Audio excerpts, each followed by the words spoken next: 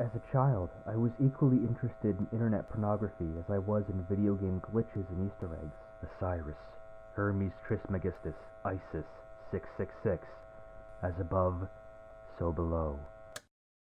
Do you believe any conspiracy theories? The idea that our world is not what it seems, that there's information or secrets being kept just beyond our understanding that could have dire consequences for mankind if uncovered. The ideas of secret plots or societies have existed since the dawn of humanity, and these range from small government plots to get rich quickly to finding out the evolution and creation of humankind is something orchestrated by an advanced race of aliens to create livestock for star travel. Ancient aliens and most fantastical conspiracy theories as a topic isn't taken very seriously anymore due to the kinds of people that typically promote it. But certain folks take a lot of these conspiracies dead seriously, especially in the States. But perhaps we should hold our breath before we laugh, because more than a few of these seemingly baseless theories that sound like a post on 4chan's paranormal board have been showing kernels of truth, so much so that questioning our reality and history is an inseparable part of mass media entertainment,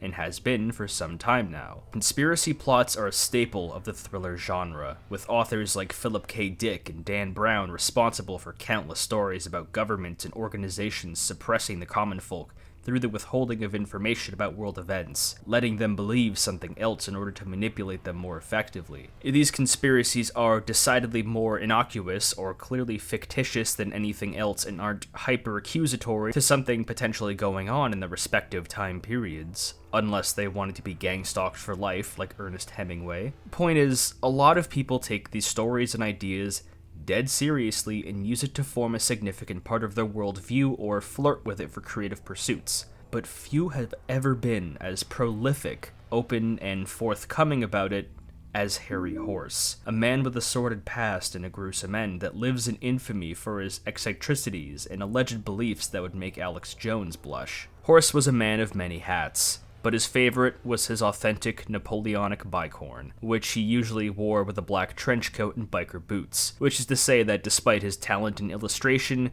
music composition, penmanship, authoring children's novels, and far more, he had a one-track mind. Horse's first love was to question the world around him, to search for hidden meaning beyond his environment and build a repertoire of arcane knowledge from the four corners of the world, culminating in a computer game unmatched in its presentation of the unknown, the blending of mythologies and real history to create a spellbinding narrative that still has people questioning its authenticity to this day. This is 1996's Drowned God, Conspiracy of the Ages, and the title fits like a Masonic glove because it doesn't focus on one conspiracy, it proposes an interconnected web that binds together tons of seemingly separate theories and stories to construct 40,000 years of Earth's true history in one mega-narrative as the theory of everything. Topics like Atlantis, Kabbalah, Men in Black, Ancient Aliens, Arthurian myth, Egyptian and Aztec gods, the Flood, the Ark of the Covenant,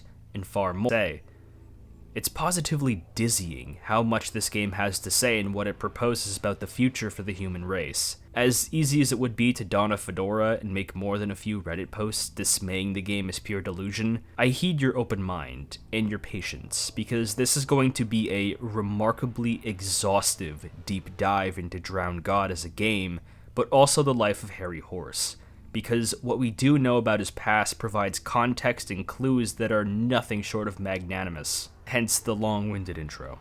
I cannot overstate how thorough this deep dive, retrospective, whatever you want to call it, has been, and the kind of research and effort I've put in to hopefully craft the most comprehensive analysis of this game on the internet. And unfortunately, the subject matter is very prevalent to having a meeting with Mr. Yellow. Demonetization is a real threat to this one, well beyond my other uploads, and for that reason I humbly suggest your support more than ever, if you feel so inclined.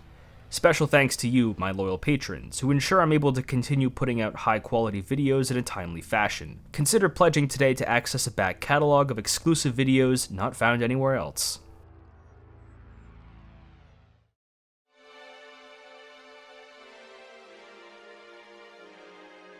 Coventry, England is a storied city in the United Kingdom that isn't on the radar for most, but contains a rich history within its walls. It was a prime target during World War II's Blitz, but many locations were simply kept up after reconstruction, which gives the city a blend of Gothic cathedrals and modern architecture. On May 9th, 1960, Richard Horne was born here, the eldest of 4 children. Reports of his early life are conflicting, but what we do know is that his father, Derek Horne, split with Richard's mother, Jo, while he was 2 years old, and he was sent to a boarding school in 1967 at age 7. Horne recalls this experience at boarding school as formative, but for all the wrong reasons. Rather than being a patient and studious young man, Horne was nothing short of a troublemaker of the most charming kind. He recalls how he would hide things under the floorboards, create maps of the school and fake passes to get around. That might sound like thrilling youthful adventures, but Horne compared this boarding school to Colditz, which was a castle turned into a POW camp in World War II for especially troublesome or rebellious Allied prisoners. So there's likely a lot of darker details be left out of the interviews. And about the name,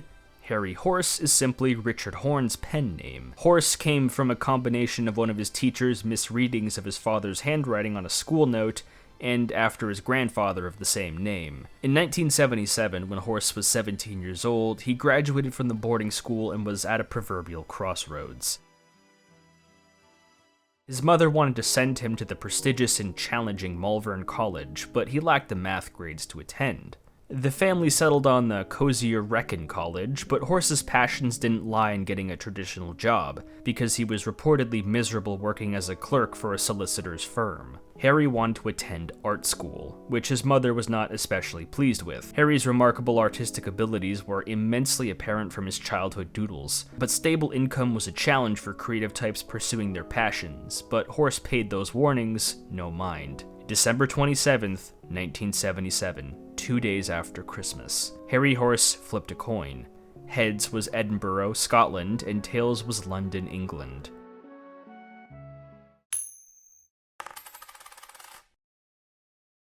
On that fateful day, the coin landed heads, and Horse left his life and his name behind, starting over from scratch and forging a new identity for himself.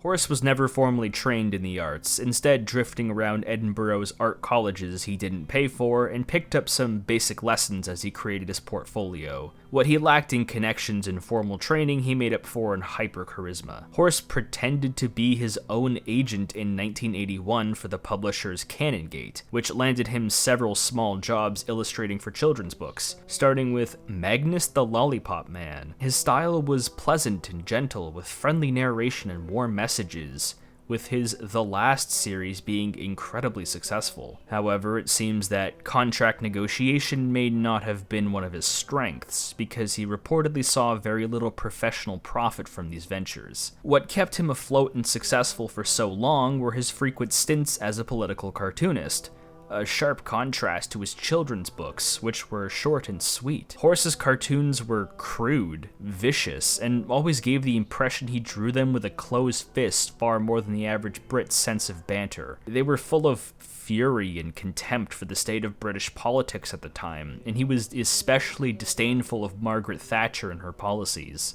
These are two harshly opposite sides of creative expression, but Horse was able to balance both at the same time, regularly getting books published as he freelanced or was hired by columns like Scotland on Sunday, the Sunday Herald, and the Scotsman. But winding back the clock to the early 80s, Horse's first self-made work that was published was a novel called The Ogopogo, My Journey with the Loch Ness Monster, involving an old man meeting this Ogopogo creature and the two of them embarking on a journey to try and find the North Pole, but running into a whole host of fantastical creatures and characters. There are obvious allusions to Harry's own life here, of trying to find his own way, but this is perhaps the earliest example of his interest in cryptozoology. The study of undiscovered or mythical creatures revealed itself. This book is extremely hard to find, but I was able to import a copy for myself, and the drawings in it are nothing short of remarkable. Brought him quite a lot of notoriety, awarding him the 1994 Scottish Art Council's Writer of the Year award. The Ogopogo is a Canadian mythical sea creature said to inhabit the Okanagan Lake of British Columbia, which is definitely an obscure choice to pick, but one that reminds me of home.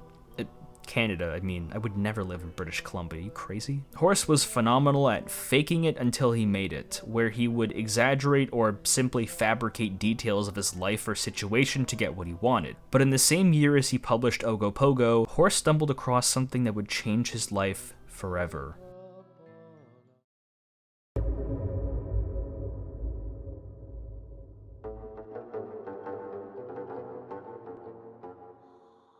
Harry Horse discovered a gargantuan manuscript called Diary of a Plagiarist, dated back to 1846 by Richard Henry Horne, a 19th century poet responsible for epics like a recanting of Greek mythology's Orion. Also, yes, the poet's name is Richard Horne, something that wasn't lost on Horse. This manuscript, which Horse transcribed and later recollected in a scanned document, details a fantastical series of paragraphs about how the lost city of Atlantis sunk into the ocean due to the biblical flood, and there's a lot to it. It's dense, complicated, and forever changed Horse's brain chemistry. It unlocked his third eye and became his gateway into the world of conspiracies and mysticism, which made him seek a master. Professor Ian Helpke, a wise old tutor who would enlighten the young Horus over theories like the Ark of the Covenant being a nuclear reactor, the shared genomes between pigs and humans, and giving him a primer on Jewish mysticism, specifically the studies of Kabbalah, the rituals and studies of trying to understand God and divinity. Where exactly Help worked and what he specialized in is unclear for now. So perhaps the title of professor was self-given and not a sign of his occupation. If this sounds like a huge left turn in Horse's life, it's because it was. It fundamentally changed his interests, turning his cartooning and authoring as things he did to keep paying the bills, while esotericism became his primary motivation in life. He attempted to profit from the discovery of these manuscripts, but their authenticity was questioned by scholars and pawn stars alike, so Horse reluctantly held on to them for the foreseeable future before settling on Cowgate, Edinburgh. Also, there were reports of Horse almost getting arrested for forgery during this time, so he wasn't inclined to go bragging to folks about his sacred texts and immediately face consequences like Joseph Smith. Now stop for a second. I want you to try and guess which direction Horse's life went afterwards. He ran from home as a teenager, became a cartoonist and children's author, then discovered these incredibly esoteric manuscripts from a poet 100 years ago that led him to seek the truth behind the lost civilization of Atlantis and the Ark of the Covenant. So, logically, where do you go from there? Start a band, of course. 1987 saw the formation of Swamp Trash, a Scottish Gothic bluegrass band, as Horse, one of the key founding members, described it. As you might suspect, he was not formally trained for vocals or in the usage of his primary instrument, the banjo, but was able to rouse a small crowd regardless. I am not genre savvy when it comes to bluegrass, but there are recordings of their songs on YouTube if you're so inclined to check them out. Only lasted 2 years before the band split and formed, oh my god, Shoe Glen Infinity? Wow, it's a name. Who are still around to this day, just without Horse. I honestly couldn't find why they broke up exactly. Could be creative differences, or they just got bored and moved on. Reports of their activities are limited, but what we do know is that Horse would often fabricate stories about being an American named Billy Joe from Louisiana, begging venues to let him and the band perform for just enough money to return home, which was obviously a lie. So I'd go into the pubs and say, hi, my name's Billy Joel, and this is my brother Cal, Luke Dexter, Elmore James, my brother Mo, and all this, and we want to play a few tunes for you, and maybe just, pass the hat round. And they would all be really thrilled and bowled over by this, that we were actually American, for once counted for something quite big. Swamp Trash would lead him to a pair of critically important connections in his life. The first was Amanda Williamson, who went by Mandy. The two met while the band was touring in Shetland, and they had a connection instantly. Mandy was a young goth girl who described herself as Swamp Trash's #1 fan, and come on, you know they got together. Look at that mustache Horse wore at the time. Ladies love a good mustache, and as a fellow stash haver, I give it my seal of approval. They married in 1991. Their parents hated each other's families, but the two were inseparable. Secondly, he began to rub shoulders with the frontman to another British band formed in the 1980s, Mark Burgess of the Chameleons, though Burgess goes by Vox now, and considering all the strange events of this story, Vox fits far better as a name.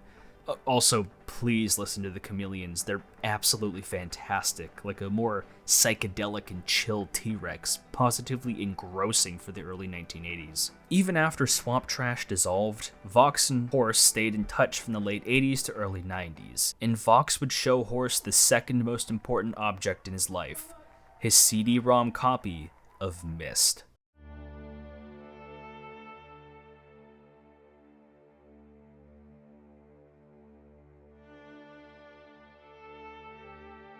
That might sound pedestrian, and this is all way before my time, but to call Myst revolutionary was an understatement. It fundamentally changed the medium of video games forever. The Rand brothers at Cyan Worlds were able to use rudimentary software to craft a world that, at the time, felt like it had unparalleled depth and infinite exploration, completely reinventing the adventure genre by having you transition from areas with the mouse to enter and leave buildings, explore and solve dozens of puzzles that tickled the brain and welcomed us to a fantasy world that truly felt alive.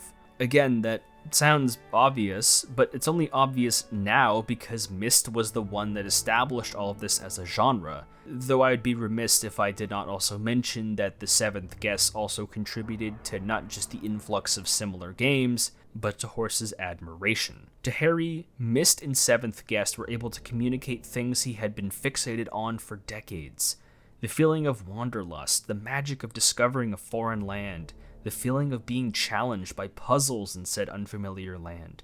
It all made sense to him, even if he paid little attention to those games' narratives. Myst came out in late 93, so I assume Horse played it when it first came out. From then on, Horse knew exactly what he wanted to do with his manuscript.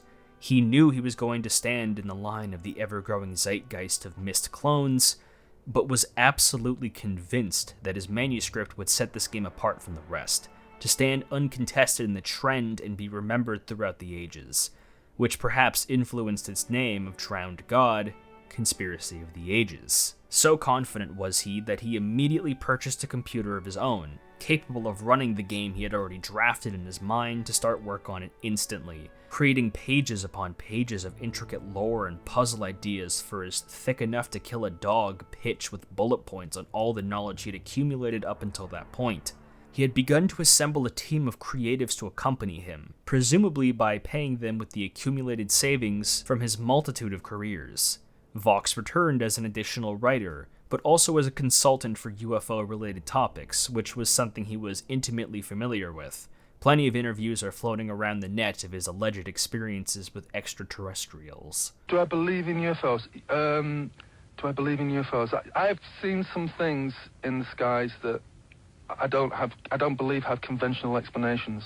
Alistair Graham was brought on as another additional writer, but also as the art director and co-producer. Graham is not dissimilar to Horse himself as a modern-day polymath, being an illustrator, writer, musician who worked with Peter Gabriel and Phil Collins in the early 90s, which is perhaps why Horse began to collaborate with him. There was also Algie Williams, the script editor and producer of the project, previous director of Cal Ltd., a European television and post-production company who founded Labyrinth Productions in '93. It wouldn't be insane to assume that once Williams saw the densely detailed early design documents for the game, he felt this bold, distinctive project was what his company needed to make a grand entrance into the world of video game production. Finally, I want to introduce a pivotal man who will come up at the very end. Mike Gamble, someone working on the game's pre-production and design.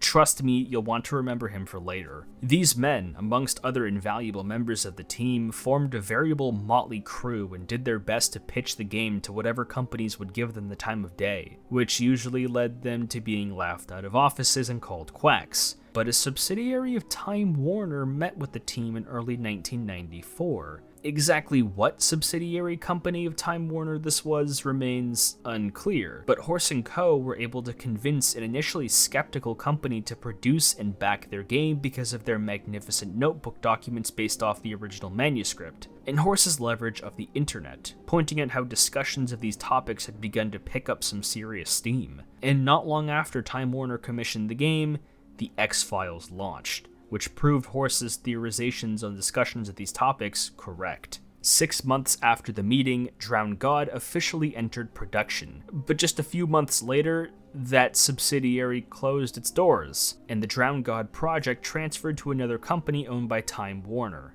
Inkscape, which was likely the very best choice of action they could have possibly done. Inkscape was a computer game company with a truly bizarre catalog of games like Bad Day on the Midway, a very surreal point-and-click game that was nearly adapted by David Lynch if you need a concise explanation to what its appeal is. And that one Devo game no one remembers. If you want a game with even more bizarre lore than Drowned God, the Devo game is likely your only candidate. I'll have to give this one its own review soon enough. Point is, Inkscape was more than prepared to shoulder Horse's creative intentions, supplying a loftier budget and contracting William S. Burroughs to narrate the entire game, since they had him on file for a previous narration job on Edgar Allan Poe's The Dark Eye, a game adapting various stories from the writer released in '95. I was a child and she was a child, in this kingdom by the sea. But we loved with a love that was more than love, I and my Annabelle Lee.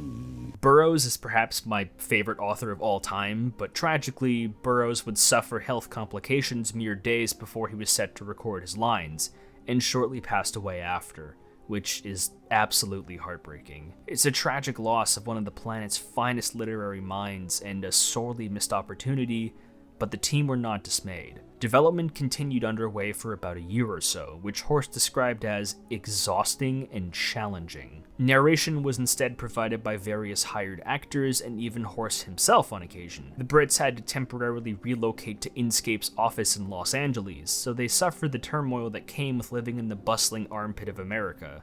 But through thick and thin, the team persevered, and finally, Drowned God was released on November 16th, 1996 on 3 CD-ROMs in a massive box, the level of care and detail only matched by landmark PC releases like the Ultima series, reflecting the $3 million budget the project had. It came with an instruction manual detailing how to play the game, a glossary, notes to contact a helpline or website for technical support, UFO contacts, and a story taking place in the 19th century following a patient of an experiment for psychic abilities exploring the game's main area. It's a lot to take in. But how does one play this game in the modern day? Unless you own all 3 discs and have a functioning Windows 95 emulation program up and running, or, Lord forbid, a computer that old, you were out of luck for a while. The game's files were floating around on abandonware sites for some time, but there was a recent re-release of the game on Steam and Epic for cheap in 2025 or so, but I absolutely would not say it's a stable release. The original game wasn't stable by any means, but I swear this version is even more unstable. Actually, this game was almost on Steam in 2023, and I think it was a scam by some guy just dragging the abandonware files to a shell company, so it got taken down, which happens a lot more often on Steam than you'd think. Steam's awful for hosting PC games released before 2010. GOG is where you want to go instead of the options available. So either having the game disc or having the files and playing on emulated Windows 95 is the smoothest experience, but the modern re-release is the most convenient. It comes with a lot of extras I'll touch on throughout my analysis, including why this release happened in the first place. This kind of esotericism the game revels in is far from my comfort zone. I've never been shy about my beliefs, so I keep this kind of information at arm's length, but I was able to learn a ton of information from several YouTube channels, as well as contacting and being contacted by several people more educated than I. First is Religion for Breakfast, a channel focusing on the historical and academic context of ancient religions by analyzing archaeology and their stories, hosted by Dr. Andrew Henry. Second is Mr. Mythos, a channel that does extensive research on these myths and turns them into digestible stories and deep dives that cleans up a ton of the jargon. There's also Esoterica, which details the history and philosophies behind real occultism, hosted by Dr. Justin Sledge. These were the primary channels I watched, but I also have to extend my gratitude to a few individuals. I was contacted by someone named Ori House, who was able to provide some greater context about Harry Horse to help me clean up my rough timeline on his life. User 1 in 1,000, who calls themselves the biggest fan of Drowned God out there, has created detailed explanations for story beats through TV tropes and Internet Archive. I'd also like to thank the channel Fulkin, who uploaded cleaner rips of the several audio tracks and transcriptions of the dialogue. You'll see why this is so important in a second. Finally, I'd like to thank Reshalef on YouTube, who was able to explain Kabbalah to me with patience and expertise. Good luck on your rabbinic ordination. This game draws in a ton of people who are genuine practitioners and believers of occult knowledge, so any gurus or experts out there are more than welcome to tear my analysis to shreds and drop some truth nukes in the comments section if they so please. I hope that wasn't too exhausting of an introduction, because we're only getting started.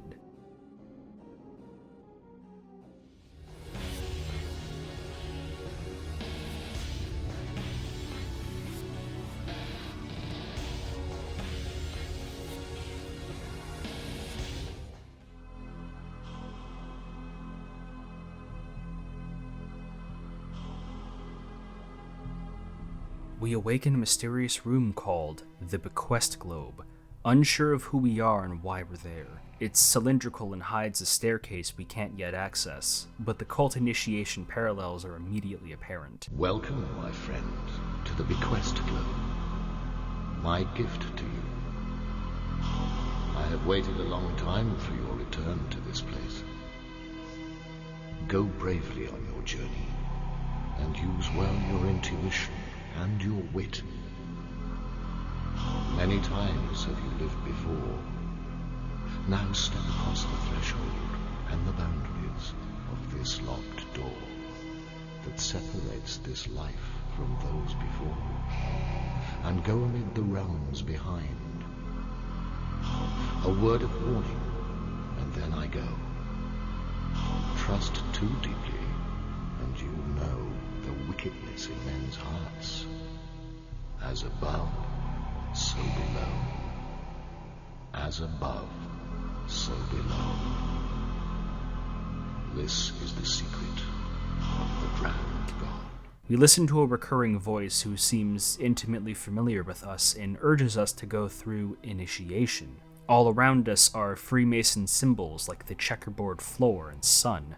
The checkerboard represents the duality of good and evil, and the sun represents enlightenment and spiritual truth. Notice these two pillars representing mind and matter, sun and moon, man and woman. I'm sure you're aware of just how omnipresent the Freemasons are in general conspiracy talk, but they're like the secret societies of all secret societies once Illuminati memes fell out of favor, but who are they really? There's hundreds of years of European history I'm glossing over, but Freemasons are generally kind of gentlemen's clubs centered around networking and fraternalism, and they reflect their environments more than anything else. Some local places are more religious than others, but some are glorified dudes-only golf clubs. They come into conversation a lot because it's an organization with a reputation for lodging countless influential men like American presidents and actors and whatnot. And naturally, Drowned God uses this to communicate a sense of secrecy right from the get-go, with the Eye of Providence, another Masonic symbol representing the presence of capital G God, found on the Great Seal of the United States, along with Latin text that reads, New Order of the Ages, and infamously on the $1 bill. In conspiracy terms, it represents the all-seeing power and overreach of secret societies connected to a one-world government. So in the first minute of gameplay, we already have tons of subliminal art direction referencing the Freemasons and God, with the whole intro capturing this vibe of Masonic initiation, but our actual location is undefined for now. Freemasons are still very much around. I actually know a few, but good luck getting them to talk because their knowledge is critically secret. It's like Fight Club, and rule number 1 of Fight Club is treat people the way you want to be treated. Nah, I'm just messing with you. You don't say anything about Freemasons unless you want Brad Pitt to blow you up with a dirty bomb. I used to live in a place with a Freemason lodge right next to the non-denominational church. It was really weird. In order to leave the room, we need to interact with this computer screen here. See symbols representing the stars and another eye of providence. We can enter our name, and doing so generates us a sacred number and planet, with mine being 6 and Venus, respectively. Numerology is the loosely defined study of the spiritual importance of numbers, which some believe can inform us about our personalities, futures, actions, and even our past lives. 6 often symbolizes mother/fatherhood, compassion, and nurturing, and the planet Venus, named after the Roman goddess of love and prosperity. So this means my sacred symbol is the symbol of Venus, which is associated with the metal copper in alchemy, the philosophical and scientific study of transmuting metals and physical matter. Also, for what it's worth, I'm a Virgo, so Drowned God is saying I'm most like Kanaya. The spiritual implications of this are quite vast, even if it means I'm carrying around the female symbol for the entire game and giving people the wrong impression about what I'm packing. Also, for good measure, it tells you the color of your aura, which is another spiritual belief that every human soul has a type of color to it that reflects us as individuals. And mine is violet or purple, strongly connected to spirituality, wisdom, and the crown chakra, symbolizing oneness, consciousness, and enlightenment. This computer also has a database that holds the entire history of human reincarnation, just dropping the bomb that reincarnation is not only real, it's traceable. And these were my past lives, apparently. Herodotus III, a Baltic soldier known for tyranny and cruelty who was murdered and haunted by ghosts. Wow. I was also Nbenga Kuma, a 17th century Nigerian artist who died from a snake bite but was absolved of my sins and had 7 children. I was Clarissa Miles, a 19th century American psychic woman who died of tuberculosis who was apparently lonely and prideful. My most recent past life was Marcel Melchior, a French musician drowned in the sinking of the RMS Lusitania in 1915 by German soldiers during World War I, known for being gentle and beloved by many. 7 times have you lived before. Each old life unlocks a door where none can follow. The chosen returns, the wheel now turns. 70, 60, 30 more, to Keitha, crown of crowns. As above, so below. I've lived 7 lives prior, this voice explains, who quotes the Emerald Tablets as he does so, an alchemic text written by mythical figure Hermes Trismegistus, detailing secrets of the Philosopher's Stone. In order to understand what on earth I just said, I need to explain who Hermes Trismegistus is, because it's a doozy. Hermes Trismegistus, meaning Hermes the thrice greatest, was a mythological figure in the Hellenistic period of antiquity, a synchronized blend of the Greco-Roman god of travel and heraldry, Hermes, and Egyptian god of information, wisdom, scholars, and literature, Thoth. Remember, Egypt was Hellenized, so synchronicity between these two gods occurred over time. So Hermes Trismegistus combined these two gods as a traveling, mystical teacher with divine information so influential that even later Christian writers went like, damn, he's good. The exact teachings of Hermes are extremely varied and diverse, but later scholars have an umbrella term for his teachings and philosophy from his texts, Hermeticism, which incorporates teachings of alchemy, astrology, studies of Kabbalah, and that's still a gross oversimplification. He didn't establish an exact religion himself, but a methodology to unpack and examine others. He was a sort of universal teacher in the eyes of many. Just know that so many offshoot ideas and practices featured in this game originated from texts and teachings of this mystical figure. Hermeticism isn't a religion, but a school of thought that filters interpretation. So you have schools like Hermetic Christianity, and also a vast majority of Gnosticism, which is in itself a colossal can of worms that encompasses a ton of different teachings and texts and beliefs. So Hermeticism is the umbrella term for umbrella terms. So it inspired nearly the entirety of Western esotericism, with esoteric meaning secretive or limited knowledge or wisdom known by a select few that was the foundation for Freemasonry and countless other organizations in the game and in the real world. Now, The Emerald Tablets are considered to be his most important work, found partially transcribed and written about in various historical texts, but the actual physical objects have yet to turn up, likely being a mythologized item. It details the secrets of alchemy's transmutation and creation of the Philosopher's Stone, which is capable of turning base metals into gold and creating the elixir of life to give people immortality. As above, so below, is a paraphrased quote from these tablets, with famous historical figures like Isaac Newton spending decades of his life researching and trying to figure it out at science, while figures like Carl Jung interpret these tablets as a symbolic guide to the connection of spirituality and transformation of people's psyches and consciousnesses. With this, we've unlocked the staircase and we can finally leave the initiation room, but let's back up for a second. In the span of genuinely 5 minutes, we just glossed over the fact that reincarnation, alchemy, auras, numerology, and mystical Freemasonry are not only confirmed, but act as the game's initiation. And despite how brief it all was, it was a brilliant way to inform the player that you must approach this game with an open mind and heart, because otherwise you will quickly be overwhelmed and not enjoy exploring or solving any of the puzzles. And if all of this info was simply too much or too unbelievable for you right now, then this game, and perhaps this video, may not be for you. But if you remain with me this far, you must keep your resolve and trust me the entire time, because it only gets crazier. Out of curiosity, I restarted the game and input different names to see how the assignment worked.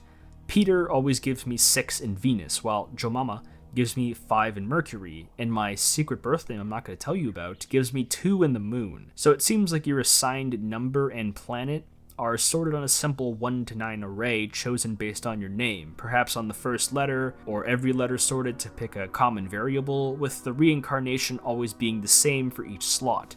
It kinda ruins the immersion to read multiple different order colors and all reasonably apply them to your character, but such is the nature of these tests. People believe what they want to. Regardless of what our number is, we must do heed and remember it for future puzzles, as we're told to visit Malkuth, the Earthen Gate, which is the 10th part of the Kabbalah's Tree of Life. What does that mean? Oh boy.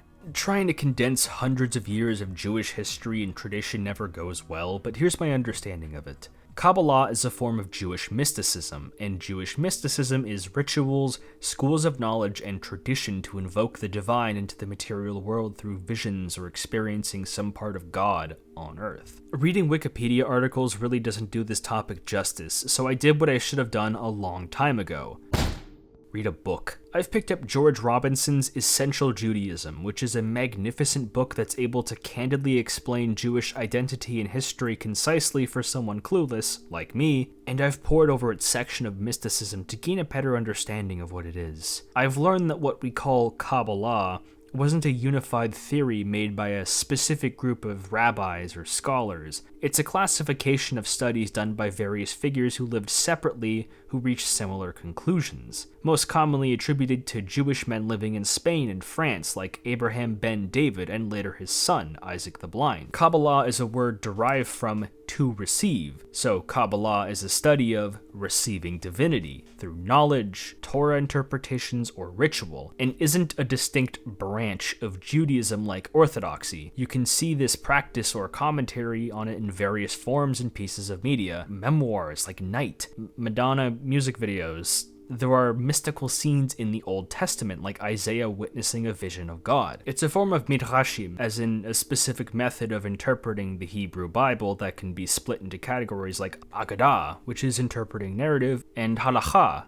legal rulings and proceedings. From what I understand, commentary and dialogue debating the Hebrew Bible is foundational for countless practicing Jews. The Talmud is the modern source of Jewish law and theology. It's a massive collection of books and tracts that's second in authority to the Hebrew Bible itself. Many different sects and branches of Judaism have different ideas and practices about it because religions are internally diverse. Not every community will resemble the one beside it, and not everyone who attends a single synagogue thinks exactly the same way. When I spoke to Resh Aleph, he explained that in some branches of Orthodoxy, Kabbalah isn't traditionally taught to men until they reach the age of 40. because 40 is a spiritually significant number representing spiritual change, but also because trying to understand the true nature of God can be potentially dangerous to one's mind and spirit. Books like the anonymously written 1st century Sefer HaBachir, often translated as Book of Illumination, isn't some kind of magical spell book or ritual guide. It's a compendium of commentaries, sayings, and rabbinic dialogues meant to lessen the gap between man and God through those discussions. But without question, the Kabbalah's most influential book is the Zohar, translated as Book of Radiance or Book of Splendor, most commonly attributed to being written by Moses de Leon in the 12th century. Trying to succinctly explain the Zohar and its teachings is an exceptionally daunting task, something that scholars with a lifetime of experience have trouble doing, let alone a hobbyist who's learning for the first time. So I heed you to conduct some research on your own if you're so interested, and in this modern day, there are plenty of translations of the Zohar in a variety of languages. It isn't just a single book in the traditional sense, it's volumes upon volumes depending on the translation and additional commentary. The Zohar isn't just hard to read because of the incredibly hard to understand dialect that a lot of these Jewish texts are written in, because a lot of these texts are composed of multiple people arguing and disagreeing all at once, with commentary from past and future, yes, future, voices. It's non-linear both in conversation and in narrative, but also because the Zohar is written in an incredibly unique and sometimes broken dialect of Aramaic unlike any other. So it's unfathomably complicated text with a hard-to-follow narrative written in a way like nothing else. So I hope that explains the trouble I had trying to analyze it. I'd like to think I at least kind of understand the figurative back-of-the-book blurb. It follows Simon Bar Yochai, a Judean sage in the 2nd century, and his group of scholars as they travel throughout the Galilee. In their travels, they debate and discuss the Hebrew Bible in a way that unravels secret codes and modes of interpretation to understand the true nature of God and cosmology in a way that won't kill you, hopefully. One such method to understand God is this. This is the Tree of Life, composed of 10 Sefirot, sometimes translated as Sephiroth, yes, that's Sephiroth, which are attributes or aspects of which defines the true Godhead, combined to make Da'at in the middle, usually labeled as number 11. Sephirots are recognized as channels of God, but also aspects found in human personalities, body parts, specific numbers, and holy names of God. Again, the Tree of Life isn't a form of occultism or ritual to some kind of magical practice or ability. It's considered the road sign to such things, but not the road, as I've had explained to me. It's a way of life that offshoots into further ritual and practices to each their own. I would also like to explicitly state that Reshalef told me that the most common Tree of Life description is the source of later Christian studies of Hebrew and Judaism, so isn't typically followed in Jewish orthodoxy. What I've gathered is that the definitions really vary depending on who you're talking to. I found a lot of conflicting information that prevents the topic from being summarized with a neat bow of convenience, lest I betray its complexity. Please keep in mind, I'm learning so much of this for the first time. No one person could ever claim to understand the Kabbalah, let alone all of Jewish mysticism, and these ideas and beliefs are still actively held and practiced by many people today. So I recommend you conduct a lot of your own research, and I would love to hear more experienced people's opinions and thoughts, since it's such a complicated field that I'm probably out of my depth for. Once again, Dr. Sledge's overview is probably the best jumping off point online since he explains the struggles of interpreting this style of dialogue.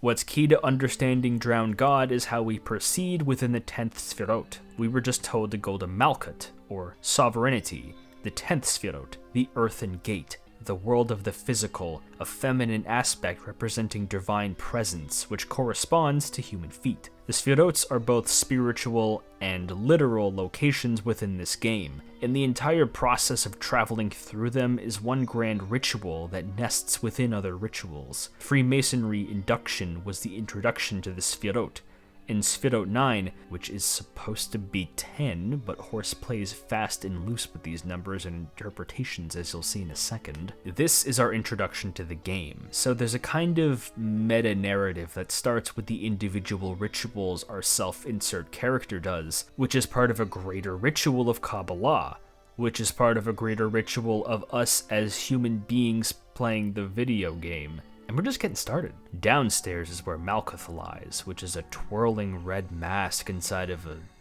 something. She gives us platitudes about ourselves depending on our number and assigns us a new one to keep track of, and mine is 8.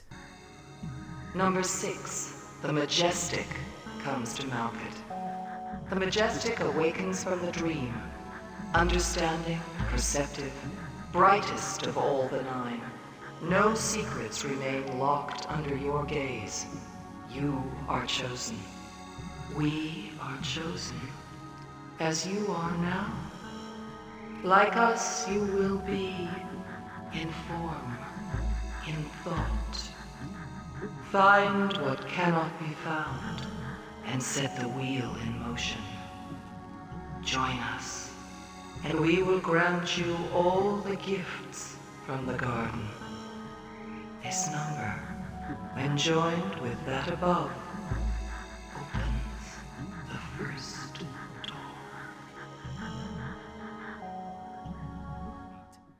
Upstairs is Keter or Kether, which is crown, Sphirot number 1, symbolizing the mind and willpower that rests above us, so it doesn't correspond to a specific body part. Yes, it's also like SCP Keter. You have to get used to how many pieces of fiction take from Kabbalistic concepts. Kether is usually represented as being completely colorless, but again, interpretations are loose in the game. We meet another rotating mask, but this time inside of a computer monitor, blue to Malkuth's red. Note the duality. Also, Keter seems to exist in outer space. This is Kether number 6. We read you as wise and intuitive. These are qualities necessary for bringing this mission to an affirmative termination. Your selection has not been made at random. Your potential is known to us. And now, your security status has satisfied all our requirements. At present, your memories are scattered fragments. They may or may not return to aid you in this mission for retrieval. Other attempts at retrieval have been made, but all have ended in failure. You are the mission's last remaining hope, that we might make our way back to the garden. You will need mastery and skill to unlock the security systems. Be careful. Return here when you have found and installed the first relic. We shall wait for you. This is all you need to know. Keter informs us that we may be the last chance for man to return to the garden, which sounds like a pretty clear code to return to the Garden of Eden, which means to return to a state of connectedness with God, further strengthening this Kabbalah ritual. And we get another number in -3.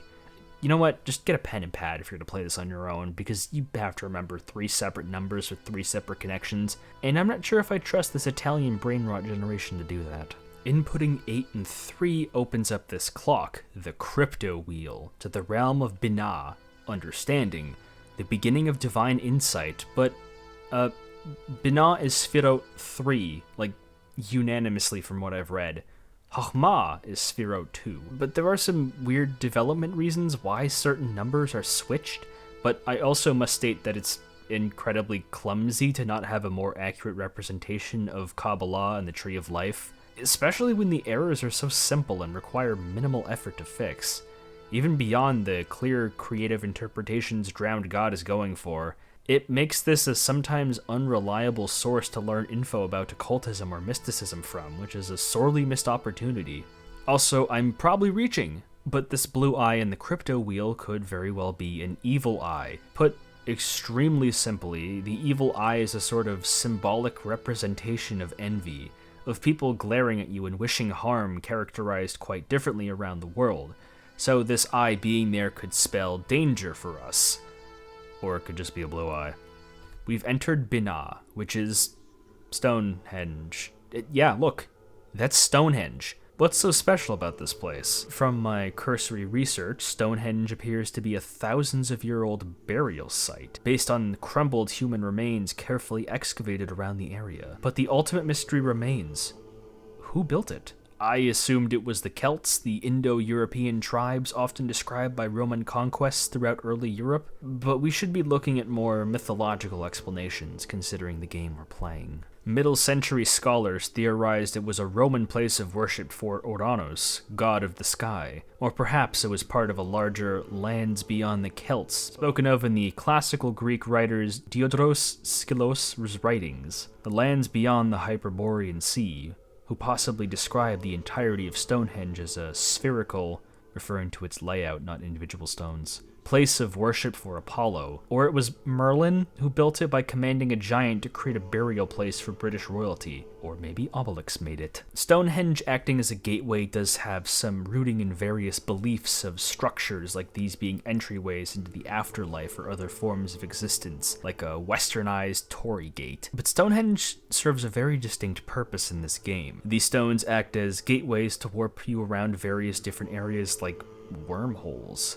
There are 4 distinct areas we can travel to in a certain order. Oh, yeah, I probably need to explain how to actually play this game at some point, don't I? Since this game was so inspired by Myst, it plays exactly like Myst. Use your mouse to navigate different environments, click on objects, and interact with puzzles in the most rudimentary way a game in this genre can possibly be. But that's not a bad thing at all. The entire point of the game is to be engrossed in its atmosphere, and Drowned God is genuinely nothing short of exemplary in making you feel constant dread and anxiety as you travel through spiraling staircases, lonely exteriors, and secret laboratories. There's a real fear of the unknown that activates when I click through these areas, but I do have my favorites. You obtain items, which are kept in this piece of UI here, but interaction happens automatically at the correct time, so you simply need to have the item on you and maybe click something to use in most puzzles. Up here are our options, which are just loading, saving, volume, and quitting. A very simple game, which takes away any confusion on how to play it and lets us get fully immersed in the Drowned God experience without feeling too handholdy or visual novel-like.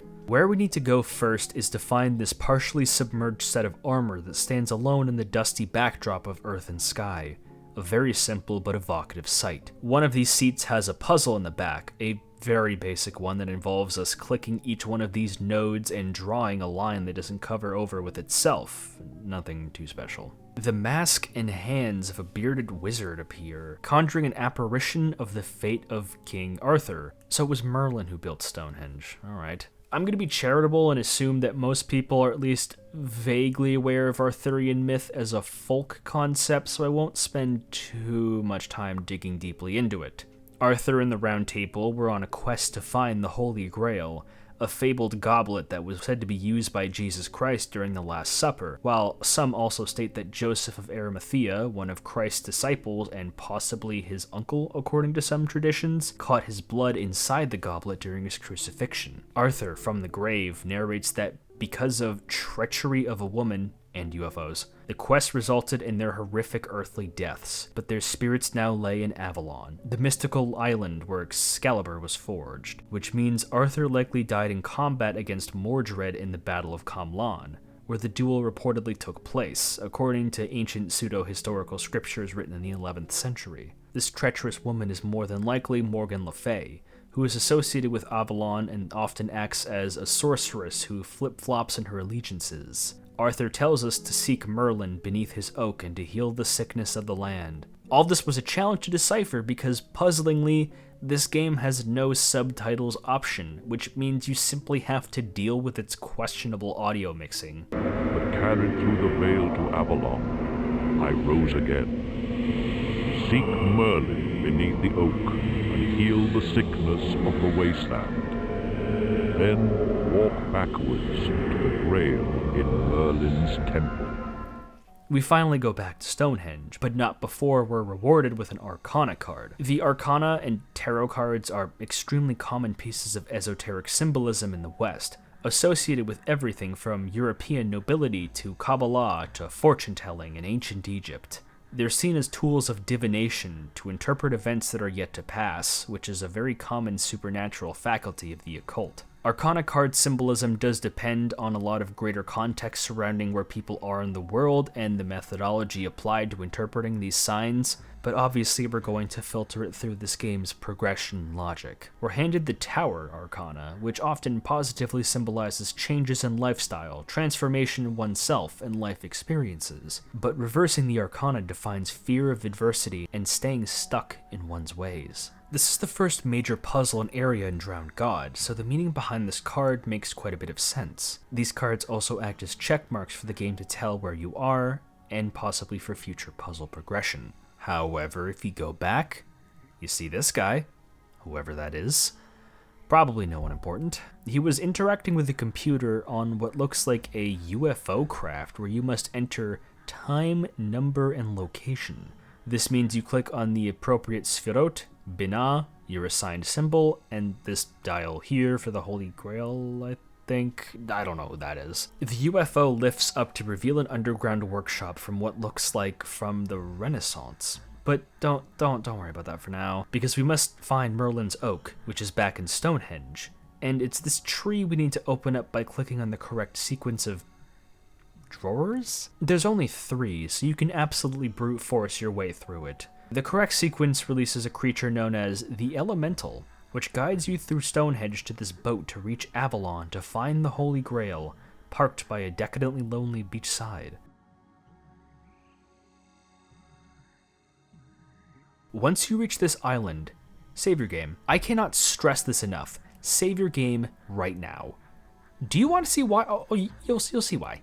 Because I didn't know it at the time, but I just found the worst puzzle in video game history. Do you think I'm exaggerating? No, I'm not.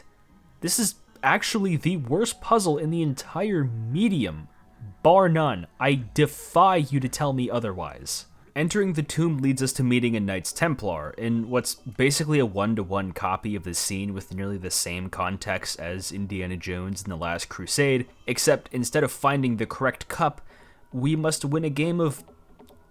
I don't think this game has a name, actually. There's a 5x5 board with intersecting shaded and non-shaded squares with the Holy Grail placed somewhere. And according to the game's instruction booklet, you are supposed to remove the last flame or flames so the knight is forced to drink from the chalice. Because if the knight removes the last flames, you have to drink from it. And who drinks from the Holy Grail means you lose the puzzle and start back at the boat. That sounds kind of odd, but hardly anything that challenging, right? This supposedly holy knight is hiding some devilish intentions here because none of this works as expected. You interact with the flames by pressing these circles to wipe out a row of them, but you can't wipe out the row that has the Grail on it, which makes sense. The booklet denotes stable and unstable squares and shows diagrams of the stable squares, represented as shaded squares on various grids, but also explains that the knight places the Grail on a shaded square during the first round. Look at these charts and try and apply them to the game board. I promise you it does not make a lick of sense. You'd think it would just be a matter of placing the Grail on one of these squares, but either something in the manual is flat out wrong, or the fundamental logic of the puzzle is broken, because nothing makes sense. Clicking on a row of flames can also wipe out other rows that are perpendicular, I think? I've clicked the same areas multiple times, but only sometimes have gotten multiple rows to go out, and the knight gets to do seemingly multiple turns at once, but only sometimes. So imagine trying to strategize when you're never sure how many rows you or your opponent take out at once. Also, you automatically lose the first round no matter what when you take a sip of the Grail, which means you have to win twice in a row against the knight or get sent back to the boat, and he has several minutes of dialogue you must wait through before trying again. Another fool in search of secrets? Enjoy your drink and take your chances. One to me and none to you. May the worms that eats your corpse live to be old and fat. Your move. During the second round after your first loss, you get to place the Grail anywhere you want. So if you place it here, you will sometimes win if you click this spot. And I say sometimes because what usually ends up happening is you're left with 3 flames laid out like this because the knight got to do basically whatever he wanted and left you in an unwinnable situation. But by some miracle, you win the second round. The third is genuinely almost impossible to win because I beget you to tell me what the shaded squares and non-shaded squares do. To tell which square is stable or unstable, because the terminology isn't really elaborated on whatsoever, and your instinctual guesses aren't right.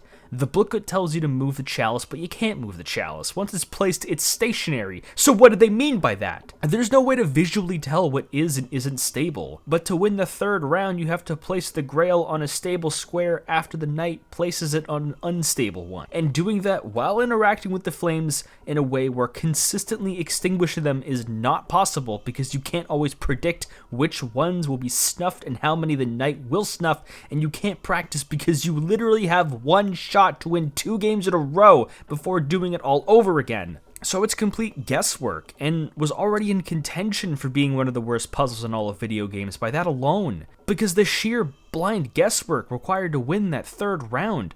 But that isn't even half the problem. I thought I was being clever when I found that because of an exploit, we can actually leave the board at any point and re-enter the game to start a round over. But please do not do this, because sometimes, and I cannot emphasize the word sometimes enough to explain the sheer unpredictability of this event, you cannot interact with the flames in any way on that save file anymore. You have completely soft-locked your entire file and there's nothing you can do to fix it. No restarting, no reinstalling the game, nothing. Do you classify this as an exploit? Because I don't.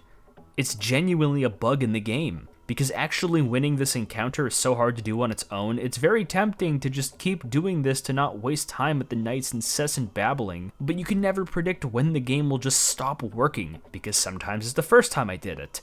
Other times I could do it 10 times in a row, lose 10 games, and then my save file is ruined. Do you see why I advertised saving before this fight? If you were to save after the soft lock, it still doesn't fix it. The game fundamentally breaks, and the conditions to continue your playthrough are broken. So if you didn't save until after this point, or only saved during the beginning, you have to play the entire game again just to try and win, which isn't a guarantee. These are lotteries within lotteries to attempt. And you want to know what really stings? Really makes a man's blood boil? I spent 2 hours trying this. Maybe I'm just an idiot, okay? But this is hardly unheard of amongst other players. Nearly every in-depth review of this game mentions how ludicrously, teeth-grindingly challenging this puzzle is. It earnestly feels completely impossible because the difference between a winning or failing move is virtually non-existent, visually or audibly until it's made. And there's still one more thing. I'll come right out and say it. You can win this puzzle, but doing so takes genuinely hours of your time, more dedication than Rocky, and if you win, there's a chance the game will outright hard lock. I spent over an hour on that single encounter. I won fair and square, then the game froze and acted like I didn't win. You want to talk about meta-narratives? The knight was so furious that I won that he just rewrote reality to make me lose, and I spent another hour playing that game. I feel like this is what it's like to play chess against Wonder of You. The negative flow of the universe is completely against you in this board game. Calamity be upon ye. This puzzle was apparently already broken in the original Windows 95 release, but the Steam re-release adds more bugs, even if the developers swear the puzzle isn't bugged, which is perhaps the darkest conspiracy in this entire video, to pretend this is a fully functioning game. There are also plenty of reports of crashing, but I only had about 2 crashes outside of the Templar Puzzle myself. This is why I advertised caution for the Steam port. A ton of people are under the impression it's impossible to play, like Manhunt's PC port, but it is possible, but here lies the great filter, which prevents people from actually playing the game any further. What a dork. Also, yes, that was Butthead from Beavis and Butthead you just heard. There's an Easter egg in this game where a voice clip from the show will play when you lose. It scared the hell out of me the first time I heard it. This has to be the worst puzzle in all of gaming. A game that makes no sense, resting on a quagmire of game-breaking bugs and delusional game design. I really challenge people to suggest another puzzle that can not only corrupt your save very, very easily through a misclick, but is just flat out ass. The fact the game was released twice in this state is unbelievable. I think NextPath Media, the company who reissued this game, should offer save files with this portion completed on their website or something, because the effort to make more people play this game is muddied by having a gigantic slog right at the start, and it makes most people write the whole thing off and watch the 10 gameplay videos featuring it on the entire internet. I didn't even know I won until I suddenly just did, seemingly by chance, and I hurriedly pressed my OBS key. All that just to make the knight pass out and open up another elevator. Jesus. Literally.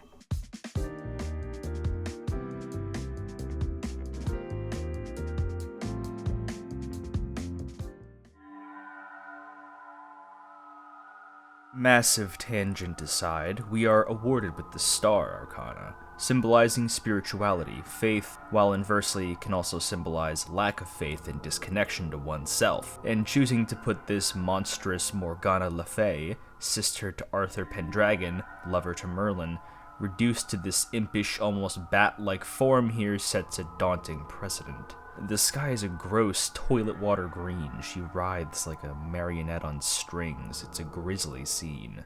The seas burnt. There was terror on the land as the hills and the mountains sank from sight. You cruel and evil ones, drunk with pride, through that iron bolt you shall become the exterminators of your race. Morgana, the Lady of the Lake. In Arcadia, Arthur was my brother, and Merlin my lover. Though the moon is my goddess, and she I serve above all others.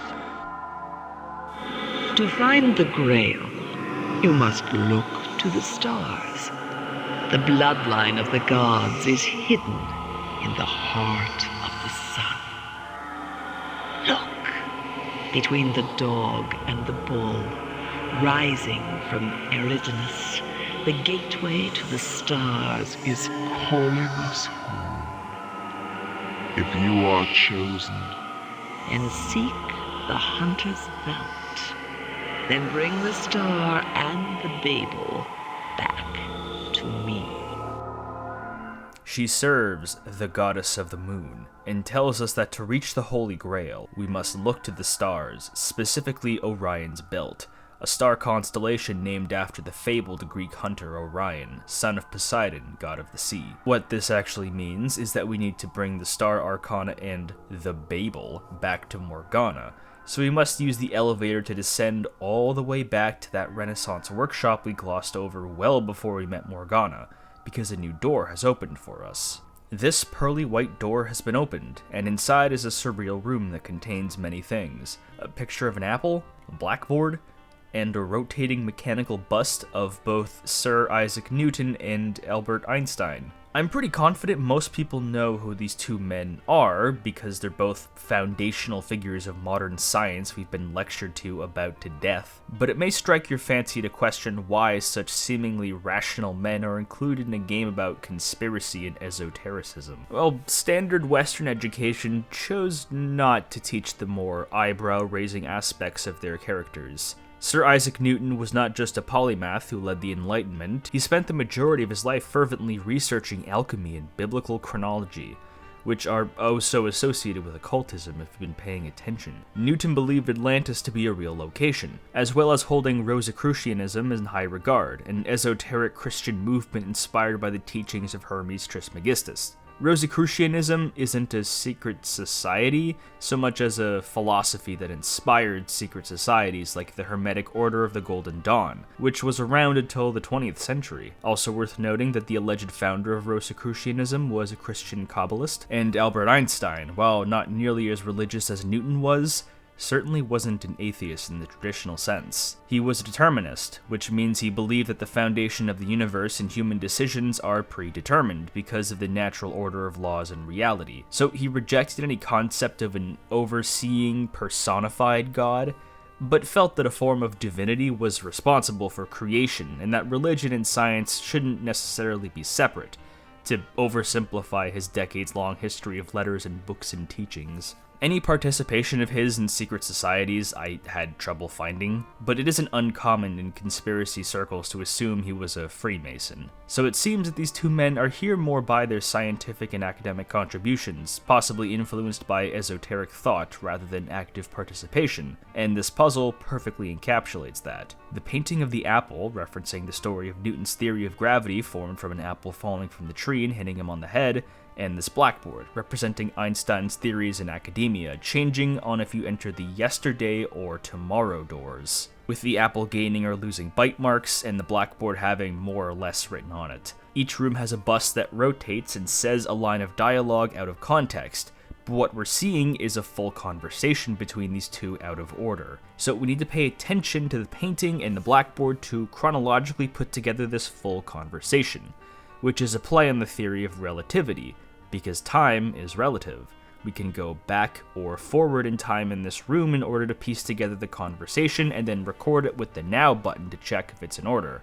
It was a mind bender to put together blind, but this is perhaps the game's most brilliant puzzle. It so delicately balances such a complicated idea with these simple game mechanics that make you feel like a genius once you've figured it out. It's much simpler than I'm making it out to be, and I am thoroughly impressed with how intuitive it all is without being a total migraine to figure out. Genuinely a perfect blend and representation of what the team sought out to do. Turn these complicated ideas and theories into puzzles that opens the player's third eye. The full conversation plays out like this. I did not open Pandora. I did not send the balloon up. What goes up must come down. Nonsense. There is no up or down. There is only infinity. Infinity? Irrelevant. The solar system is a finely tuned mechanism. Not a mechanism. A highly evolved organism. A figment of God's imagination. And did God also imagine quantum mechanics?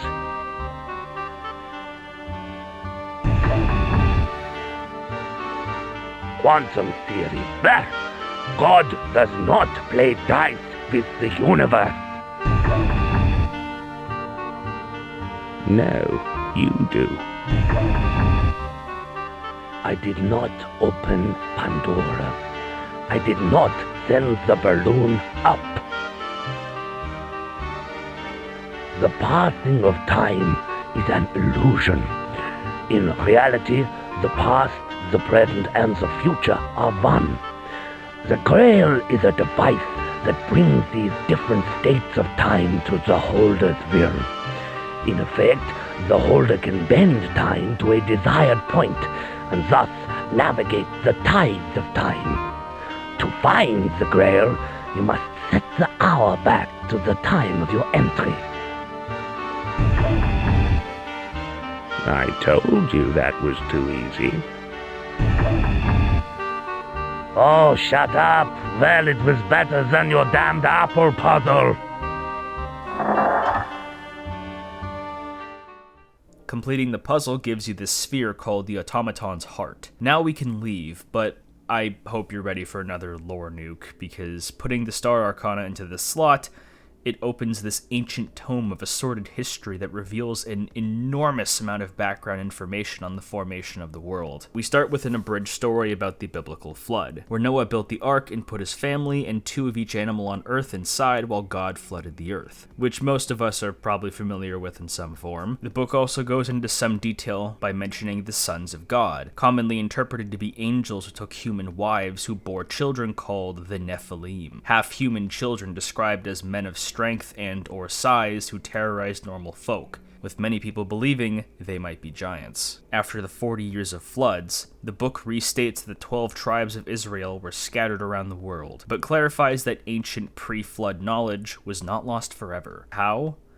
Well, Osiris awoke, as in the Egyptian god Osiris, because he thought he would lead the children of man, humanity, back into the Garden of Eden, though this book calls Osiris our Lord with a capital L, a title that points to Jesus Christ in this context, and that our Lord took a wife, Isis, who is the moon to Osiris/Jesus' son. Osiris and Christ share a few snapshot moments and symbols within their respective stories, like death and resurrection, being a divine judge, and even the Ankh, which a lot of people accuse Christians of stealing for the Christian cross.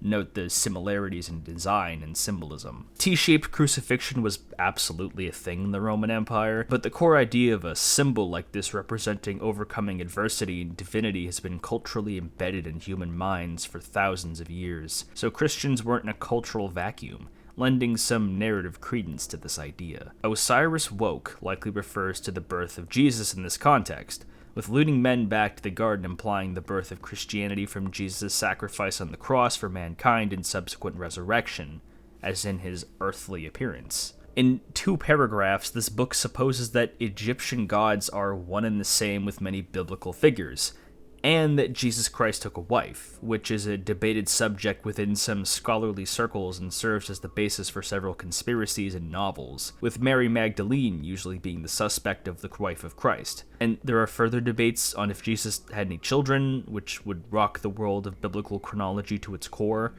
because that would mean that biological descendants of Jesus could be traced to people in the modern day. Jesus being associated with the sun has tons of roots in the Roman Empire, with Jesus being called the true sun in early Christianity and compared to Sol Invictus. Christmas is celebrated as being Jesus' birthday, another hotly debated topic, with some calling it a total carbon copy of Sol Invictus' winter solstice celebration. There's more evidence pointing to Christmas being a human winter solstice tradition rather than an intentional way to undermine Sol Invictus in place of Jesus, but the discussions are still there, and the version of history that Drowned God details is that Osiris and Jesus are the same core figure, reinterpreted by different cultures. Even Horus in our own world has his own Jesus symbolism and comparisons. The next page is ripped, but sort of paraphrases Genesis, with God making man in their image, like how God makes man in our image in the first few verses of our Bibles, giving man dominion over the garden and animals. God forbids man from eating the fruit from the tree of life, expelling Adam and Eve from the garden after they eat the fruit from the tree of knowledge of good and evil.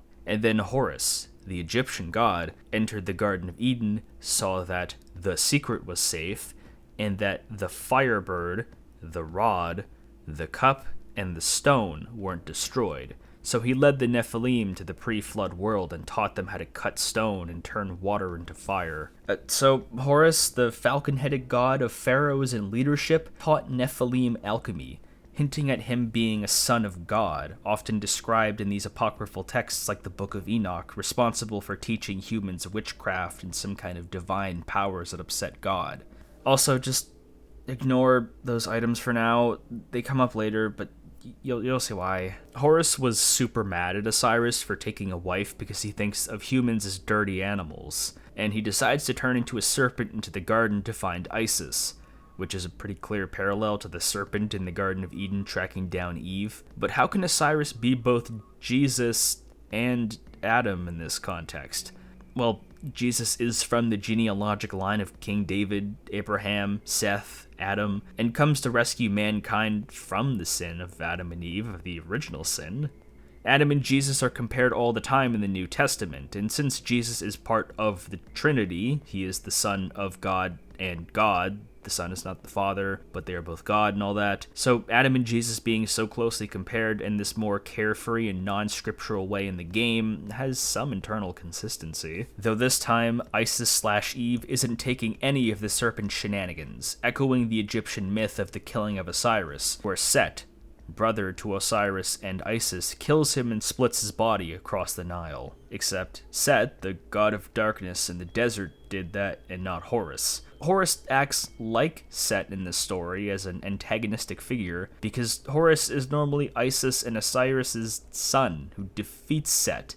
The story of a righteous prophecy baby defeating their villainous uncle is seen throughout history and mythology. So why these two are seemingly switched is really confusing and adds to Drowned God's very odd and kind of inconsistent mixing of mythological figures and concepts seemingly on a whim. So I looked into Egyptian myth a bit further in the future and found some varying interpretations of an older version of Horus, or versions of the story where Horus and Set are brothers, making Horus being Osiris and Isis' son kind of inconsistent depending on the geography, but I struggle to find any of these specifications or context clues in-game to hint such a thing. Horus and his conspirators plotted to kill Jesus/Adam/Osiris/Fae, whatever, eventually succeeding with the Firebird and the Rod, which is the first truth, and the testimony of the Baphomet. The Baphomet is a classic occult symbol, the dualistic goat that famously drew the ire of Christians worldwide, representing demonic worship and opposites,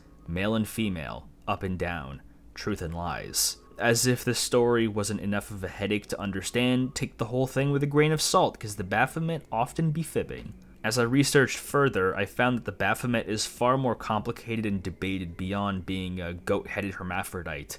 Its appearance and historical context are extremely multifaceted. It isn't just a demon or a spiritual being in the reductive sense. It encompasses a ton of anxieties about idolatry, with the word Baphomet kind of referring to Islam's Prophet Muhammad recorded in the First Crusades. The Baphomet was a symbolic heretical deity tied to occultism, something God despises. Baphomet's modern appearance didn't rise until the 19th century in France, drawing inspiration from the pagan god Pan and various figures from Egyptian myth. But what did it look like prior to this modern interpretation? Some records show it was simply a metallic bust of a bearded man, which is about as vague as it gets. Rather than its appearance, Baphomet is notable for embodying pervasive issues in specific time periods, where occultism really spread its wings and began to embrace the demonic look, with the goat-headed appearance remaining the most popular interpretation to this day. Also, we have some very important numbers we can interpret with numerology. 666 is obvious, the mark of the beast, 666 signifying rejection of God and worship of Satan. Emperor Nero of Rome is so strongly associated with this number because of the process of gematria, which assigns numerical values to names, which was practiced by many Hebrews, and transliterating Nero's full name into Hebrew and into numbers begets 666, fitting for an emperor so preoccupied with the persecution and butchering of early Christians. From a more neutral numerological sense, 666 represents an imbalance in oneself. 555's numerology meaning represents positive changes in one's life and finding a balance, with the same sentiment being echoed in mysticism. 777 is a number of divine luck and spiritual guidance, because if 7 is already considered lucky, like it is in a lot of Western cultures, 3 sevens means you're super duper lucky, or you just won a fortune at Lac Lamy Casino. Finally, 1515 can represent divine knowledge and positive change. The Tree of Life is as spiritual as it is literal in Drowned God, because we must travel through Chesed, Binah, Din, and Chokmah. Judgment gives the sun and the world, where then the hidden realms. Notice Binah listed as 2 and Chokmah as 3. Binah was supposed to be before Chokmah, but during development they just swapped the realms. In the behind the scenes video, they referred to Binah as the second realm that comes after, so why they switched these two areas is beyond me. The balance of puzzle difficulty is all thrown out of whack because of this, but we at least encountered the game-breaking Templar puzzle right away, I guess. It kind of works as an amazing filter because if you can solve Binah, then the rest of the game will be a breeze. Also, there's a box of characters at the end of this book that loosely implies some kind of chronology between Osiris and Isis, Adam and Eve, the Baphomet, Nephilim, Arthur and Merlin, Set and Anubis, Abraham, Noah, and the 12 tribes of Israel. But my brain is positively pickled by this point.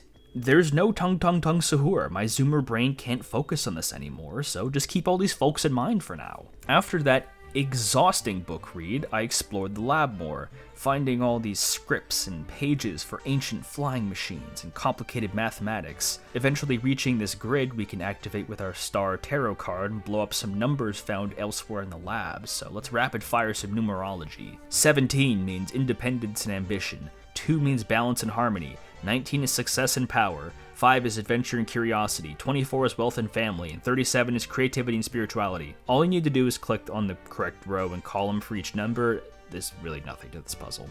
Doing this unlocks a ton of drawings featuring aliens, humans, some kind of hybrids, all done by Leonardo da Vinci, the most famous man of the Renaissance. When you're an ancient polymath, people are going to theorize about you being into occultism and having divine knowledge, and Da Vinci is surrounded by theories that he was contacted or somehow aware of extraterrestrial life, which he featured in his drawings and hid within his paintings and manuscripts found within his workshops. There are various codexes based on his manuscripts and writings, with Horst likely being inspired by the Codex Atlanticus created on the 16th century after his death.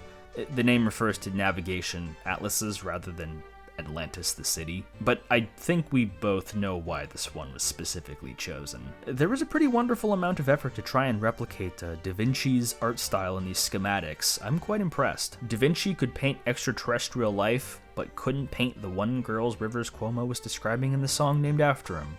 Funny how that works. Inside his workshop is an automaton robot made of wood and gears, because Da Vinci liked to inventi, which unlocks some compartment after he put its heart back inside, which gives us an object called the Babel Cylinder, which may be based on a real historical artifact, the Cyrus Cylinder. It's an artifact made out of clay dating to around the 6th century BC, discovered in the ruins of Babylon in Iraq, hence the name the Babel Cylinder. All around the cylinder is a written genealogy and history of Cyrus the Great, the Persian conqueror of Babylon who deposed the previous king and freed the Jews from their slavery. Its inclusion is curious because this is a genuine historical artifact you can go see in England, but being in Da Vinci's workshop does some world building for this alternate history. That part of Da Vinci's clarity about the truth of the world was him obtaining or discovering this artifact centuries before we did in our reality. Cyrus, unfortunately, isn't mentioned as much as you'd think, which is a bit of a letdown since he was so critically important to Middle Eastern history and culture. He's about as venerated as a historical figure could be. Surprisingly, not a lot of Mesopotamian culture and influence in this entire game, which is a shame because all of its relation to the Judeans and ancient biblical texts makes it rife with esotericism, with its religion being a hotbed for theories about Ashura and other godly figures that can fit into this expanded mythology quite neatly, but I digress. We can finally give Morgan Le Fay our star card and Babel Cylinder, which allows the hut to catch some signals from outer space, but I don't think she's been helping us this entire time. You have been deceived. The enemy is upon us. Pandora is opened. Pandora is open is an obvious reference to Pandora's box, which unleashes all the evils unto mankind and into the world, with our only hope remaining in the box. You are probably drawing parallels in your mind to the story of Eve and the apple in the Garden of Eden, where Eve and Adam eat the fruit from the tree of knowledge, which led to the fall of man and the original sin, and this fruit is largely a metaphor for learning forbidden mysticism in this game, so beyond this point, there's no going back for us or our minds. We're in too deep. For our efforts, we receive the Moon Arcana, which represents intuition, fear, trickery, and repressed emotions. Very fitting. Oh, look at that guy. Didn't we see him around the boat? Funny. The only thing left to do is return to Da Vinci's workshop and find a place to put our moon card, which activates a time-based puzzle where we must match symbols together on this rotating cube. Very basic. Just match two symbols. It's really not very complicated. These symbols include the Star of David, representing Judaism and Jewish identity, the Masonic Sun, the Eye of Ra, a protective symbol symbolizing the sun and protection of central Egyptian deity Ra, the Eye of Providence, the Rose Cross, a crucifix with a fleur-de-lis in the middle to represent Rosicrucianism, the Libra sign of scales, representing justice and the goddess Venus, the Papal Cross, representing the office of the Holy Pope of the Catholic Church, and the Holy Grail. Wow, that's a lot of symbols. We're now transported to a modified Stonehenge and have to briefly access each previous area to turn back the clocks. You warp to only one spot in each map and only have a single object to tap. It serves more as a reminder for how far we've come rather than be an additional puzzle to complete, and it does that job quite well.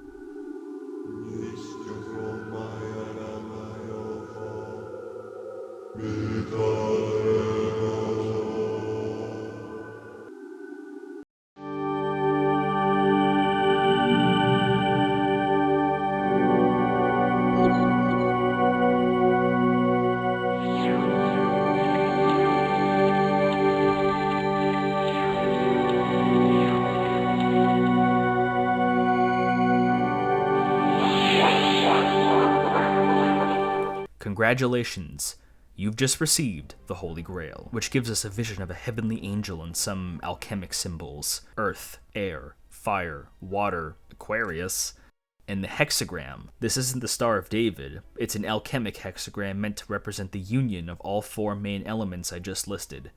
I have no idea why Aquarius of the Zodiac shows up, however. This marks the end of Disc 1. We've returned to the Bequest Globe, and now we're ready to move on. But let's take a breather, because that was intense. If you have a walkthrough, this part will only take you around an hour and a half, but that hour and a half is filled with some of the most dense and thorough symbology and complicated lore I've ever experienced in a video game, well beyond the level of something similarly thorough like Xenogears.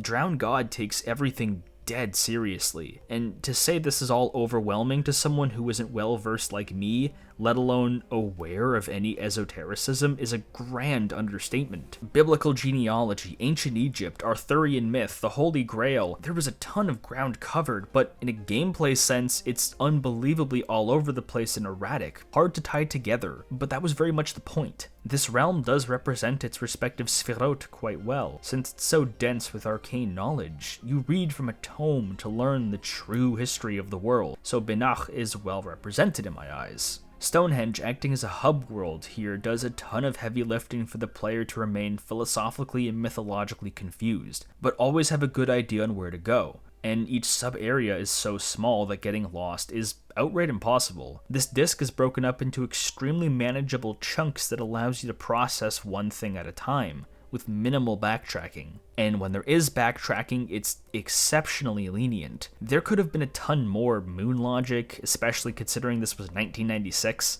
but Inkscape & Co., this wasn't their first game like this, so at least Drowned God's navigation was nailed. And returning back to the globe does fill me with a sense of pride, like I get to reintroduce myself to the area and feel more confident now that I'm armed with more knowledge about the world and myself. It's all very conductive to being initiated in a secret society or cult. Probably not a good thing, but for Drowned God, it works spectacularly.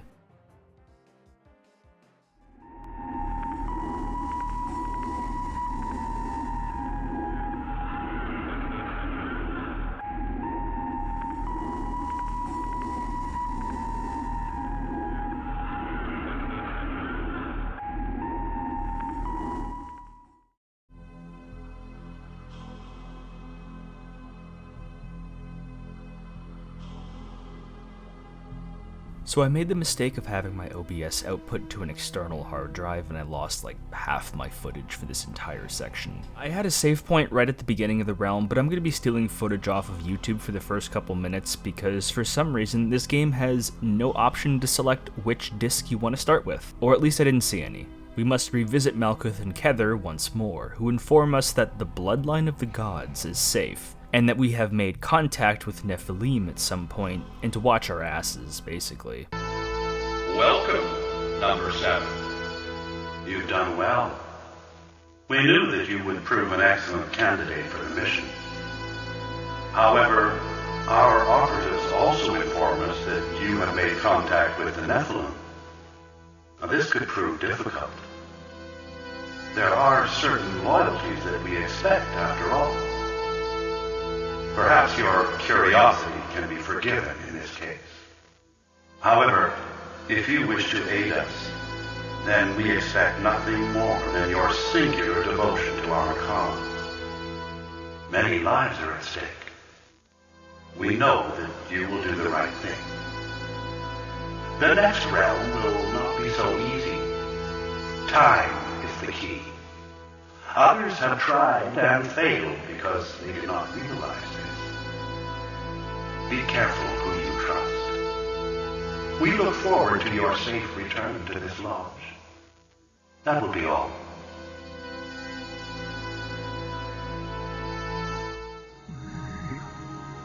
The shark returns. The chosen returns from Binah, and the transcendence of the cup is complete. The bloodline of the gods is safe. Know then that we who descend from the primordial seven, we who are born from the primordial flame, have learned from our fathers that this knowledge did not drown. Your skill is weighed, the balance tilted. All good works deserve our blessing. The first relic is safe. What was lost is found. But be warned. Your progress is stalked by the enemy above.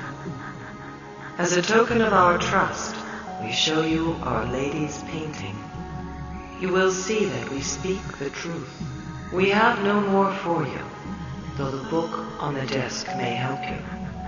We have nothing more to show you.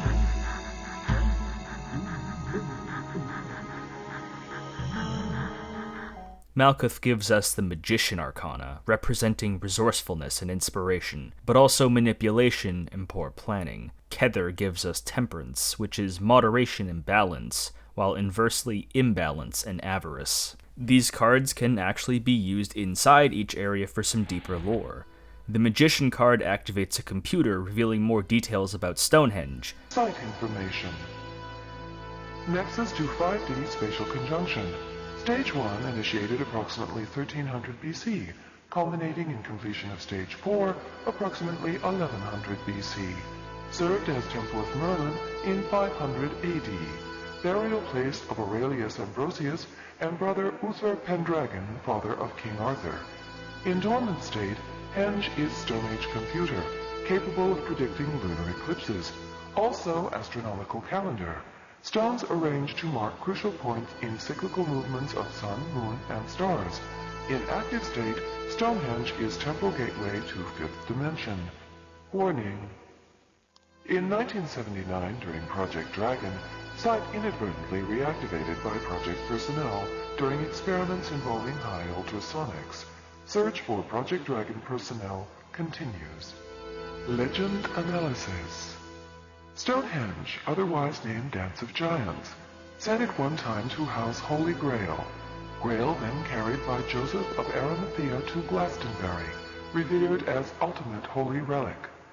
Grail is navigational device able to transfer and bend time to single point. Holder able to open temporal gateways and navigate fifth dimension. Some kind of scientific personnel in a secret group had a project called Project Dragon that accidentally reactivated Stonehenge's properties, with everyone involved still missing. Also, the Holy Grail is a navigational device that allows people to open up the temporal gates in the first place, if you're curious.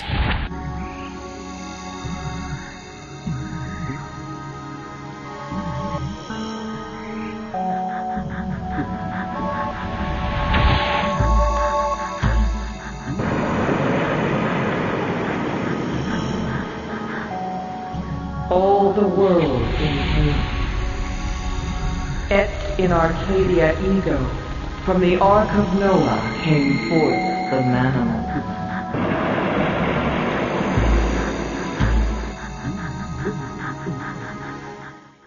Kether reveals that Noah's Ark was responsible for human-animal hybrid creatures called Manimal, which makes me think about the Robot Chicken sketch about the Manimal TV show. We have to obtain these cards by talking to the masks, then use the cards to reveal this deepest lore. Then talk to them again to reveal 4 and 8 again. Then we're allowed to travel to the next realm, which is a massive pain in the ass. We must travel to Chesed, loving kindness, representing God's infinite forgiveness and love, correlating to the right arm. Chesed is supposed to be 4, but we click on 3, which is supposed to be Binah. Numbers are all jumbled, you know. So what does Chesed look like? It looks like a dry, dusty canyon with a scattershot of pyramids all around that blends Egyptian and Aztec religion together. Because, say it with me now, those gods were all the same but interpreted differently throughout human cultures. As good as the dry, hot ambience is here, this area is really frustrating to navigate because instead of a simple but engaging hub like Stonehenge, there are tons of little alleyways and crevices you need to snake through to simply find the puzzles, with a ton of those puzzles requiring backtrack and visiting multiple areas, which exposes the poor navigation system this game has. The 3D modeled landscapes look nice, but I had some difficulty in traversal because it's never quite clear where you are spatially. Everything looks the exact same and pathways are often obscured by hills and stones, which makes this entire realm more bothersome than it needed to be. But unlike Stonehenge, most puzzles here can be completed in any order you please, which is a welcome change that encourages exploration, which you're going to be doing a ton of because of how all over the place this realm is. I started with the Horus Pyramid, note the Alpha and Omega symbols, which requires you to fill out this grid with these nodes, with the yellow ones activating all the empty ones next to them, but also deactivating any filled space next to them. So you need to know which nodes to click in order to fill everything out. Nothing too mentally taxing, and you get a glowing metal ball for your troubles. Next, I went to this area called the Sun Pyramid, where you take one of 4 cards at a time to the Moon Pyramid and place them on this object. What's up with the Aztecs anyways? The Aztecs, Mesoamerican culture in general, is a massive rabbit hole that goes way beyond the scope of this video, but the religion and gods do play a part in Drowned God. I will admit my understanding of the Aztec Empire is far more limited compared to everything else, so you might want to take this not with a grain of salt, but a whole kosher box of it. This object here bears a striking similarity to the Aztec Sunstone, a 12-foot sculpture crafted by the Mexica people of the Aztec Empire. Modern interpretations vary, especially so, since much of this information is filtered through earlier Spanish interpretations, but the stone depicts a sort of cosmological cycle of the suns or eras of humanity. The face in the middle is often debated on who exactly it represents. The National Anthropology Museum in Mexico state it represents Xutlekuhtli, god of fire, time, and the daytime. Others claim it represents Tunahuti, another daytime sun entity representing the direction east, and the 5th sun, our current era. But there are a ton more suggestions and theories, so this isn't an agreed upon consensus. Also worth noting that Xutlekuhtli was often depicted as or with a fiery serpent called Xuquatl. Fire serpent, fire bird, as in the firebird that was instrumental to the slaying of Osiris. The firebird being a personified deity or object is extremely unclear in this theory, but I wanted to bring it up, just in case. What the disc represents to most is a depiction of the 5 suns and eras, with the central one being our current 5th, and the 4 outer rings being the previous 4 eras. And spoiler alert, this game was intending to have 5 realms to explore, so make of that what you will. Putting each one of these 4 cards inside activates clay sculptures and brings this moon or stone or whatever closer to the Sun Pyramid, with each clay sculpture presumably representing a previous era. The Sunstone tells an abridged story of extraterrestrials abandoned on Earth who became gods in the eyes of man, which I think most of us put together already. I really don't know if all these depict specific gods and goddesses, but I saw that this moon goddess had her own statue in a later part of the area, which could possibly be Koyojaki, goddess of the moon and stars. This all leads to one big light refraction puzzle that opens up the Sun Pyramid and gives us the Heartstone, a symbolic object representing the human heart, obviously, which was instrumental in Aztec religion, where human sacrifice was regularly practiced. Hearts were torn from still living people and offered to the gods as worship for the sun, amongst other purposes. So this ritual puzzle is a sacrifice, with the heart being our guiding key. Inside the Moon Pyramid are depictions of said sacrifices all over, but let me ask you a very different question. What led to the fall of the Roman Empire? Because my bets were on this stupid-ass game. This grid is part of a real Roman game called 9 Men's Morris, where 2 players each get 9 objects to place around the grid, and the first match 3, called a mill, on any of these marks on the grid gets to take away a piece until one player only has 2 left, like a primitive form of Connect 4. You don't play against an Aztec god, or explorer, or any real character, but AI that reacts to your every move. I hope you can see how this might be extremely irritating right away, that you have to learn how to play an ancient Roman game against an AI that can perfectly counter your every move. Nine Men's Morris is also a solved game, meaning it's extremely easy for you and the AI to stalemate each other or end up in a scenario where someone must make a losing move in order to progress the game.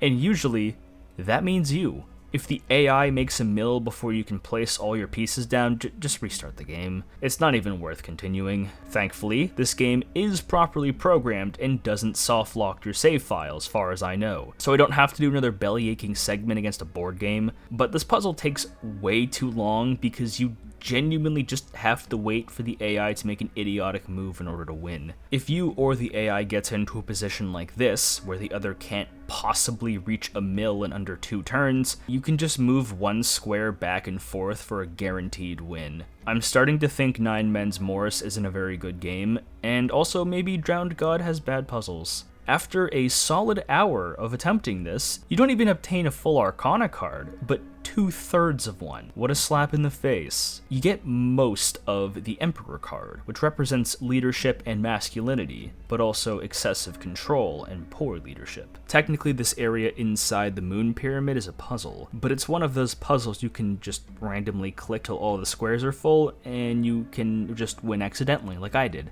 Inside is a tapestry depicting the arrival of the extraterrestrials/gods and dominion over mankind, but keep note of this specific rod. We receive the rest of the Emperor card and move on throughout the underground tunnel to go to meet someone very important. Listen to this specific music track that plays here. All at once it feels mystical, fearsome, and grand, like you're on the precipice of something unimaginably big.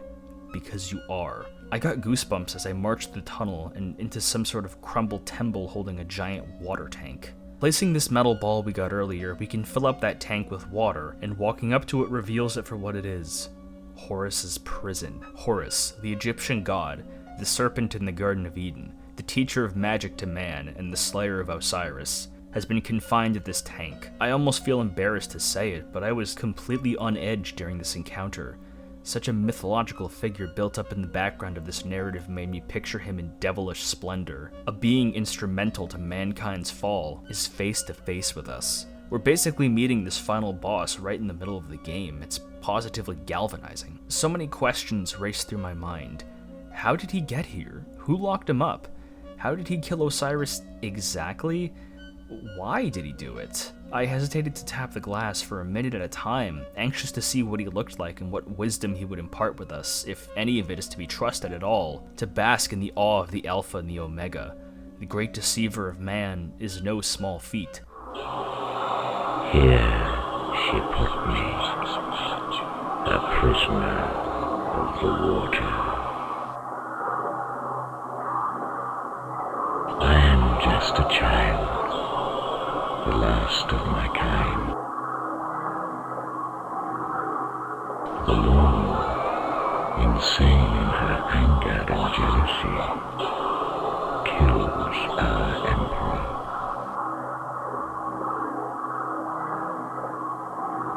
She steals all the secrets.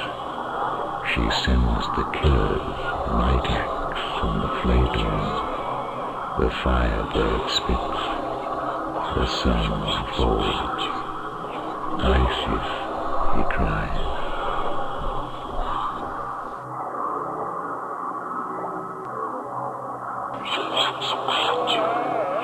Beacons are built in the hope of rescue. We look to the stars to take us home.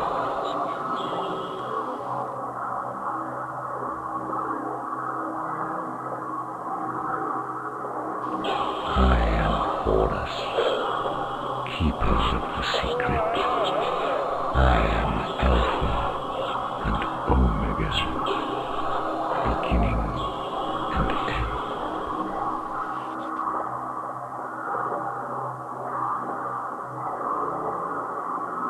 Release me, and I will give you the path to the drowned god.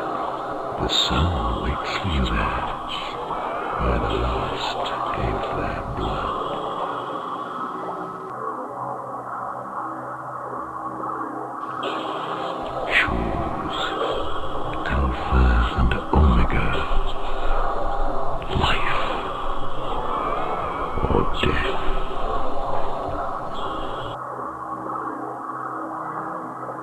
Horus claims to be but a child, the last of his kind, referring to his extraterrestrial race. The moon in all her anger and jealousy killed our emperor. The moon goddess has been referred to by Morgan Le Fay and in Da Vinci's books, so perhaps we can codify this moon goddess as Isis, wife of Osiris and goddess of the moon, likely the same figure as Koyojaki to the Aztec.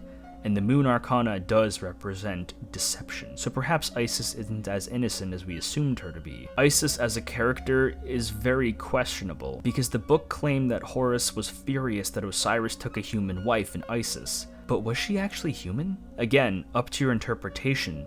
Judging by the depictions in the Aztec temples, this could either mean that Horus or Isis got a few Aztec deities to slay Osiris out of jealousy and rage with the firebird and the rod being the rod of Osiris, this object here. Horus calling himself Alpha and Omega makes a lot of sense, if he was the first and now the last of his race, since Osiris and seemingly every other member of his race are now dead. Again, Horus is the son of Isis and Osiris in the Earth's Egyptian myths, but in Drowned God, he's essentially the devil, a liar, manipulator, murderer like Set. The Aztec beings are Night Axe, Flayed One, Smoking Mirror, with this puzzle loosely depicting how Osiris was slain. Osiris was a benevolent ruler to mankind, teaching them the secrets of his race, which included alchemy. The Aztec beings in-game are vaguely inspired by real gods, but distilled so much they might as well be separate beings entirely. Horus was likely put here by Isis,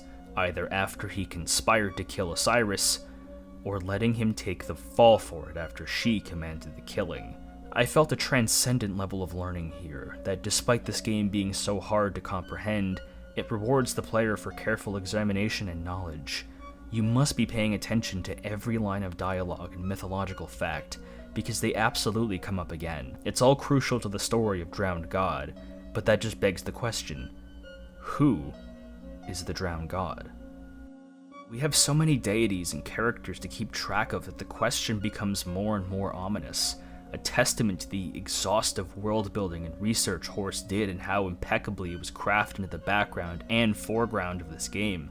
I really feel like a mystic as I researched these topics and opened my third eye. Horus himself looks ghastly, a Nihilinth-like fetus creature writhing in his tank, a voice smoother than butter and laced with lies. We must choose between Alpha and Omega, life and death. As above, so below. And I actually don't think this choice matters at all, funnily enough. Alpha opens a shortcut door and not much else, and Horus drifts back into his tank, giving us the High Priest card, which is usually a priestess in most major arcana, so I was kind of confused seeing it. The High Priestess represents divine femininity and intuition, but it also inversely represents withdrawal and schemes, which seems to be fitting our moon goddess Isis quite well. We only have one more place to visit, another underground tunnel. Check out that deserted plain. This tunnel seems to take us all the way underwater, judging by the oceanic ambience. Something Drowned God revels in is how locations never seem to quite connect. A simple passageway or door can take us anywhere in the world. It's surreal to have your ambience change so flippantly. You never know what to expect, and I think it's an absolute masterstroke of design. These tunnels are completely rusted, turned that signature alkaline green color gained from seawater, and in the heart of the complex there's a shark-shaped door that leads to a techno-organic contraption. Twin hearts beat as you power this machine to do something about a humanoid figure in cryostasis. The walls are all composed of colossal organs mixed with computer parts clumsily bolted to the ground. It's a mix of being in the belly of a whale and a computer matrix. The telltale heart beats softly as you flip these switches to activate the next puzzle, the tattoo body puzzle. This tank can scan this corpse's tattoos, and you need to find the Rod of Osiris 4 times throughout the body.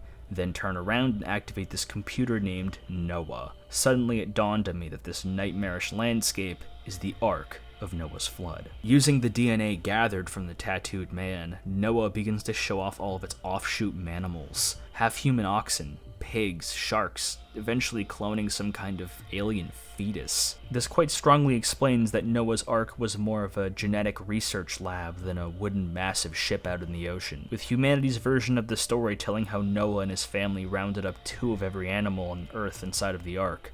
While the truth, according to this game, is that Noah was a computer where DNA experimentation and splicing took place, unleashing all sorts of half-human creatures upon the Earth. This obviously completely shatters the theory of evolution present in our reality, because that means man-bear-pig wasn't just a one-off.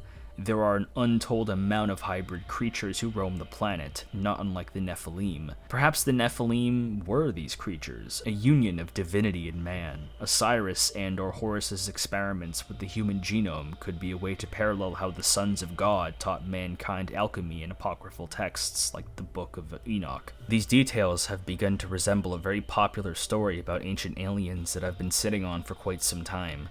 The story of the Anunnaki, the gods of Mesopotamia. The legend goes that on a far-off planet of Nibiru, there existed a race of tall, humanoid aliens called the Anunnaki, who fled their home planet due to dwindling resources, and found what would later become Earth, with mankind being a creation made to mine gold for them. The Garden of Eden was their landing place. Adam was their first man. The Anunnaki taught mankind, their creation, how to create fire, use technology, and all sorts of mystical knowledge. The story tries to explain the origins of us as mankind, as well as events like the Flood, which was a result of global warming melting parts of Antarctica during their expeditions.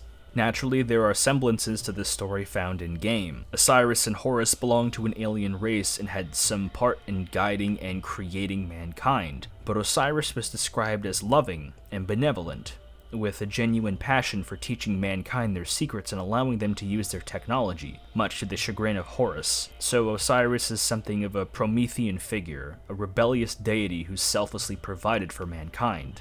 Except Prometheus knew the stakes. Osiris seems kind of naive by comparison, getting got by either his own wife or brother, or both? So that's kind of a who shot Osiris situation. One question remains. Just who was that tattooed man? Why was his DNA needed for those experiments? We're handed the Lover's Arcana, symbolizing love, obviously, harmony and matching values, but also imbalance and disharmony on the inverse, which is kind of disgusting in the context of animal and human hybrids copulating. Ugh. If we have all the Arcana cards up until this point, we can insert them into Noah and be transported to a new location. Submarine? Okay, I wasn't expecting that. Might as well explore. We get another brief glimpse at this guy, a man in black, before he runs out on us. Right then. Heading up to the 2nd floor, we find the sub's previous captain, frozen solid into this pillar, with one of the keys we need around his neck. What the hell froze him? We can also find the sub's VDR, which records audio and navigational data in case of some kind of emergency. What we hear is very chilling. Sir, object is stopped. Range 1,500 yards. No deceleration or nothing, sir. It's just stopped. That's just not possible. Are you sure you're tracking a USO, not some sonar mirage? Yes, sir. Object is now emitting rapid pulse signals across the ELF spectrum. Sir, this stops. Philadelphia has been initialized.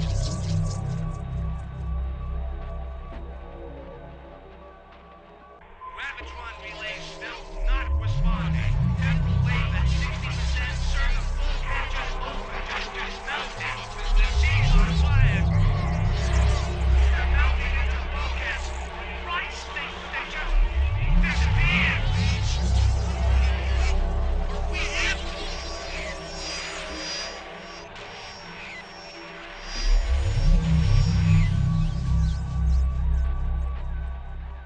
What this audio recording captures is the crew attempting to find something called a USO, unidentified submerged object, as opposed to UFO's flying object, and initiating Philadelphia, which means that we've just been teleported to the submarine from Project Philadelphia.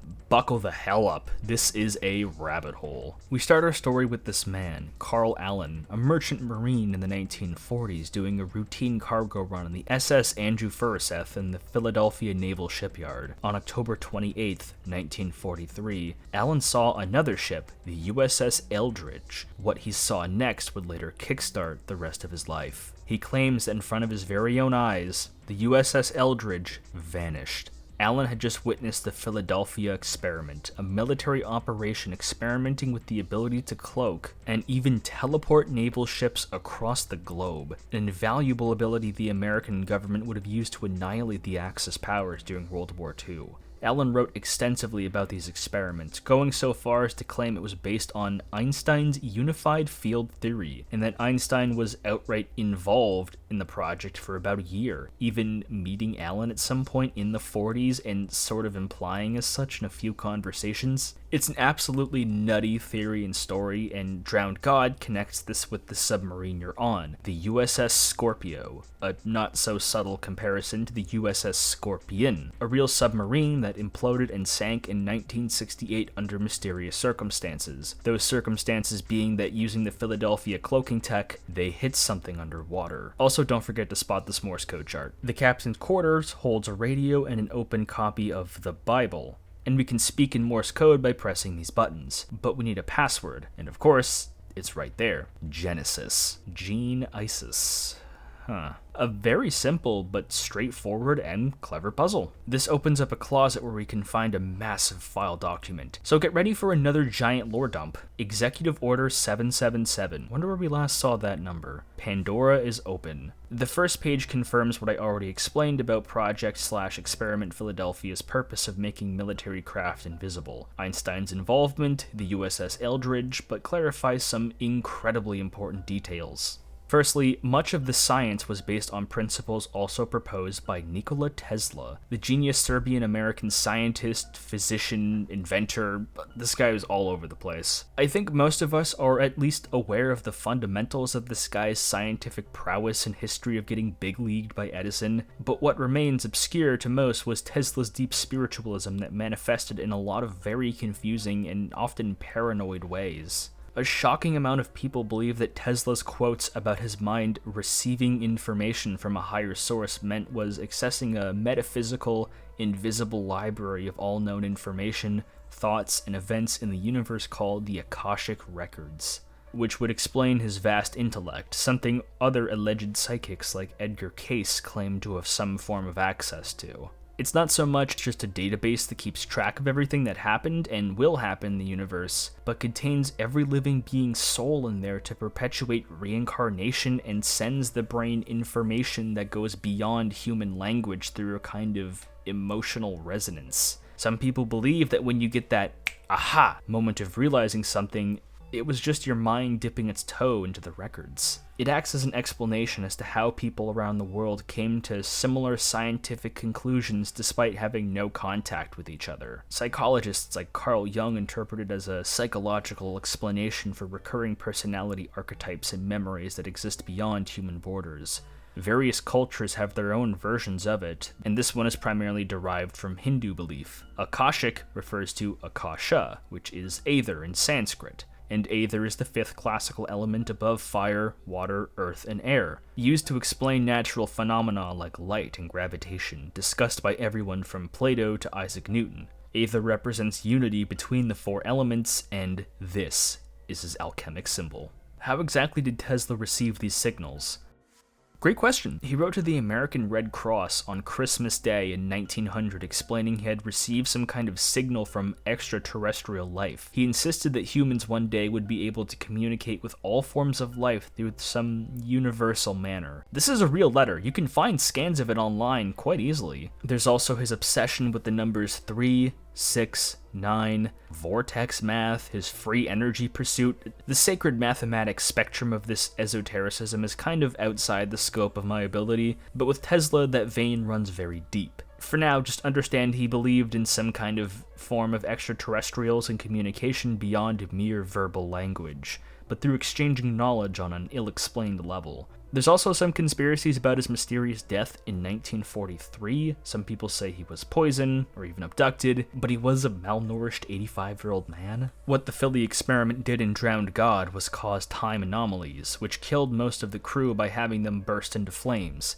freezing them on the spot or blinking in and out of the timeline in a loop. The project was also based on previous findings by the Majestic 12 in Roswell. Oh boy.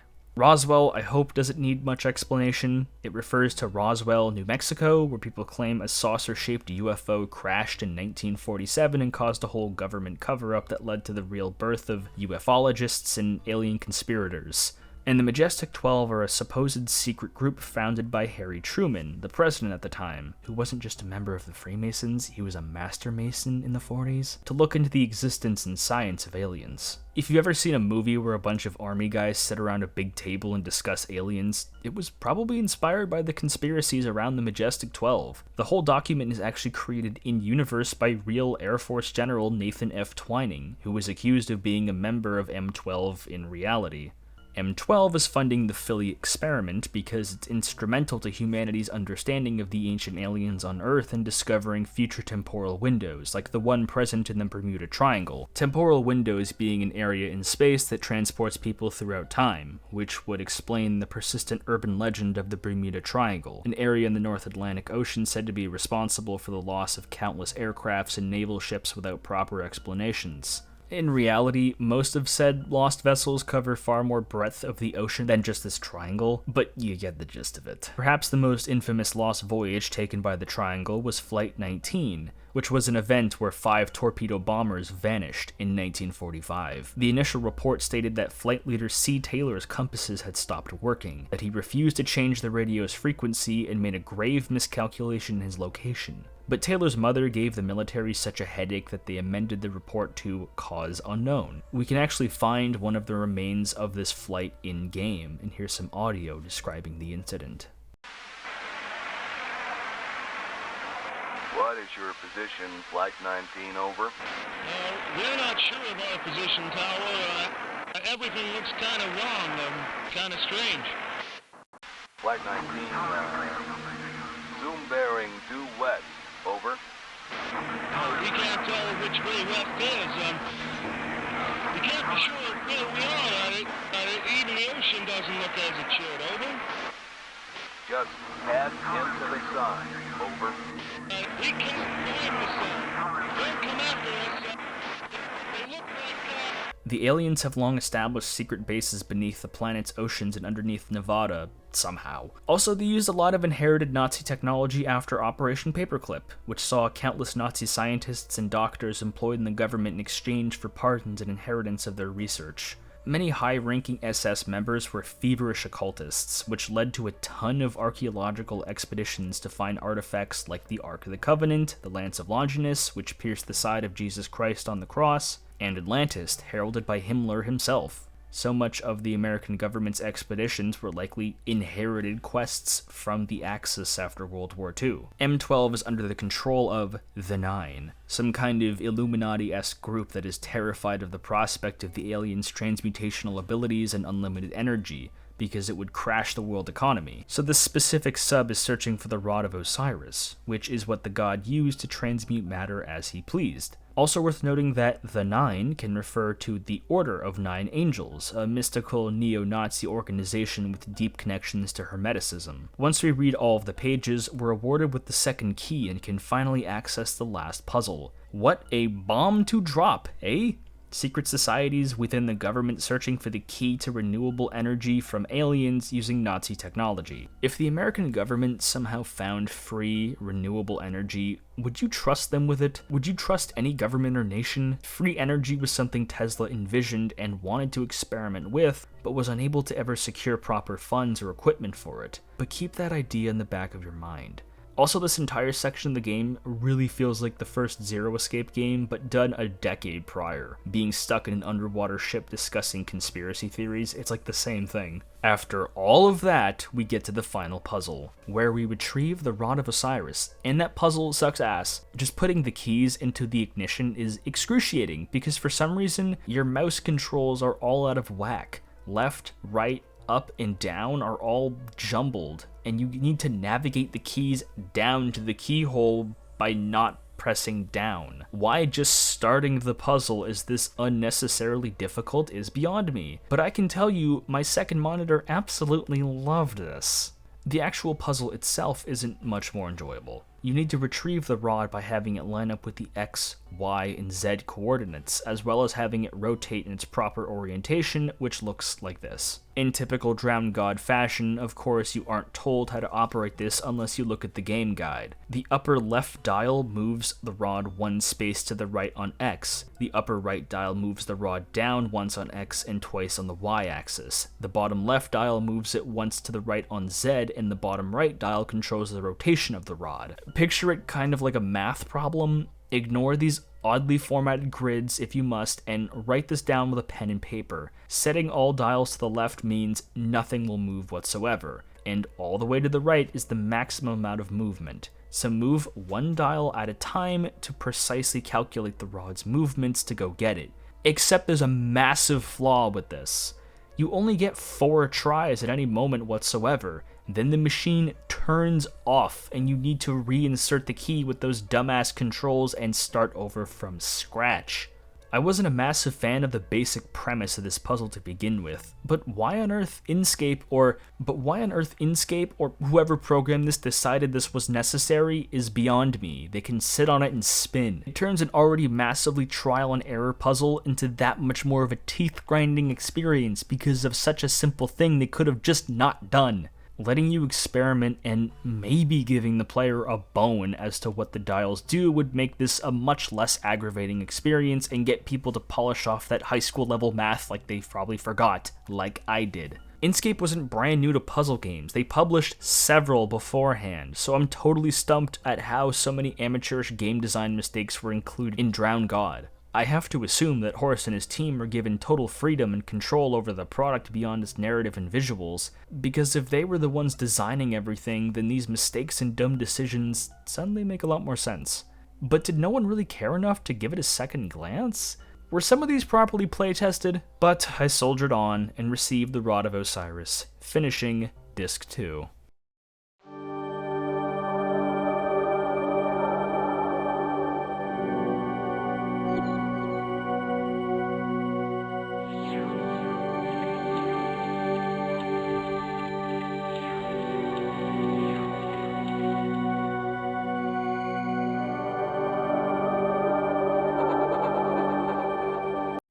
While Disc 2 progresses the overall narrative in a super satisfying way and has more than a few memorable moments, I felt it was an overall sharp step back from Disc 1, Templar Puzzle notwithstanding. Disc 1 had more meat on its bones and more variety in locations and puzzles, while Disc 2 has a few super interesting areas and maybe 1 or 2 good puzzles. Most of the disc is just arid desert land that feels like such a step down, and most of these puzzles totally fail to capture any esotericism or sense of wonder. They feel like obligations and chores. I'm not saying each one should be a quiz to test your knowledge, but there's a disconnect between what the game's story is saying and how that relates to playing Connect 3. You'll come to find that this is a repeated pattern throughout the entire adventure. I also feel that this game, being the second realm, introduces a lot of major story elements far too late into the game, because you don't really have any grasp on the concepts of Osiris or Atlantis or anything until midway through Chesed, which is midway through the game. So that also gets me to ask why these two realms were switched during development.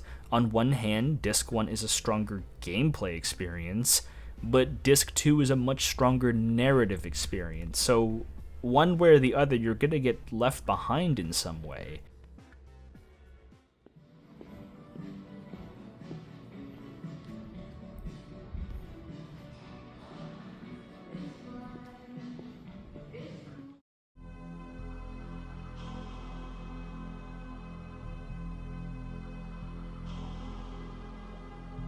We're back at the Bequest Globe once more, and we give Malkuth and Keter another visit. We honor you and show our love through the signs.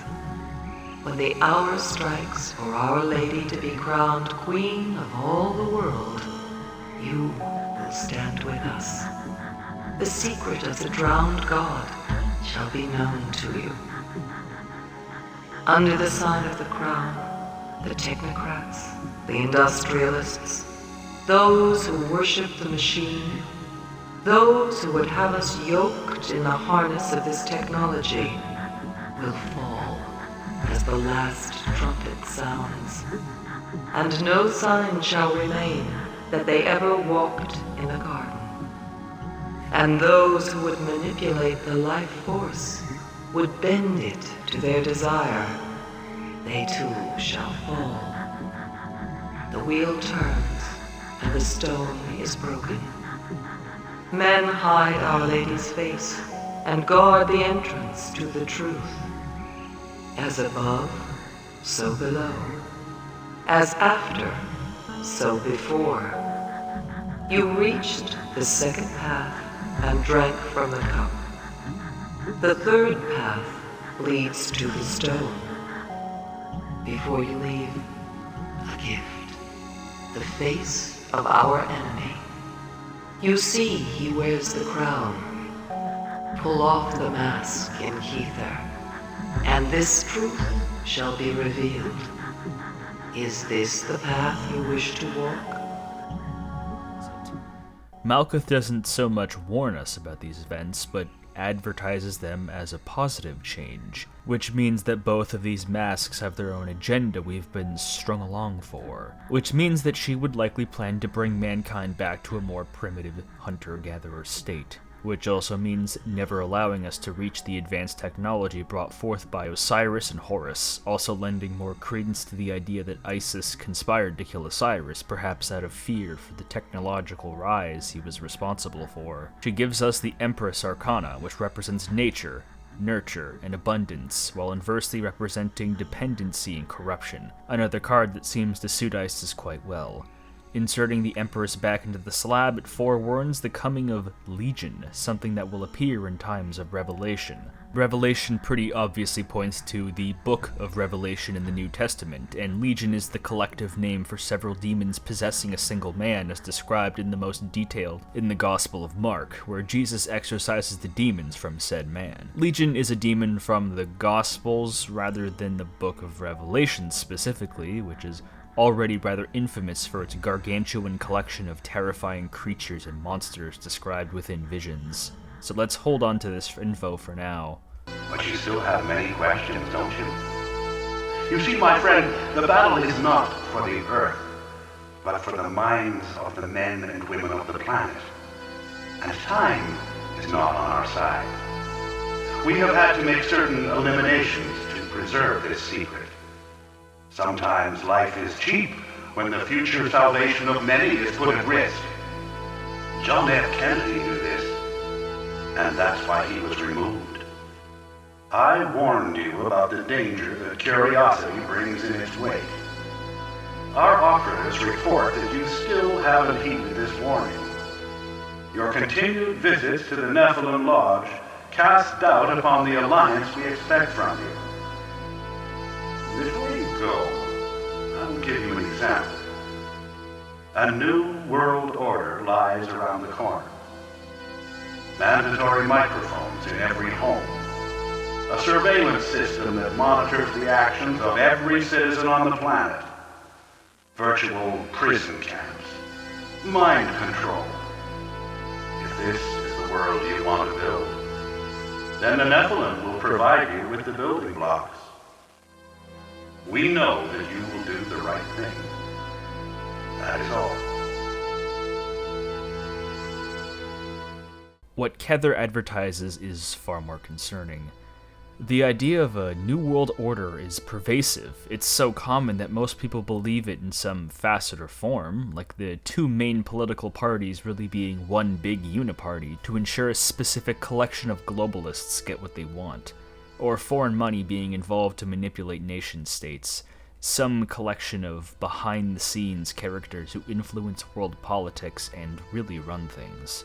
There are definitely nations that get that accusation the most, that if I name, I will probably get my channel shut down, but you know what I'm talking about. Kether explains that this new world order will not be established with a war involving violence and bloodshed, but by controlling information by creating a surveillance state. Microphones and cameras in every home. Sound familiar?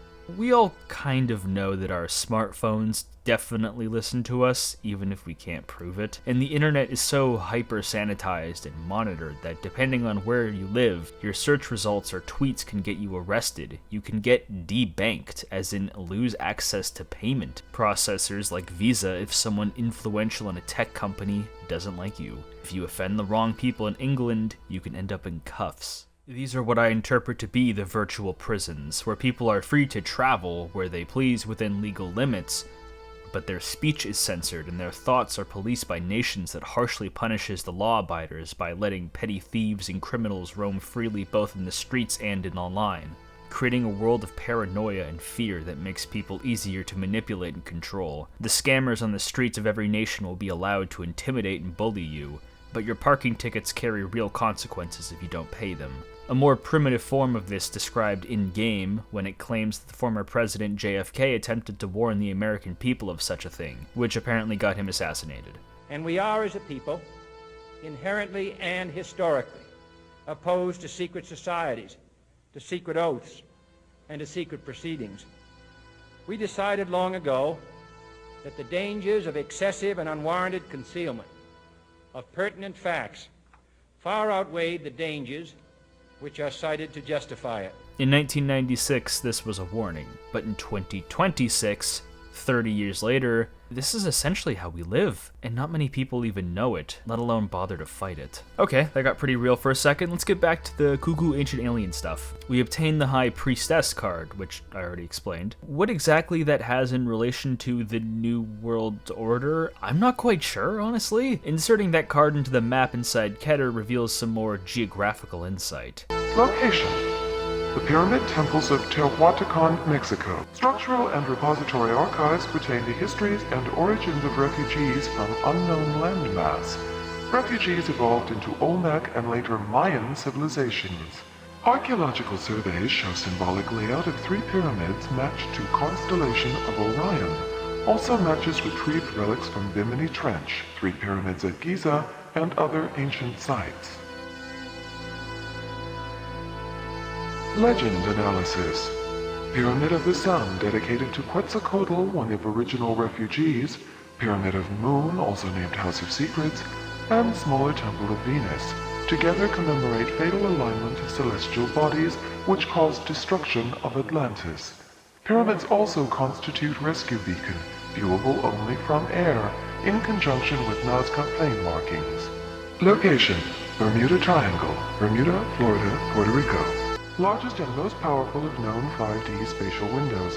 Biomagnetic resonance of highest magnitude results in shift in molecular composition of matter. Extremely unstable. Mobius effect extends spatial distortions beyond Azores northeast of Bermuda Islands. Over 5,000 air and sea disappearances, including U.S. Air Force Flight 19, December 1945. Vanishings intensified during Tesla-Einstein Philadelphia project under the direction of ONI. Magnetic field experimentation caused disappearance of crew and project personnel. Tesla removed on January 7, 1943. 5D spatial rip by Philadelphia experiment caused appearance of entities unknown. August 1943. Relic retrieval program headed by remote viewer Edgar Cayce located source of anomalies at Bimini. Deployment of USS Scorpio in May 1968 to relic site. Mission terminated. Personnel lost in action. Legend analysis. Bermuda Triangle contains catalytic converter, code name Rod of Osiris, producing molecular transmutation of elements. Water into fire gives unlimited fuel supply. Earth into air produces terraforming. Other properties? Unknown. Turns out Chesed takes place in Teotihuacan in Mexico. This computer explains that early refugees of the area were from another continent, which eventually evolved in Tholemic and Maya civilizations, with archaeological evidence showcasing that those pyramids are similarly composed to Giza's pyramids in Egypt and aligned to the Orion constellation. Refugees is a very specific word to refer to people. It implies that they escaped something. The pyramids also caused Atlantis to be destroyed and serve as a sort of SOS signal, so clearly they were of extraterrestrial origin, meaning these refugees were obviously of some relation to the aliens we're so acquainted with now. But that's not all.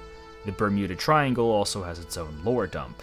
It confirms all I've explained about the disappearances of several planes and ships, Tesla and Einstein's involvement, but there are some additional tidbits.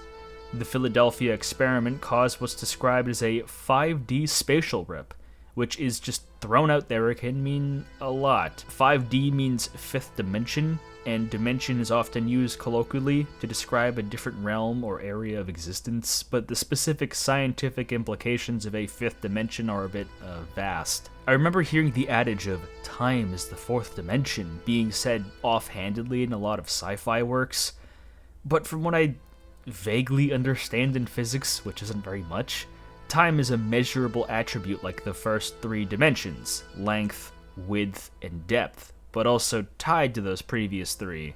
And I don't know, man. It just refers to time, because the Bermuda Triangle is a wormhole that transports things throughout space and time. Also, it unleashed entities unknown in 43. The American government recruited Edgar Cayce to use remote viewing, a psychic ability that allows people to perceive objects, places, and people without physically being there to spot those entities, which led to the USS Scorpio being deployed to find the Rod of Osiris in 1968.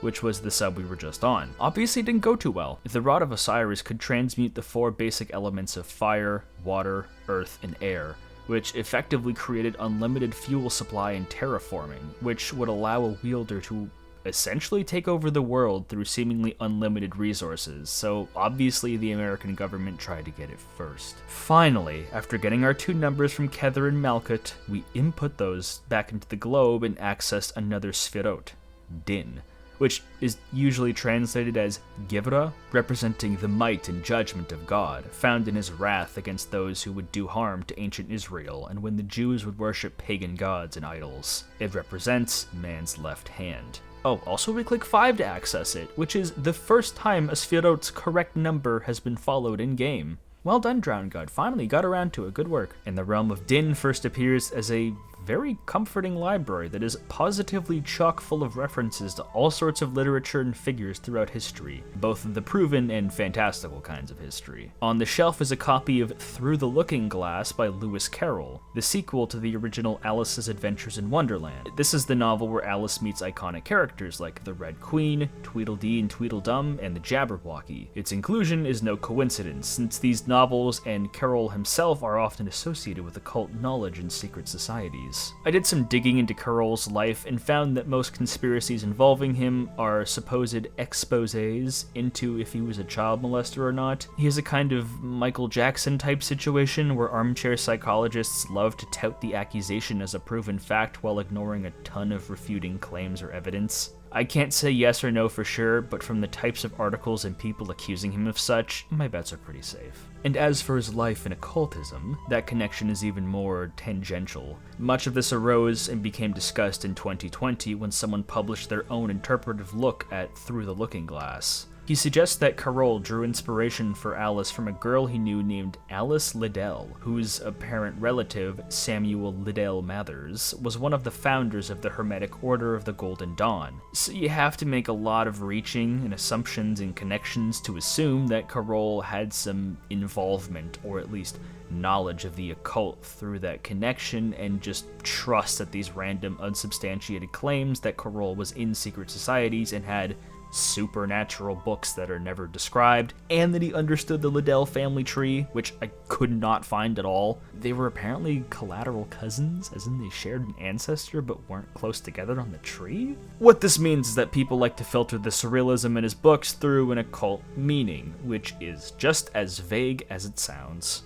Right next to that book is Paradise Lost by John Milton, which many people are familiar with. It follows Lucifer as the narrator, starting with his fall from heaven, the formation of the hierarchy of hell, and his temptation of Eve in the garden, where he ruminates on his actions and spitefully convinces humanity to stray from God, which led to a ton of people believing that the serpent in Genesis was actually Satan in disguise from the beginning when the original authors penned the book. Many varied interpretations sprung from this epic, with the most relevant one to the game being that Satan or Lucifer isn't to be viewed as the father of lies or the devil, but as a sort of tragic hero that stood up for every man under the tyrannical dictatorship under God. Satanism is a very broad term that can define anything from stereotypical images of guys in cloaks sacrificing babies to the devil, or atheists who view him as a purely symbolic figure that represents free will and human choice, rather than evil, as a sort of destructive figure, but a destroyer of tyranny and corruption, kind of like Shiva. Satan is more of a Patrick Bateman Sigma male figure rather than the red-skinned, pitchfork-wielding demon to some who fall under the Satanist category. Questioning the roles of biblical characters makes up some of the very foundation of occultism, so its inclusion is well earned. The Satan figure in this game is definitely Horus, who incidentally does resemble Satan in ways beyond his rivalry with the blurred figure of Osiris. The way he's trapped in the column of water is not entirely unlike how Dante describes Satan in the Divine Comedy, where he is frozen up to his waist in ice in the lowest parts of hell, the furthest distance away from God. There's far more to Satan's punishment than that, but the parallels of the devil figure entombed in water, if you want to blur some lines and say that ice is just frozen water, are the same. We can also find a copy of The Man in the Iron Mask by Alexandre Dumas, but don't worry about him till later. Also in the library are photos and pictures of several figures deeply entrenched in occultism. The Count of Saint Germain, Carl Jung, and Aleister Crowley. But thankfully, the game does something tremendous and actually gives the basics of who these people were later on in this realm, so I can skip them for now. Our first puzzle is found here, a set of tiles representing traffic control, where we guide a sort of train through tracks by rotating which direction it goes in accordance to these shifting binary lights, with green being passable and red being impassable. You need to find the correct route in order to make it to the end, which is more of a chore than a puzzle. We are rewarded with the Chariot Arcana, representing success, willpower, determination, but inversely representing a lack of self-discipline and aimlessness. Also, please remember this image of a man being split down the middle, it's important. Can't walk too far after completing the puzzle because we fall through this false floor into some kind of metallic elevator maze. We have to choose between going through doors on the left and right through 7 chambers until we make it out. And if you're thinking you can just go in a pattern of left to right until you make it out, you actually can, which kind of makes me question why they bothered to put this in the game if it was so dead simple to solve. Beyond this basic maze is 2 things. 1, this engrossing, terrifying, lonely steel labyrinth. It's remarkably claustrophobic, with your only company being the lifeless hisses of steam valves and clanking of your footsteps. Where are we? Binah led us to Stonehenge, and Chesed led us to Mexico, fictionalized versions of real places on Earth, but what do we make of Din? It's a library that leads to a giant steel complex underground? From here, we've completely left any semblance of an earthly location. We're now in some kind of wonderland of the mind and of the spirit, where Horse's eclectic imagination is our only guide. But secondly, you aren't alone. We meet this beauty called the Relic Hunter, and even by Drowned God standards, his dialogue is nearly impossible to interpret due to the god-awful audio mixing and sound effects constantly playing. But I believe most of his ramblings are intended to be incoherent with little nuggets of truth hidden in there. Looking for the stone, perhaps? An interesting perspective. Oh, you said I have. Look at your ears. And it gets a little cold at night when they close the boilers. What was I saying?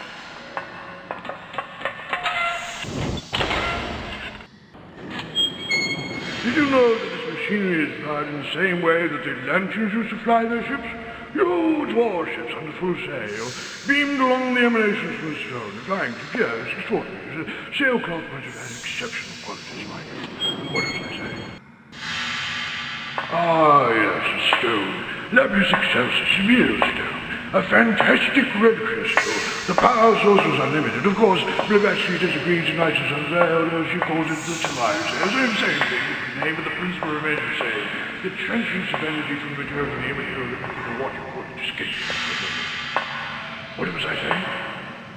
Ah, the vampire, yes. The split of the subconscious, the production of the doppelganger. Dangerous, yes, very, yes. The stone's influence causes the personality split.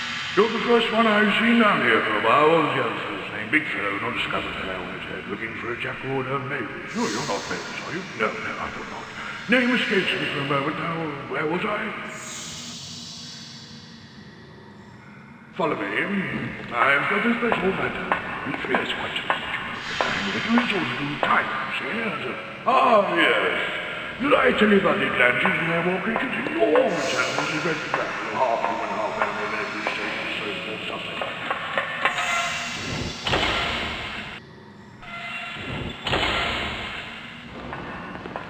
The stone can also change the flesh, you see.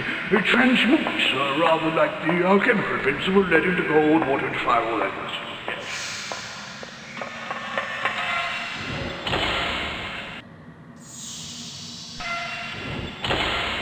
Legend tells us that Atlantis was destroyed in a single night.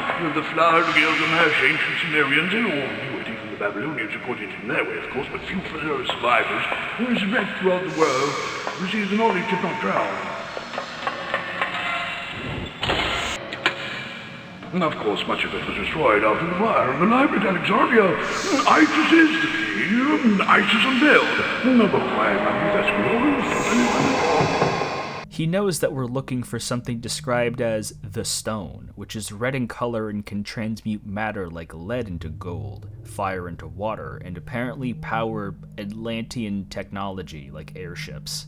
The relic hunter is actually quite familiar with Atlantis, talking about its half-human, half-animal guardians, which are definitely the Manimals, and that Atlantis was wiped out in a single night by the flood.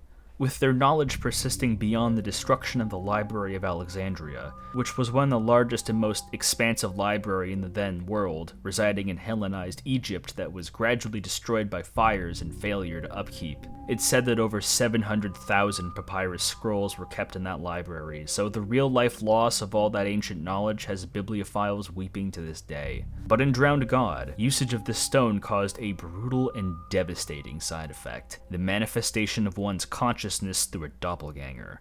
The hunter also mentions some people by name, claiming that Madame Blavatsky had a different name for the stone, but understood its core principles, and claims that the player is one of the only other people he's seen down here, with the other being a man by the name of Mathers. Am I talking too much nonsense this time around, even by the game standards? Let's do our best to explain all of what I just said.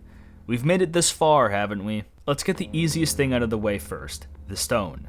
This is irrefutably describing the Philosopher's Stone, which was a substance long sought after by alchemists that can turn base metals into gold and eventually make someone immortal, which I discussed when explaining the Emerald Tablets, which many people thought contained some form of instructions on how to make said Philosopher's Stone. He claims that the Atlanteans knew how to make these stones, which doesn't seem all that strange since the Rod of Osiris has very similar, if not identical, effects, which would imply the Atlanteans know how to pretty easily construct them via alchemy. I've mentioned Atlantis a ton throughout this video, but what exactly was Atlantis? The real-world myth surrounding this legendary nation comes from Plato's dialogues of Timaeus and Critias. Quote, "Now in the island of Atlantis there existed a confederation of kings, of great and marvelous power, which held sway over all the island, and over many other islands also and parts of the continent." In these dialogues, Plato attributes much of the story to a fellow philosopher who lived over 100 years prior, Solon,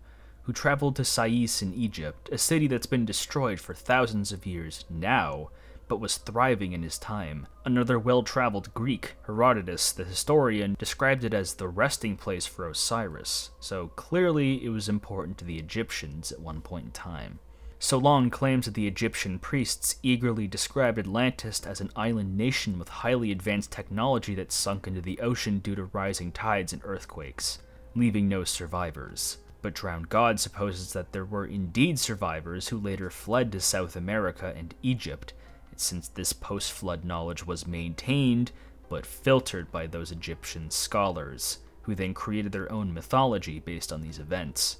Both scholars and enthusiasts alike debate on if Atlantis was simply a metaphor created by Plato for the rise and fall of a nation that he had based off of other islands, or if Plato was being very literal. Everyone can agree that Plato suddenly bursting out this esoteric knowledge and hand-waving it with "Solon told me" is absolutely bonkers and created one of the biggest historical rabbit holes in mankind's history. What the hell was Plato talking about? That is a gargantuan topic that also well exceeds the scope of this project, especially when debates happen about the science of real deluges and what could have inspired Noah's flood. The Egyptians supposedly retained this knowledge, and where the pillars described in Timaeus were moved. It's a mess. Drowned God explains that Atlantis was the nation created by the aliens that crash-landed into Earth, with Osiris and Horus being the representatives, who made advanced technology and bred manimals to act as country livestock, I guess. Why Atlantis was destroyed in continuity, we're going to have to hold on to for now. But what's this talk about the stone creating doppelgangers?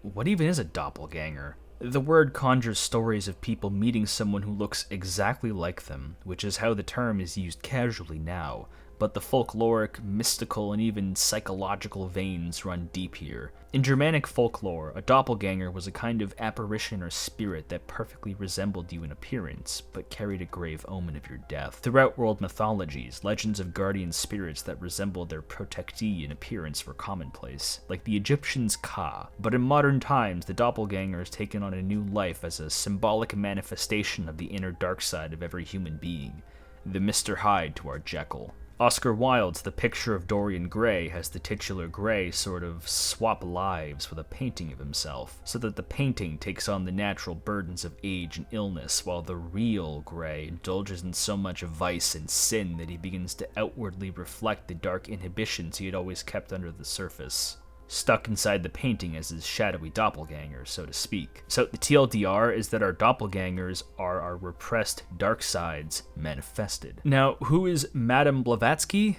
She was a Russian occultist born in the 19th century who traveled around the world extensively and formed the worldview that all the world's religions and practices stem from a prime, ancient wisdom religion, now lost to current people, with the religions found in her time as mere emanations of a greater godhead. She went on to found a religious movement called Theosophy that combined a lot of Hindu and Buddhist teachings into Western esoteric ideas. So concepts like reincarnation coexisted alongside belief in Hyperborea. And since I happened to reincarnate more than a few times in Drowned God, it looks like she was onto something. She authored a ton of doorstopper books, tomes of interpreted ancient knowledge and pseudoscience, but none more important than 1877's Isis Unveiled, a multi-volume, spectacularly dense compendium of arcane knowledge and wisdom culminated from Blavatsky's travels, particularly describing a vestibule of human intelligence that one could potentially tap into to gain knowledge and insight beyond human communication, which is incredibly similar to the Akashic records I spoke of previously. I really struggle to find any concrete evidence for this whatsoever, but it's not uncommon in occult circles to link Tesla and Einstein as being fans of this book, which adds another link between them, occultism, and the Akashic records. Also, if you're wondering why the Relic Hunter even brought her up, the entire reason I did all of this research, it's because she believed the Philosopher's Stone not to be a tangible substance, but a metaphor for surpassing human limits of science, so there you go. Now for the final mysterious figure, who is Mathers? No, as awesome as it would be, he isn't talking about Shady. But can you imagine if Slim started belting out about alchemy in 8 Mile? Samuel Liddell Mathers was one of the founding members of the Hermetic Order of the Golden Dawn, which I've brought up several times before. But what exactly was their deal? I think you can very well guess that they were a secret society that based much of their worldview on Hermeticism and Western esotericism, teaching and practicing everything from alchemy, numerology, and Kabbalah. With a Q. Kabbalah, with a Q, is a very specific form of divine insight that breaks away from Judaism as a religion, while retaining the structure of the Tree of Life and mixing in more Western ideas of Egyptian myth, tarot, alchemy. As long as it was considered Western, it was basically whatever goes for the Golden Dawn. What exactly did they get up to? There was plenty of pontificating on ancient tomes and grimoires and whatnot, but the Golden Dawn were a much more provocative bunch by making active efforts to perform spells, rituals, and go on journeys and quests to retrieve artifacts and spiritually significant items, both of the terrestrial and rumored kind. In fact, the modern rendition of what we picture as a magical ritual, cloaked guys creating seals and doing hand signs, largely came from practices by members of the Golden Dawn. The cipher manuscripts are a sort of Bible for the Golden Dawn, outlining beliefs, magical practices, and specific rituals for various purposes, like divination and alchemy. It was largely composed of writers and poets, with the founding members being poets, and many of its core members sharing this trait, such as rumored involvement or even association with Bram Stoker, author of Dracula. Mathers was very much the big cheese of the Golden Dawn, being a talented linguist who translated iconic grimoires like the Greater and Lesser Keys of Solomon, making them accessible to English speakers for the first time in a major way. Mathers indeed had a favorite pupil amongst his followers, and his name was Aleister Crowley, but we'll get to him when he shows up in game. All of this to say is that the Golden Dawn and Mathers were wildly influential to occultism, with the Dawn's eventual dissolution leading to majorly popular offshoots like Wicca. It is a truly wild story. So what the Relic Hunter is implying that at some point in the 19th century, he saw Mathers search for the Philosopher's Stone, but was unsuccessful in finding anything. Now, what did this giant lore dump lead to? The Relic Hunter suddenly splits in half and then dies by one of those halves killing the other, and he drops all of his loot like he died in a GTA game. If this were any other game, I'd say this was anticlimactic and hilarious.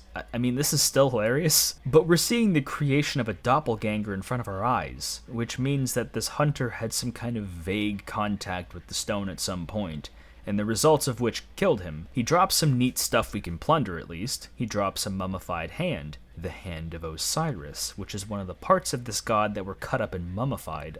Wow, that's grisly. And a book simply called Orion. So the alien race that landed on Earth in lore were obsessed with the Orion constellation, possibly hailing from that area. But that's a hyper-specific book to be carrying around, isn't it? Well, we've dug into the identities of several occult figures just now, but we haven't really asked who the Relic Hunter himself is properly, have we? Just who is this guy? There is a definitive answer, and you'll see when the time comes to reveal it. For now, let's just explore the rest of Din. Din is a sort of underground steampunk tunnel system made of advanced technology. A maze of hissing pipes block progression. Deep oranges and soft indigos mix to form a delightfully strange, mechanical world completely devoid of natural life. A harsh contrast to the prior realms. What we can find is a carnival? Welcome to the Theater of Memory, a menagerie of everything we've previously experienced and all we've yet to experience. There are posters all around the previous characters we've met, as well as advertising the main attractions, Carl Jung and Aleister Crowley. Note that concept of duality again. First the doppelganger, and now Jung and Crowley, studies of the mind versus studies of the soul, which may be more intertwined than we think. This is what I was referring to when I meant this realm already explains basic info about these figures. There are buttons you can press to hear an explanation not unlike something you'd hear at a museum expo. It's such a breath of fresh air that feels much more welcoming to engage with while remaining creative and cryptic at the same time. I wish the entire game operated with different examples like this. By pure chance, I found Jung first, and this is what the game had to say. Professor Carl Jung made his study of the human mind his life's work. He investigated the paranormal, shamanic magic, and the study of ufology, as well as symbology and the psychoanalytical interpretation of dreams. He regarded the ancient root memory of our ancestors as the key to understanding our primitive emotions, and the mythical similarities between the dragons, angels, demons, and fairies feared by our forebears led him to examine. Yeah, it kind of just cuts off like that. Weird bug. Also, this is definitely filtered through the game's lens, so don't go copying this for any homework assignments you might have. Jung's puzzle is based on the psychological concept of archetypes, which are thought patterns and ideas held by the collective human unconscious that appear throughout human history, mythology, and cultures. Things like the idea of a global flood myth, with nearly every culture telling of some kind of divine deluge restarting the world with the few exception of a few people on a boat. Or archetypal characters in mythologies like the sky Skyfather, Earth Mother, the Trickster. People naturally draw links between these figures. There's obviously a lot more to it than that, but I hope you've begun to draw your own connections in this video in your mind. What this means for the puzzle is that you have to just guess which one of these icons is the correct one for each slot. It's pretty funny that the concept behind this puzzle is so gold, but the actual execution is nothing more than guesswork, so simple it likely resulted in a lot of people missing the metaphor entirely. We speak to Young, and later Crowley, through these Mr. House-esque static projections, and here's what Young has to say.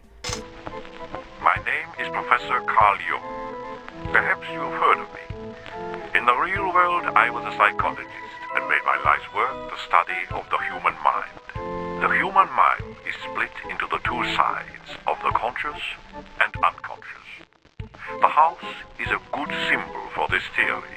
Upstairs, the conscious mind. The room's light and airy. The thinking part of the mind, calculations, rational patterns of behavior. Low. As we descend the stairs into the darker floors of the house, down to the basement, we find the unconscious side of the mind, ancestral races, collective memories. When wild creatures hunted us for their meat, murder, animal frenzy, the forces of evil unchecked. The entity within which we are entrapped is a psychic one. We are inside the stone, inside the dream. You are to be trapped forever in this dream unless you follow my advice carefully. The stone emits great power, not only on the physical plane, but also on the psychic level. It can split the personality of the holder and produce a doppelganger, an evil entity if it gains domination over the conscious mind. You must choose, when the time arrives, between the two sides of the mind. If you free the doppelganger, then your actions will be judged in the end accordingly. I can help you. You have a choice to make. Will you be guided by your heart or your mind? The path is narrow, and in the dream you must ask yourself, are these my saviors or my jailers?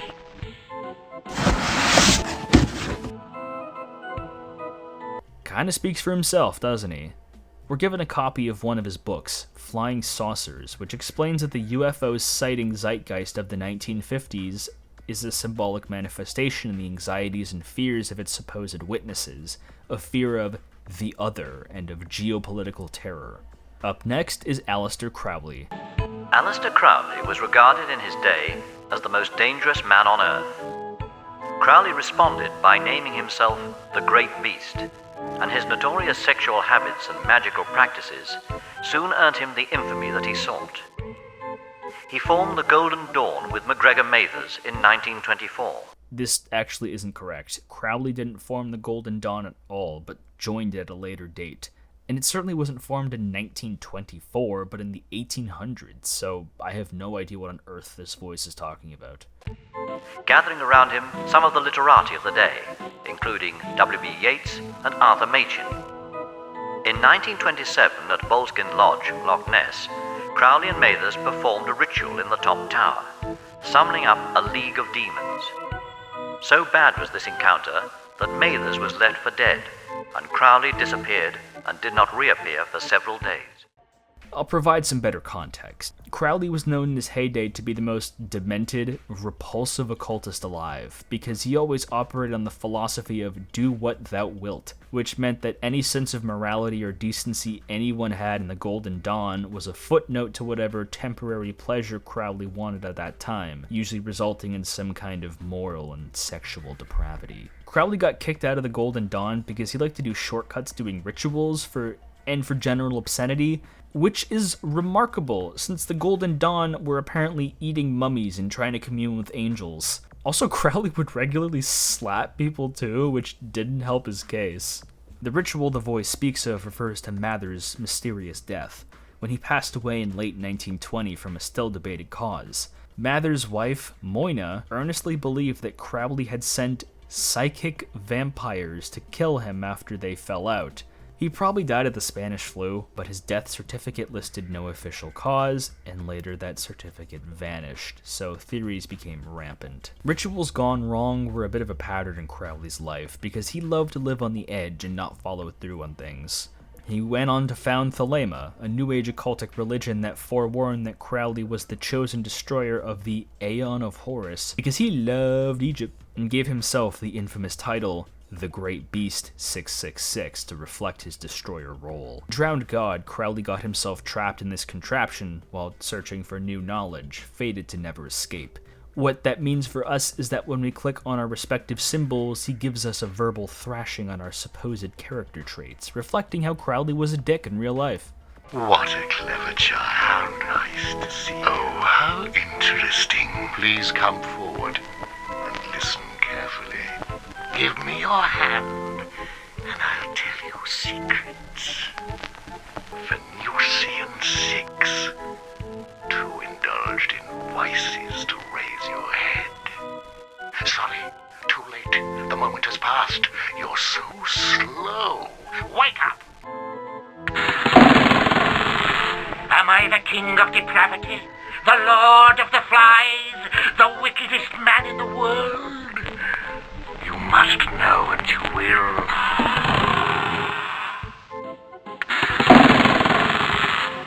Oh, look. Oh, blush. Ah, cozier.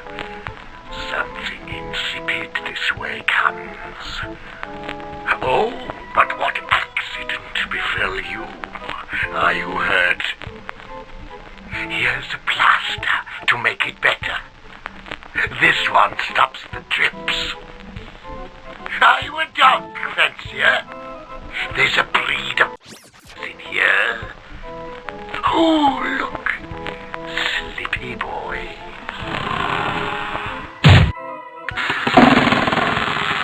Oh, but am I rude? My little cabbage head. I'm a cat and the world's my rat. You need to know what you must. You must know the secret of the stone. What it does, where to find it, how it works. But first, a little swap. A hand for a hand, so to speak. We place the hand of Osiris into this slot here, which satiates Crowley's love for mythical Egyptology, and he shares some of his knowledge he's learned in Din.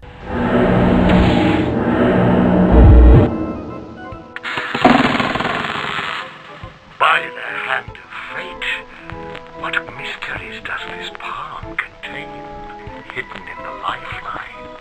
Oh, Baphomet, what hand is this? This is the hand of a god! This is the relic hand of the giant Osiris, the last of the sons of God. Oh, priests, weep in this knowledge. What secrets have you burned in the library to keep this truth hidden? Above the heart line, betrayal. So much pain in here, though love above all else. For Isis, goddess of the moon, do what thou wilt is the whole of the law. Love is the law. The fate line starts.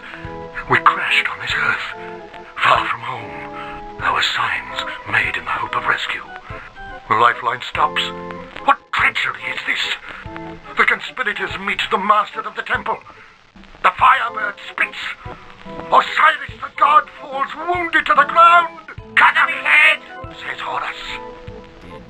He channels Osiris through palm reading, a divination technique, confirming that he and Horus were aliens who crash-landed on Earth and built structures like the Pyramid of Giza as an SOS signal. He implies that Isis and Horus were involved in the slaying of Osiris, which is really funny, and also strongly implies that Isis was the planner, while Horus was the perpetrator who took the fall, if perhaps unwillingly. All Osiris did was be nice to people and they killed him. What was their problem? We get a copy of the Book of Lies, a book written and published by Crowley that acts as a sort of tome of cryptic spells, poems, and allusions to real-world figures. Also, I just so happened to find another Arcana card inside these twins.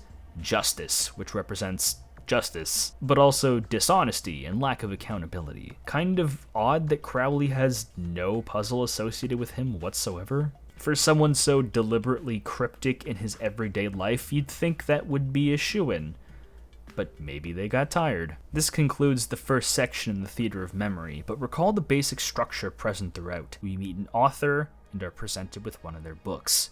Carl Jung, Aleister Crowley, but what of the Relic Hunter? Orion refers to the epic poem retelling the Greek myth of the same name by Richard Henry Horne, meaning that is our masked man. What Harry Horse has done is insert the creator of the manuscripts that inspired this game and characterized him as a half-mad relic searcher acquainted with the spiritual part of the world. But where did he get this idea? Horne's life was extremely odd, to say the least. He fought for Mexican independence, got arrested and had to enlist in their navy, mostly just to spite the Spanish, returned to England to formally practice literature as a professor, which earned him a job working under Charles Dickens, and then moved to Australia, then back to England. Very odd life where most of his written work was published posthumously, except Orion, which received quite a bit of acclaim when written and released in 1843.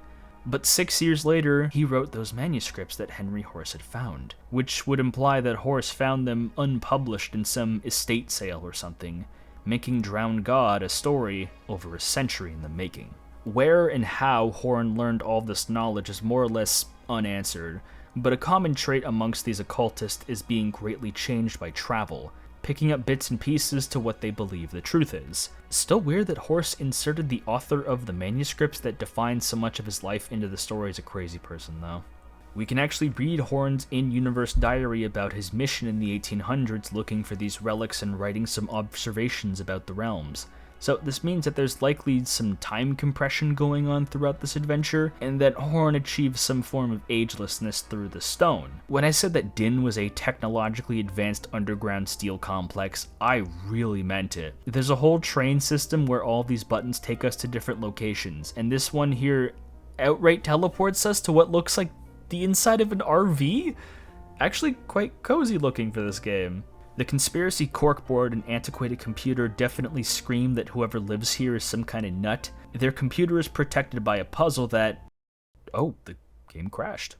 Right then. This puzzle looks tough, but you just have to connect these lines to get all these symbols to light up. It's not much of a problem. It takes you to some browser tabs protected by passwords that I certainly can't guess at the moment, so we're going to need to come back later. This button here takes us to some kind of lab, where messing with all these buttons in a certain manner attracts the attention of someone in a diving suit, some kind of maintenance worker. The fact that Din just has a guy working here is kind of entertaining. Like, who is paying him to do all that? I honestly can't tell you how you're supposed to figure out which combos of these buttons makes him go away, but I left them in this position and it just worked. He left, and I went back to the starting library, put all of my accumulated books, and opened up a hidden compartment. The most Masonic-looking area in the entire game, and no lodge is complete without this ominous figurehead, the Baphomet. Entering 555 opens this pyramid and reveals it. A bronze-sculpted head with teeth that gets injected with presumably human blood through these tubes to power it. A much more accurate depiction of the true-to-life cultic Baphomet. And it even speaks. Who wakes Baphomet? Fix me. Make an old man happy. And I'll tell you some more. Something to dull the consciousness in this healed bar of the soul. Drowned God's voice acting has been pretty consistently strong and distinctive, and the Baphomet's smooth southern drawl and sly way of speaking matches Horus's for the most pleasing to the ear. It's no secret that this scene is oft considered Drowned God's best. The windows of the soul are empty. False messiahs come with new vistas of a promised paradise, leading the flock to the slaughter. As the new Jerusalem is built with coal and steel, so turns the wheel. Dead to the world if only we knew it. Blissfully unaware of the fate in store for us. You come to learn our secret. Fix me, and I'll tell you some more. false prophets, a New Jerusalem, unmistakable passages from the Book of Revelation. The false prophet attempts to lead people astray from God, and New Jerusalem will be built on earth for the followers of Christ to be united with God after the end of time. We must keep pumping blood into the Baphomet, like a sacrificial ritual for future sight.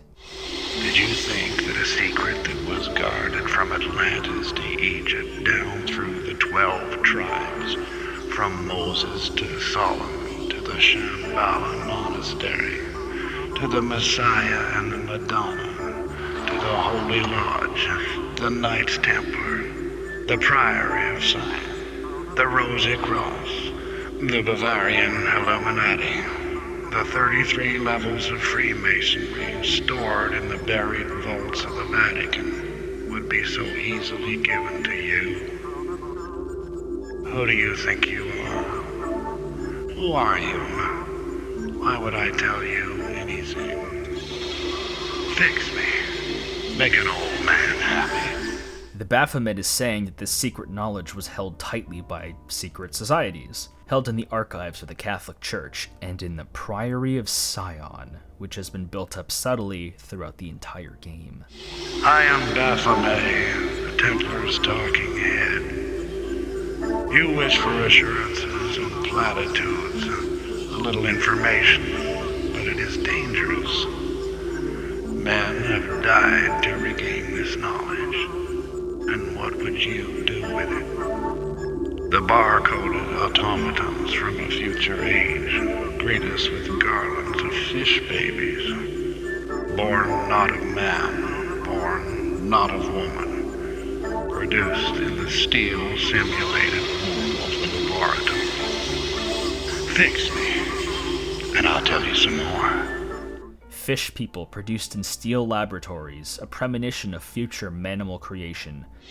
The number shall be written on every hand. No man shall trade without the sign, as in the book of Daniel. The four creatures make their final alignment.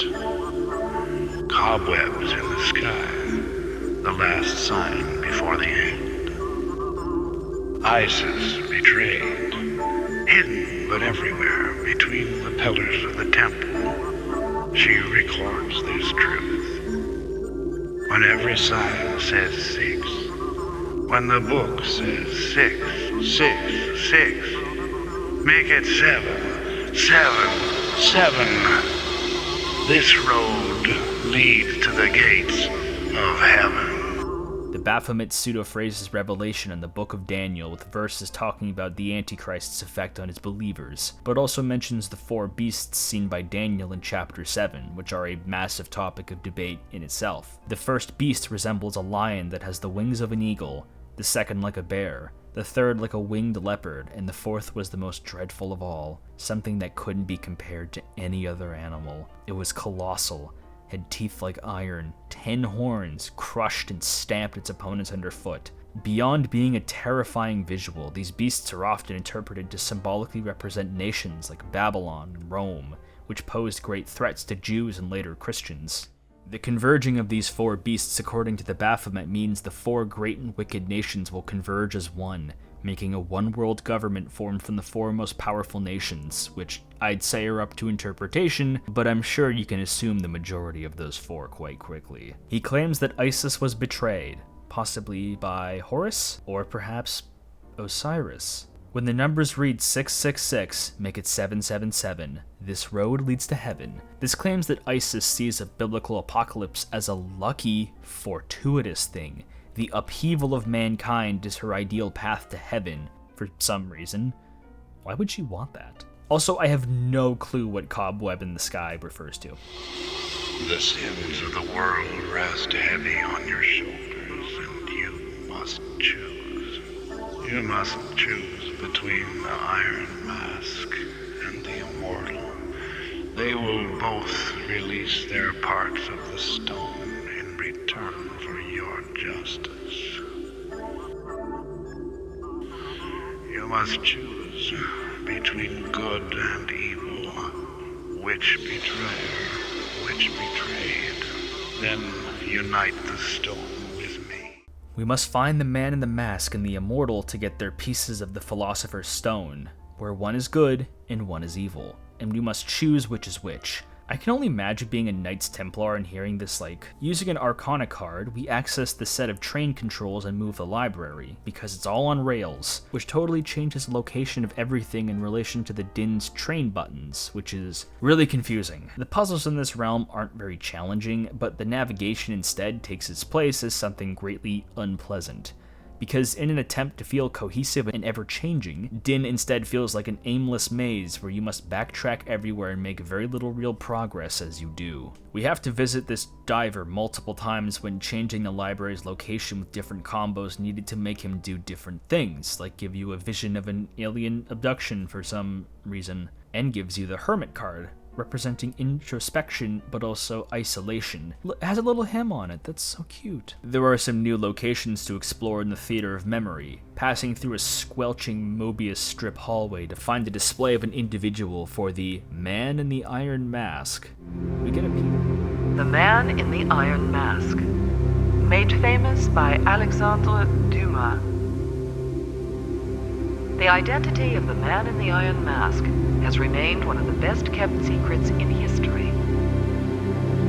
King Philip of France kept the prisoner detained until his death, his identity hidden even from the jailers, locked behind a full-face iron mask. Who was the Man in the Iron Mask?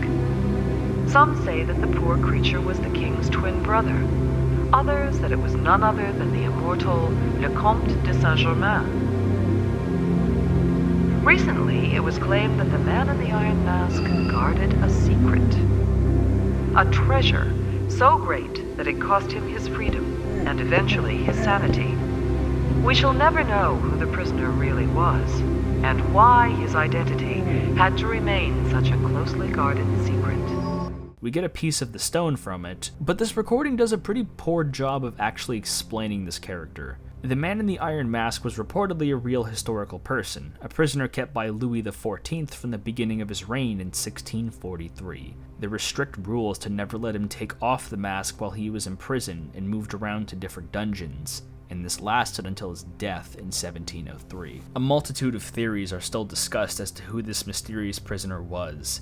Anyone from a son of Oliver Cromwell to Louis XIV's illegitimate brother no one knew about. There are dozens of different names and identities ascribed to this man, but none have really stuck. Alexandre Dumas' book about this prisoner is largely responsible for him blowing up in the media, where he remains a constant source of theories in pop culture. Of course, you may ask, why keep this man in prison for so long and simply not just kill him? And why was the mask important? His identity was likely a crucially important aspect of his imprisonment, but Drowned God throws a ton of spanners in the works. Firstly, the years are all out of whack again, which I have to assume is deliberate at this point to establish Drowned God as a firmly alternate history project. And I guess in this timeline there was a King Philip who imprisoned him rather than Louis XIV. Drowned God offers a potential explanation. It was Le Comte de Saint-Germain, or the Count of Saint Germain in English. Who is that?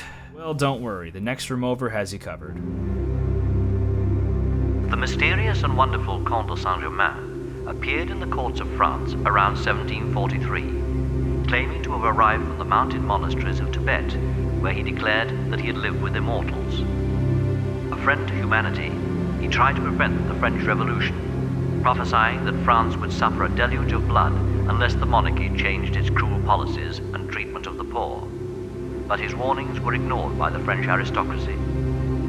The Comte wrote, "The time is fast approaching when imprudent France, surrounded by misfortune she might have spared herself, will call to mind such hell as Dante painted."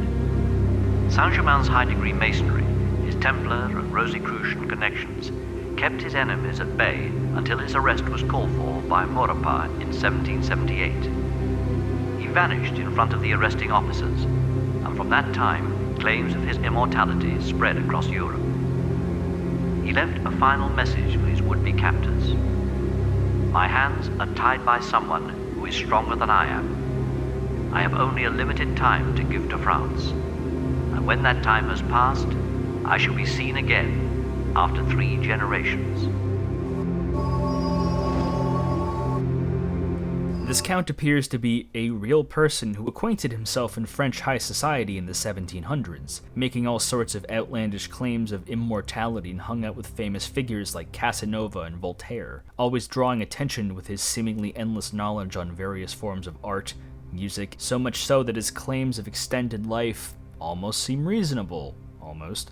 His true name, birth date, and general fate are all incredibly debatable and lack hard evidence. There were years where the Count simply did not appear. Then he just popped up back in high society and talked his way into positions of power before vanishing again, sometimes in different countries, decades apart, never changing much in physical age. He wasn't really the type to predict historical events in reality, most of the time. He was kind of just a suspiciously wealthy playboy of unspecified nobility. I'm sure everyone's tired of me saying this is a massive rabbit hole, but given that we're talking about a potentially immortal man, there's a lot of ground to cover. Reports of him still living are found in reports from Freemasons and Theosophicals. And how does one become immortal, per se? The Philosopher's Stone, the elixir of life, which this display gives us half of. Combining it with the Man in the Iron Mask's half to create a mostly intact stone we can bring to the Baphomet and make our choice between the Man in the Iron Mask and the Immortal. But why? This is where our doppelganger theme converges. Given that we just learned about two incredibly mysterious figures in French history who were around in the same time period, that both just mysteriously vanished, which is which? Who came first? Who was the original before the use of the Philosopher's Stone? Was the Count's arrest and imprisonment the inciting incident, or was the prisoner the other half that took the fall for the Count to continue his mission? Why did he warn about the French Revolution? None of this is really answered, and it's fantastic. This perfectly blends the conspiratorial storytelling Drowned God revels in while leaving things open-ended enough for players to debate about. The Philosopher's Stone is one of the strongest storytelling devices, if not its very strongest, making Din the most narratively compact and cohesive realm. Though I must admit, I did feel a little unsatisfied that we never quite found out who either of these men are, at least at first, because the original pitch document for this game tells a very different story. Most of the info here is stuff we've already gone over, but hidden inside are some exceptionally interesting tidbits to read, and the Man in the Iron Mask has more than a few. Quite plainly, it states that this man was the brother of Poussin, imprisoned by Pope Nicholas. Poussin refers to the famous French Baroque painter Nicolas Poussin, who was the royal painter to Louis XIII and spent much of his life in Rome working for the church.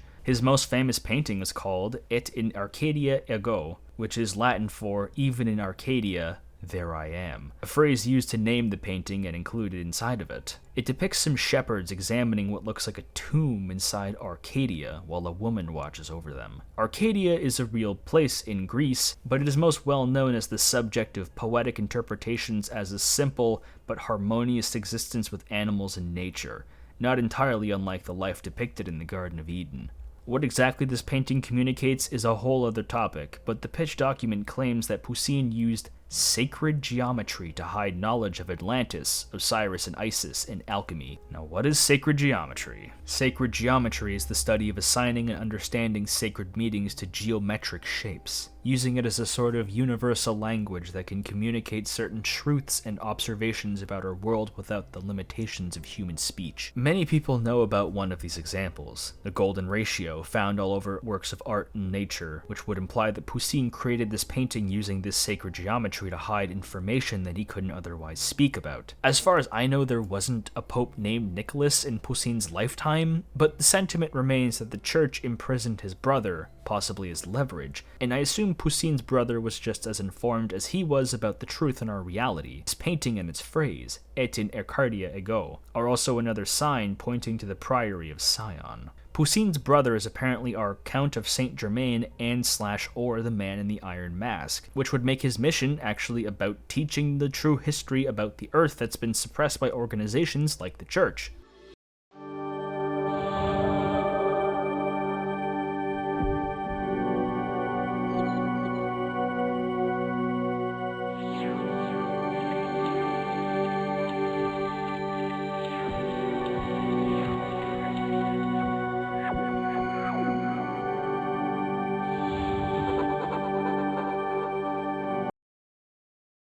Now this brings Din to an official end. But what can we glean from this realm? There's an incredibly noticeable shift towards info dumping and backtracking exploration rather than puzzles and segmented areas, which presents plenty of ups and downs, though not consistently. Din was without question the worst realm to explore because you hardly had any consistent landmarks to try and piece together where you were, despite the existence of the train system. Bouncing between these areas doesn't feel fun, but like a chore, because they all carry busy work with them. I didn't enjoy having to fiddle with the controls for the train inside the library's secret room, the train itself, or the stupid diving area at all. It all bled together in my mind. It felt like padding. The puzzles we do have are leagues easier because they largely eliminated all the overly stupid mechanics like playing against skewed AI. So what we have left are incredibly rudimentary, almost to the point of being insulting. I'm getting really tired of describing all the puzzles as nothing too taxing or being god-awful with nothing in between. There's basically no balance between those factors anywhere in the entire game, which is a pretty alarming problem for a Myst-styled game. This game is already info dump heavy, clearly, but Din is head and shoulders more transfixed on it, which does make a lot of sense from a narrative perspective, but the ratio of playing the games versus just watching a cutscene or listening to a character's dialogue is way out of balance and makes me feel like I'm reading a novel rather than playing a game. It isn't taking full effectiveness of the medium. On the bright side, Din itself is a feast for the eyes with plenty of environments to look at, the mechanical maze, the Masonic Lodge, the Theater of Memory. There's no shortage of incredible locations that have a lot of entertainment value to analyze versus the other realms. Since Disc 3 is the last disc, we've officially entered the no going back point of the game once we hand over the stone to the Bequest Globe. But doesn't it feel like something's missing? Did we forget something? Of course we did. The computer! I loaded up an old save file and thought hard about what the passwords might be. This is an optional, missable area that you do not have to visit. But if you do, prepare for the absolute motherlode truth nuke. This is the most intense, confirming, and baffling series of documents this game, nay, this medium, has to offer. I've never seen anything quite like it, so brace yourselves.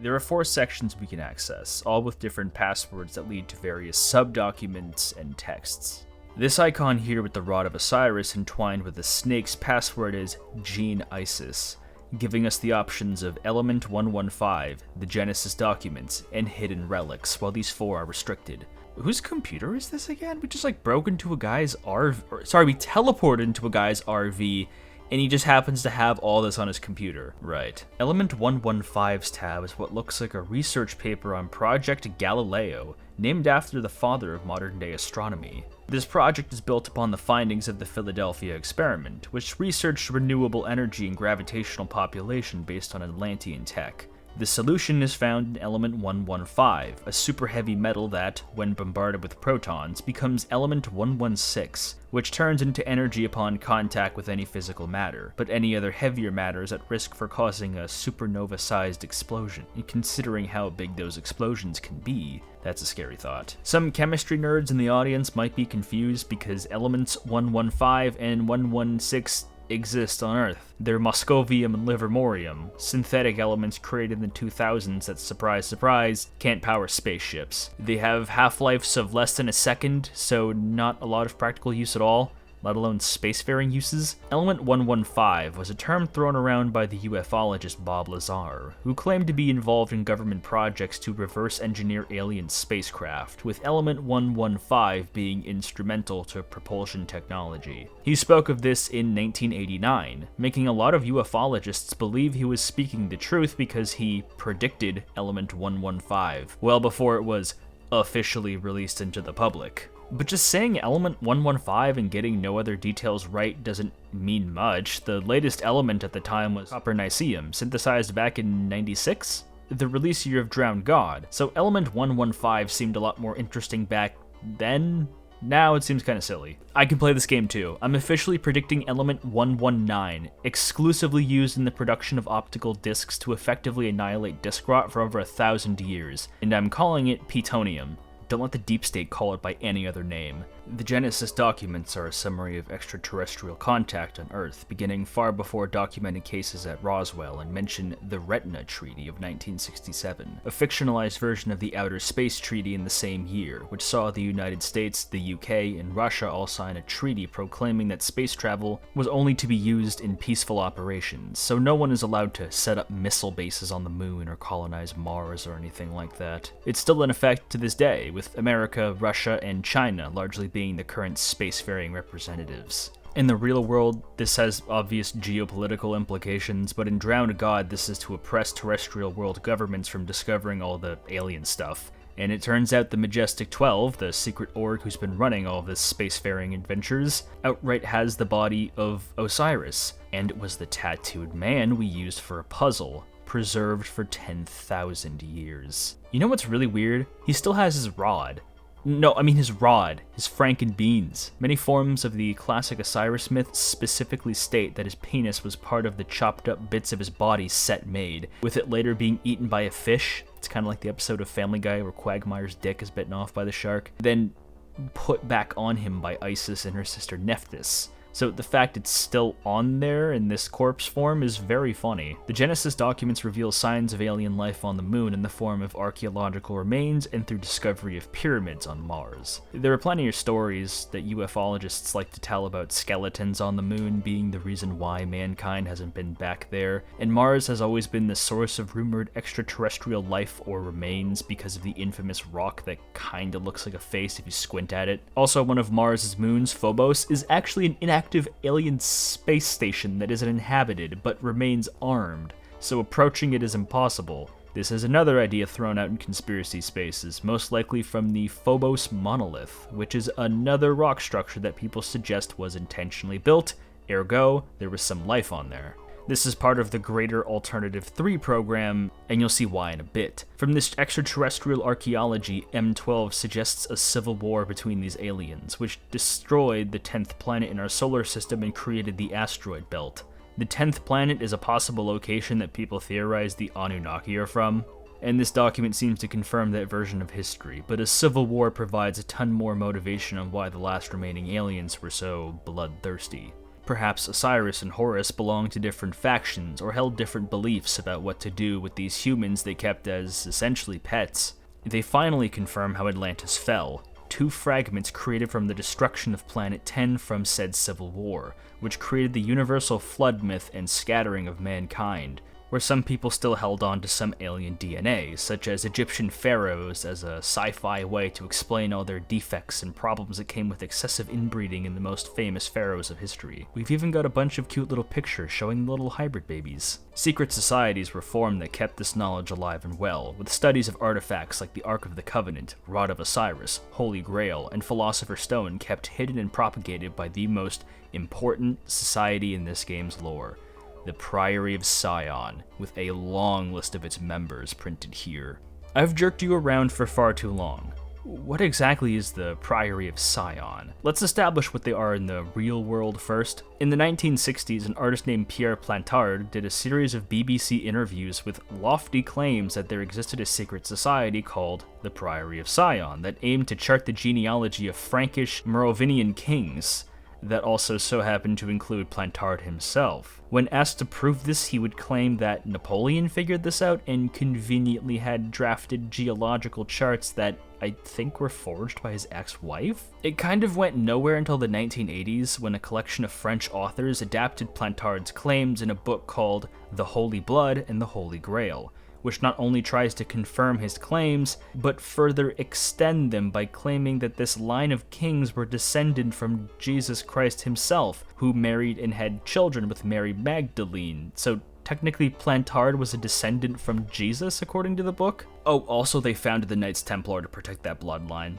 casually, you know. Plantard himself had to come out and basically say, I don't know what these guys are talking about, I was just trolling y'all. And then in 2003, Dan Brown wrote the Da Vinci Code, which is all about the secret bloodline of Jesus and the Priory of Sion's attempts to keep it safe. This book was a gargantuan bestseller and essentially caused this fringe theory to explode and have Redditors in a tizzy to this day. Of course, they are very real in this game, and their members include Isaac Newton, Da Vinci, Claude Debussy, and even Plantard himself, who was still alive when this game came out. This means that not only have they kept all this knowledge close and perhaps even tried to inform people about it through their writings and paintings, they're keeping track of Jesus' genealogy, who's actually Osiris, whose DNA was found circulating in ancient Egypt and presumably elsewhere around the world, wherever the Atlantean refugees fled, who established their kingdoms and became like god kings.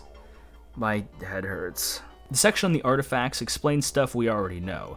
But what I didn't know is that the Babel Cylinder was a communication tool with aliens, something I found often spoken about in various groups that discuss and debate the Anunnaki. Some extremely important characters are also mentioned here by name for the first time.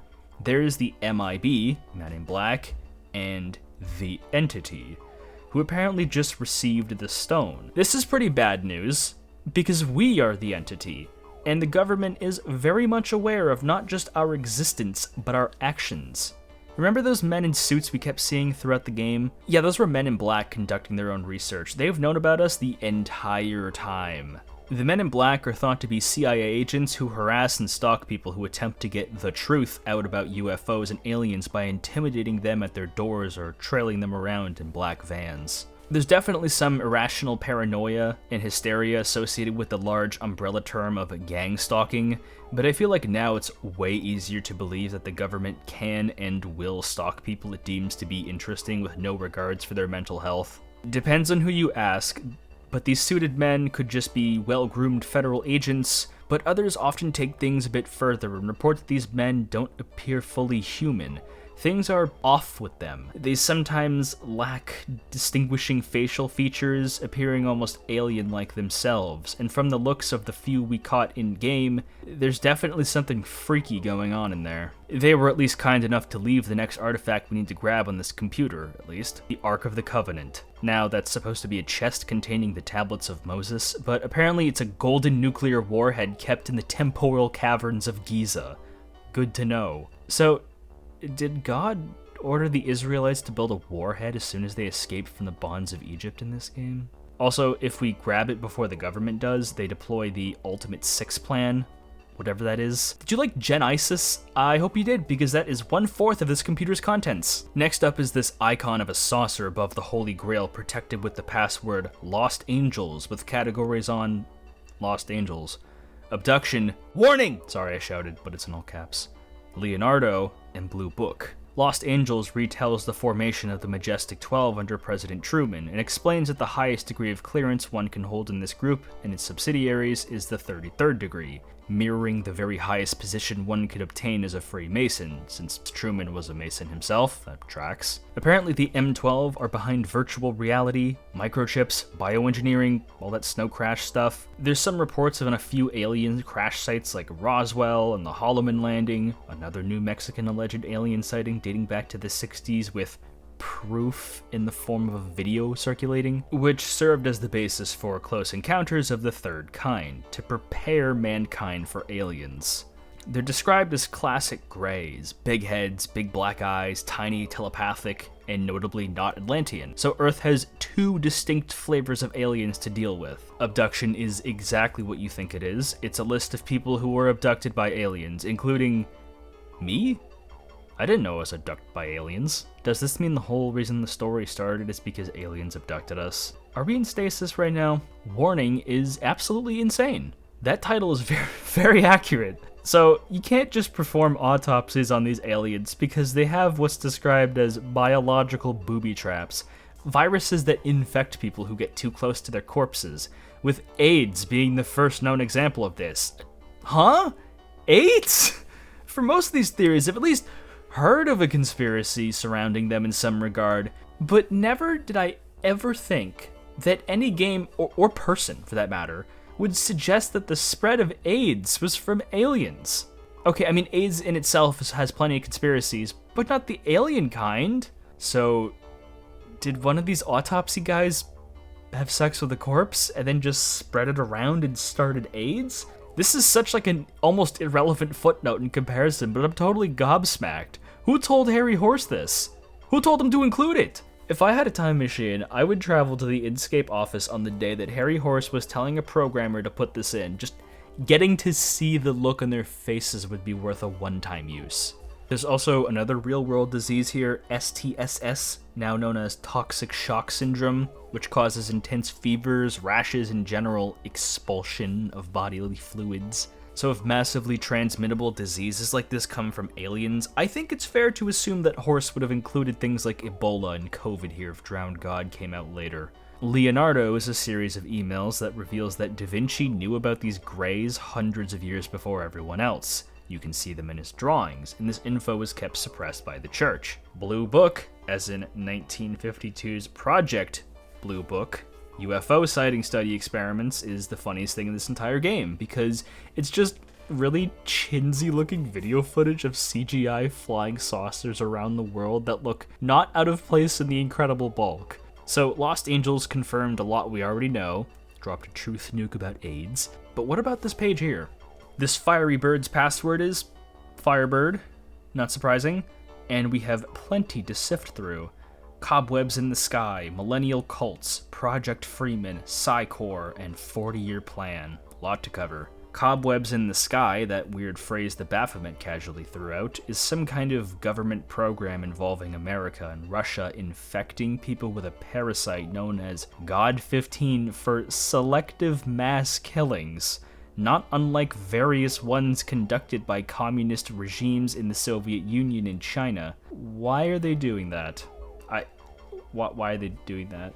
The Millennial Cults document is a dossier of real-world cults being monitored by the M12 and Illuminated 9 to keep an eye on what they're doing, but not necessarily stop them. First is the Solar Cult, referencing the Order of the Solar Temple, a New Age religious and secret society formed by Joseph Di Mambo and Luc Joret in the 80s. They carried on a lot of Templar beliefs in Rosicrucianism and Theosophy, but their most infamous claim to fame was their scheduled mass suicide of its members throughout the mid to late 90s, which happened before and after the release of Drowned God. The game mentions the 144,000, a highly specific number with a lot of context surrounding it, as you'll see. Next is the Cult of Aum, which is a dead obvious parallel to Aum Shinrikyo, the infamous Japanese cult led by Shoko Asahara that was behind the infamous Tokyo sarin gas attacks that rocked the country in 1995, just 1 year before Drowned God came out.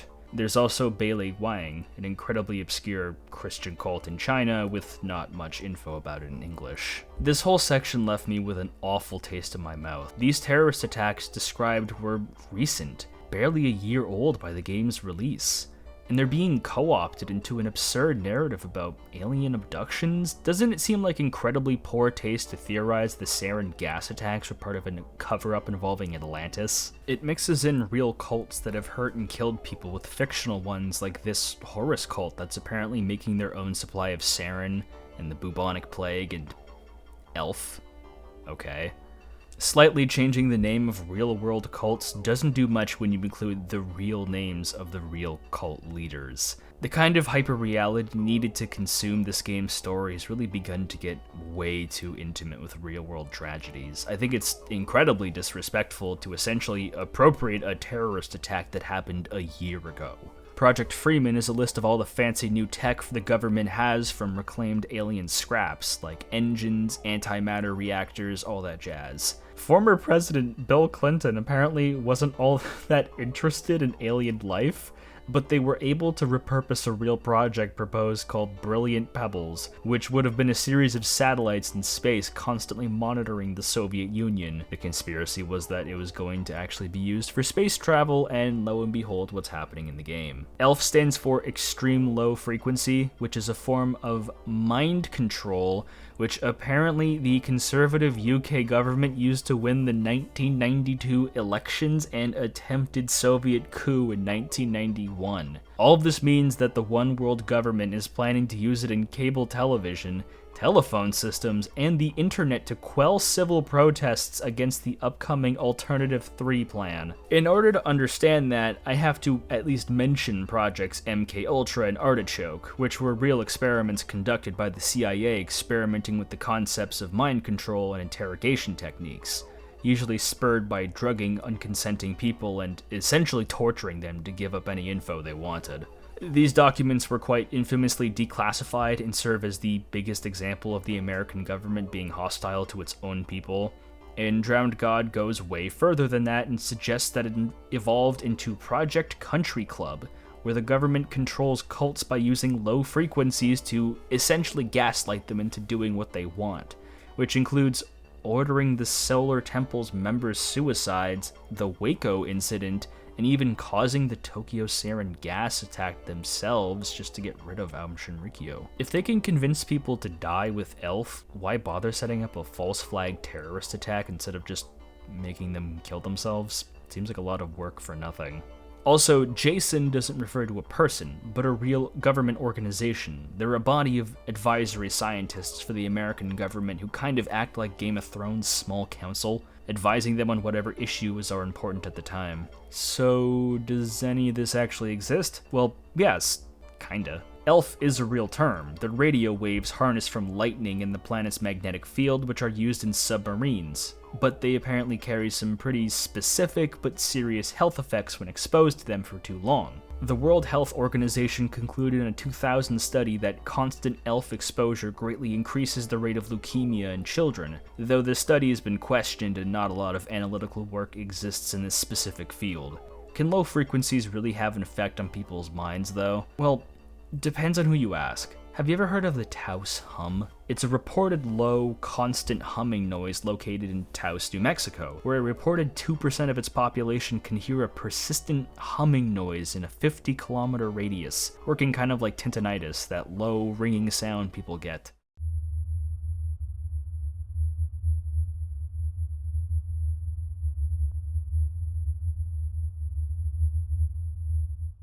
Explanations like underground gas pipes to people just having sensitive hearing have been suggested, but a definitive root cause has never been found.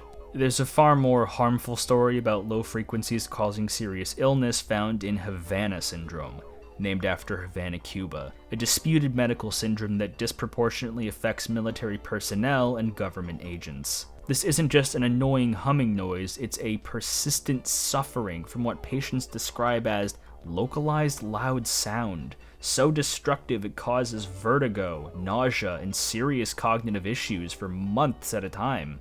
There are ongoing investigations surrounding this syndrome, and health organizations are hesitant to strictly classify it as a disorder due to its limited level of exposure. Its association with foreign nations like Cuba and Russia lead people to conclude it is some kind of international sonic weapon being used against the Western world, because those who are affected are almost entirely American and Canadian military personnel. But this opens the doors for serious discussions of sonic weapons being used to harm people.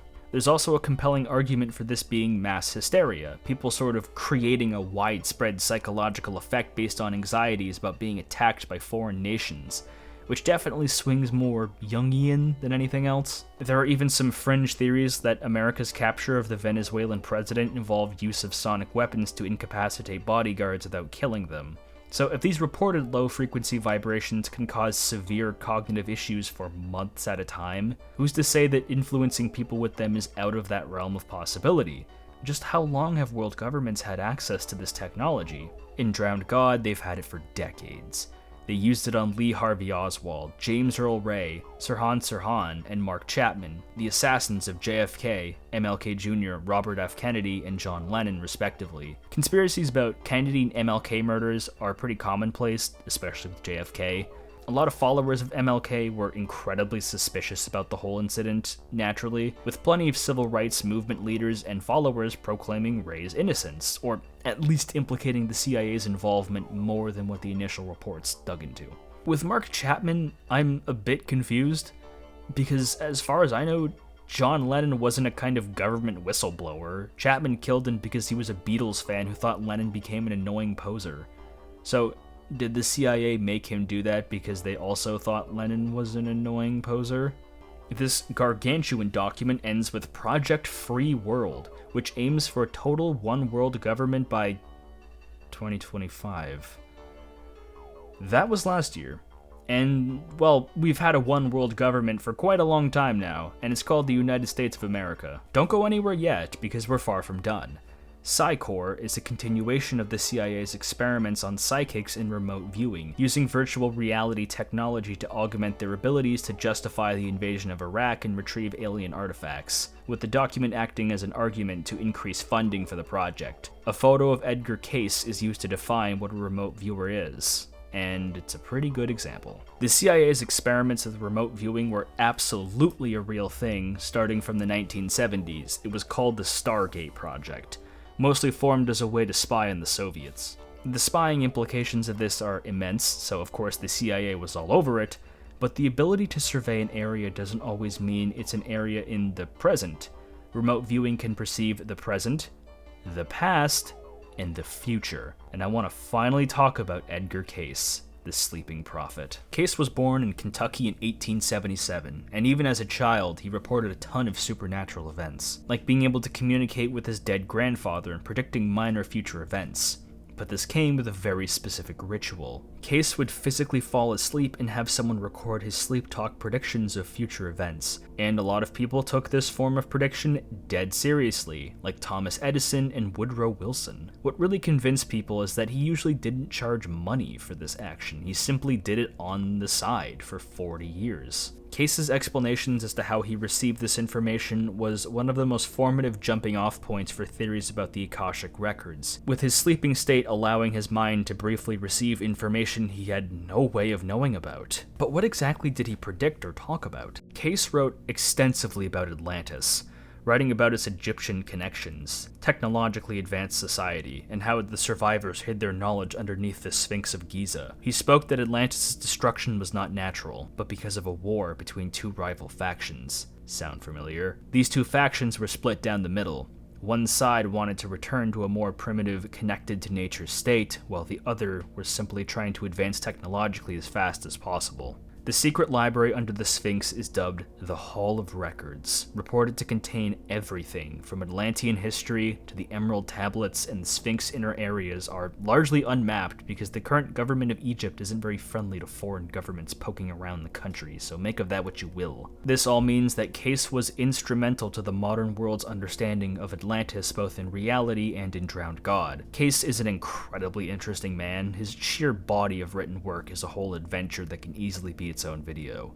Hey, future Peter here. Turns out, like a couple days ago, there actually was something underneath the Sphinx, theorized to be another Sphinx buried under sand, and Cayce was talking about this in the 30s. Wow. The whole document is bookended with the future prediction of humanity discovering this library under the Sphinx, leading to a new age of information and fear. So let's hope that goes well for us in the modern age. The 40-year plan is an abridged timeline of events involving the feds, like the creation of the CIA, alien sightings, and a few neat tidbits. The government allows these gray aliens to abduct and experiment on people so long as the number does not exceed 144,000, which is a biblically specific number. The 144,000 people are mentioned in Revelation as a symbolic seal on the regrouped 12 tribes of Israel. Interpretations vary. 144,000 is largely seen as a symbolic number in representation of those saved by Jesus Christ in the end times,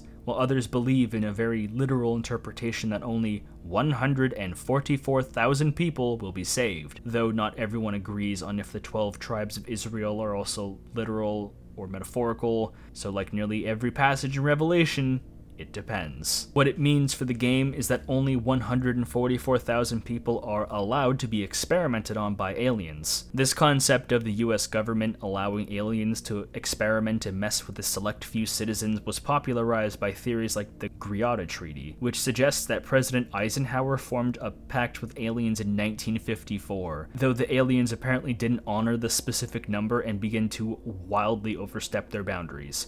Also, the government is involved with Hollywood to produce movies about aliens to prepare the general public for when everyone finds out they exist. Films like E.T. and Close Encounters were part of this initiative, like I mentioned earlier in this section, by the way. This is an especially fringe and insane belief that certain properties like Stargate are actually warnings of future events, or are somehow inspired by true events, because that would mean that a bunch of TV producers and directors were given access to esoteric information, and the best way they feel to inform people is to make a long-running TV show. This is Project Alternative 3, a controlled initiative to gently prepare people for alien visitation on a mass scale. Following this logic, the Men in Black comics and films were created to throw heat off the real Men in Black, which would mean a significant portion of the American entertainment industry would be dedicated to this conspiracy in attempts to gently inform people when the time comes. It's no coincidence that the people who end up noticing these patterns are people who spend all day and all night noticing them and don't leave their house ever, so of course Stargate seems real at that point. Might as well be your whole world. It ends with plans to manipulate various religions by proclaiming that their respective prophets are coming back and enacting their own version of the end of days, with specific mentions to Judaism, Islam, and Buddhism. I have no idea how that'll all work at the same time, but just trust the CIA to do it, I guess. That was Firebird. Do you feel tired? Exhausted? Like you need to lie down? Don't go anywhere. There's still one more chapter in this computer section. This Freemason symbol inside the Philosopher's Stone is unlocked with the password Majestic. Oh my god, look at all those documents, man. The Avery is a paper that suggests that the Illuminated 9 and Majestic 12 are composed by this Avery group, named after a birdcage, who are trying to alert the general population about the secret world government and its plans. That's quite impressive, since the Illuminated 9 are already so powerful through their control of the world banks, every arm of the American government, the stock market, and organized crime, and yet they know next to nothing about this group. But they've been able to thwart their relic retrieval program with their own. Only one agent of this org is known, the plainly dubbed Hacker, who has been able to bulldoze through all government clearances and remain off the grid, and this is his only known location. So the computer we're using is the Hackers, a sort of freedom fighter.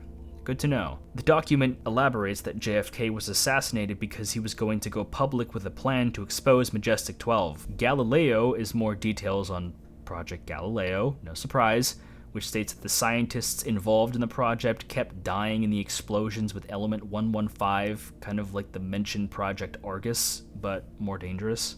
Implant involves testing on the experimented human alien abductees and their mutant half-breed offsprings, and they do this by kidnapping random civilians and putting stuff up their nose, but no one survives so far, so the government can't get immortality implants just yet. Termination is another statement that the CIA were behind JFK, which we already know. Project Vulcan is the project to turn Mars into a habitable planet using element 115 and the Rod of Osiris to change its atmosphere into one humans can survive in, which will apparently only take 5 years from the simulation's results. Seems woefully short, but okay. Recruitment is the plan they use to recruit scientists for their secret projects, and this specific project is to forcibly kidnap women and impregnate them with cloned alien-human hybrid fetuses and turn them into slaves via elf waves. God, I was not expecting to read that. This ties into human psychic abilities and memories. Electricity can disrupt or destroy these memories, which furthers their research on mind control through the delta wave, a hyper-specific brain wave frequency, which are readable patterns of activity in the human brain, suggesting that everyone has latent psychic powers that can be unlocked, with people like Case being a prime example. Finally, the Retina Treaty mostly restates what we already know, but specifies that only 144,000 humans will be evacuated from the eventual destruction of the Earth, with the rest being essentially play toys for those gray aliens, who can choose if they want to preserve their DNA for later if they want. And that covers all the contents of this computer. I have some thoughts. First of all, what? I learn all this stuff all at once and I'm left to just think about it? I lie down and just kind of let air escape me for 20 minutes after this part in the game. These mad ravings sometimes touch upon minor plot points and then zig and zag wherever they please. Just a completely schizophrenic collection of documents and writings based on what the hell ever. I got 20 pages of information out of this, and that's being generous. The sheer depth and complexity of this one segment in the game is unfathomable. It took multiple days to do all of this research and checking and the scripting. I genuinely thought I was losing my mind. It's hard to analyze because of the sheer amount of things thrown in here. Seemingly insignificant terms that lead back to decades-long studies and future implications, and I'm completely pickled. Stick a fork in my brain, because it's officially cooked. I don't have a long-winded rant, we need to move on. Because there's still an entire realm we've yet to explore, don't you know?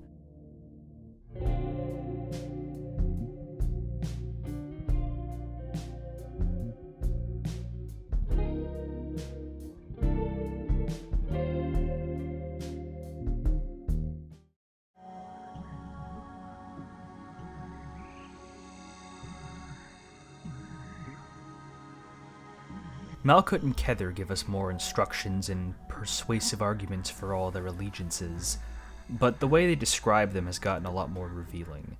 Reside, Chosen One, in this the hall of our Mother, the creator of the human race. As we do now, so shall you. Your seat is made. With us you shall sit. With the Trinity, Father, Mother, and Holy Ghost. The broken stone is made whole. This was the prophecy made in the Book of the Dead. And the creatures of the earth shall worship, not with love for the machine, but in the spirit, void of form, hard stones that soften, soft forms that harden. The wheel turns.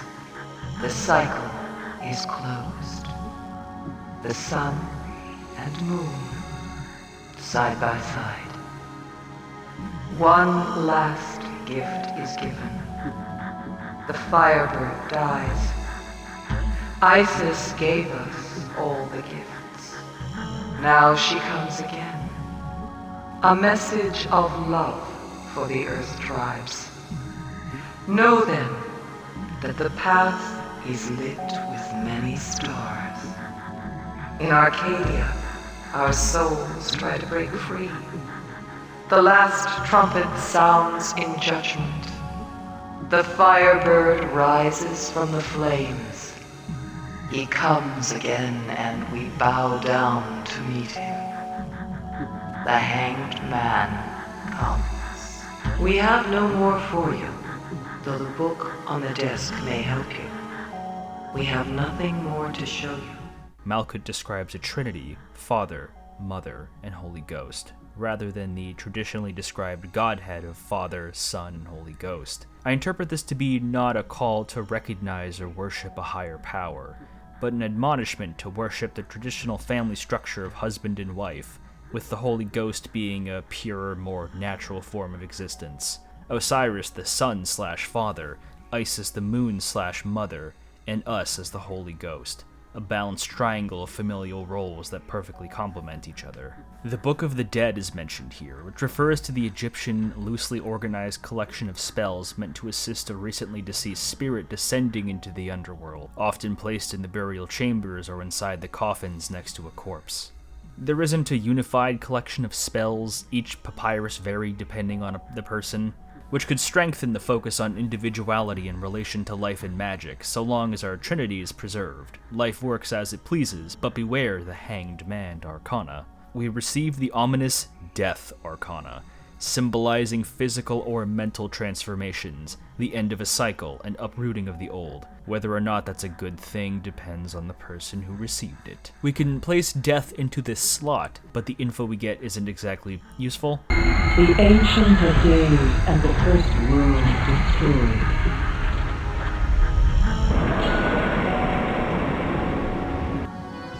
An excellent mission under stressful conditions. You have done well. Our trust in you has increased, and we are pleased with your continuing progress in the relic retrieval mission. As you have seen, these artifacts are more powerful than conventional modern technology. The ancient world, as we can see through legend analysis, is far different from what was held to be true. The human race did not evolve through the conventional Darwinian process. We were manipulated genetically by visitors and given a chance to reap the benefits of their technology. You have found what was feared to be lost forever.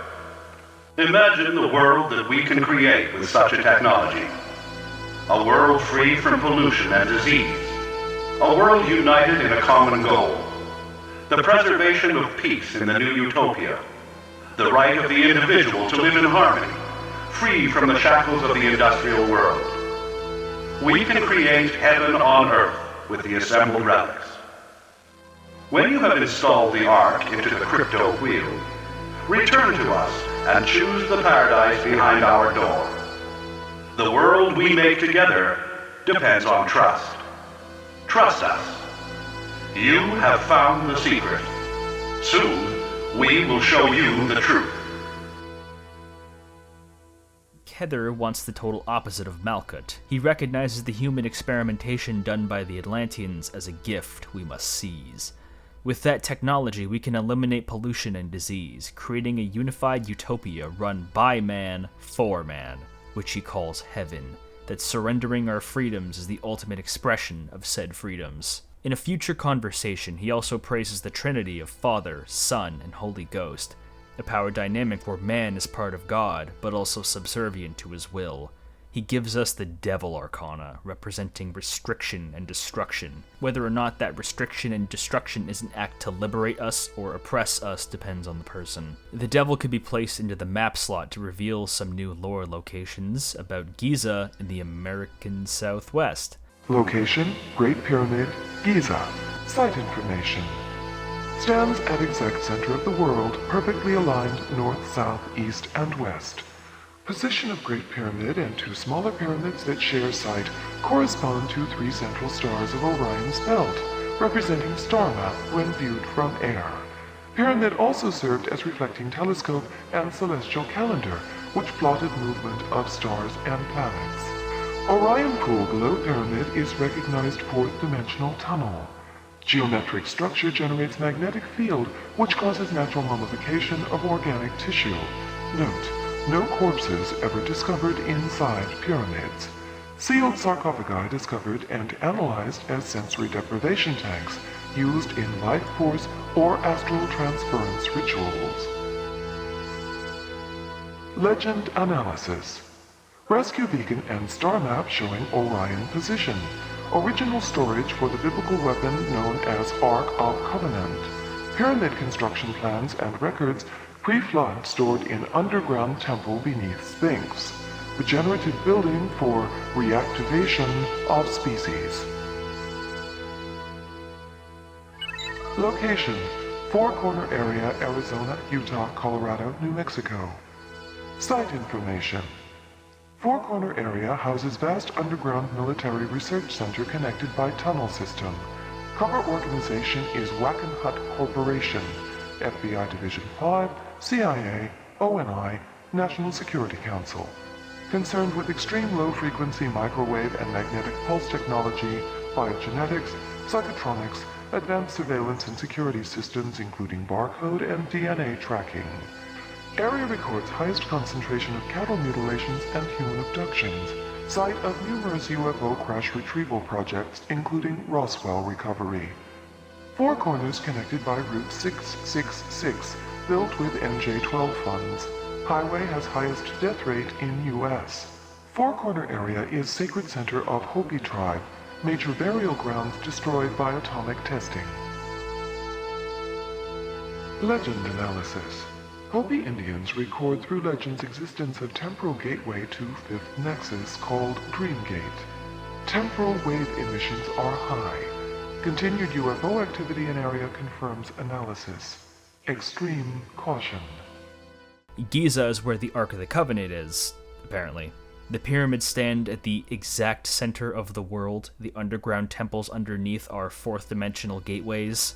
And the sarcophaguses are actually primitive sensory deprivation tanks that allow people to become tuned to energy, or whatever. This is the Four Corners, a converging point between Colorado, New Mexico, Arizona, and Utah, which is shared by all four states with this adorable little monument. It might seem like a cute little touristy place, but in reality, there's a network of underground military research bases. And given that the corner of America is where a ton of UFO sightings and conspiracies are centered, I suppose that isn't surprising. Mundane underground military bases very much do exist. There's an acronym describing these locations: DUMB, Deep Underground Military Bases, with many engineers in America intimately aware of this fact. Humans have a tendency to assume nothing good happens underground. There are thousands of stories about the inner earth housing the underworld, where you go when you die to be judged by whatever god you believe in, or secret advanced cities like Agartha. Stories about the Hollow Earth have become extremely popular in the past few decades,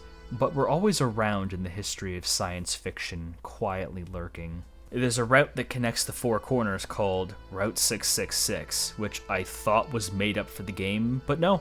It was, and still is, a real route, but it was renamed in 2003. Route 666 obviously caused a lot of friction with Christians in the area, some of which kept stealing the road sign, but surely people were just being superstitious over a pedestrian highway, right? Well, the Devil's Highway, as it was called, certainly had its fair share of folklore and rumors. There's an unusually high amount of fatalities on that road, typically in the New Mexico area, which spreads a lot of fear. Whether those deaths are a result of pedestrian crime or alien abductions, I suppose people will just have to discuss. The computer suggests that the demolition of Hopi American Indian land due to nuclear bomb testing resulted in increased UFO activity. The Hopi tribe does indeed reside in parts of Arizona, though all the alien claims are a modern invention by Americans in the area. In New Mexico, specifically, there's a circulated rumor about an underground military base in the town of Dulce, where people report unmarked government vehicles in a period of vicious cattle mutilations from the 1970s, with some going as far to suggest that Dulce base is a contact point between the government and aliens. The Dulce base is depicted in a few maps as having several distinct floors dedicated to things like human experimentation and science projects. There was even a claim by former US engineer Philip Schneider that an armed conflict took place in the area that resulted in the death of over 60 US soldiers when things got hairy. Schneider was quite the whistleblower back in the day who had missing digits to back up his claims of extraterrestrials, and his death was highly suspicious because of all the odd occurrences that happened to his blood samples and the general mishandling by law enforcement. So he's one in a long list of whistleblowers who died suspicious deaths. Granted, he was incredibly schizophrenic and had several in and outs of mental hospitals, so whether or not believe his claim is up to you. We must return to the globe and retrieve the Ark, but all this back and forth between Malkuth and Kether has got me thinking. We're going to have to choose a side at some point. They want total opposite things, and I can't imagine any of them wanting to compromise with the other. We're faced with what's essentially a Shin Megami Tensei-like alignment choice. Malkuth is chaos, prioritizing nature, free will, family, but requiring the total annihilation of the world's technological state without ever letting it get to that point again. A world defined by chaos would not allow organizations to exist beyond basic human settlements, where law is vibe-based. Law would interpret this as ruin, chaos sees it as true freedom. Its main representative is Isis, the mother goddess of the moon. Keter is law, prioritizing technology, collectivism, belonging, and government. Choosing law would advance us as a species dramatically, but also create a controlled, monitored world where uniformity and obedience is king, where you must follow the clearly defined rules or be persecuted or shunned by society. A world defined by law would see man under the control of a corporate entity who is functionally God to keep them safe and satiated. Chaos would interpret this as oppression. Law sees it as maintaining humanity's status as rulers of this world. Its main representative is Majestic 12, the Illuminated 9, the upcoming One World Government. Neither of these sound fantastic, but in SMT there's usually a third option, neutral, where you reject law and chaos and either leave the situation entirely or try and compromise. There doesn't seem to be a neutral option just yet. We only have Malkor's impending apocalypse or Kether's impending One World Government. What about Legion? The Greys? What do they want? They don't fit neatly into a specific side. Each faction only deals with them rather than recruits them. They exist outside this dichotomy. Why do they want to experiment on humans and abduct cattle? Are they just bored?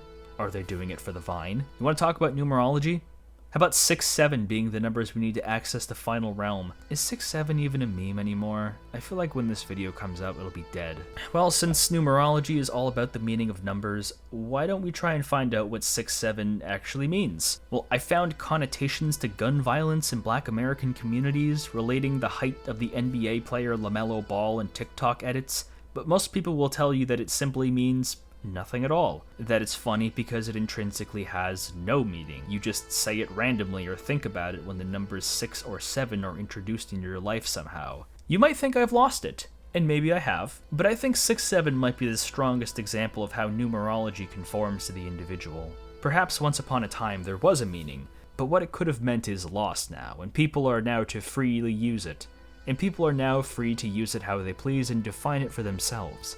Everyone's explanation as to what it means is equally valid, and numbers have power. This gesture is a kind of symbolic evocation of the meaning behind the numbers, a sort of ritual that prescribes these numbers tangible power. Is that not the cornerstone of occultism? I could totally imagine Crowley hitting a 6-7 to summon a demon. We must travel to Chokmah, the Sea is Silent, or Wisdom, the second Sphirot that represents man's analytical right brain hemisphere that symbolizes impulsive creation and drive. Again, numbers are odd since we click on 4 instead of 2. Rather than Chokmah being in Giza, we're transported to...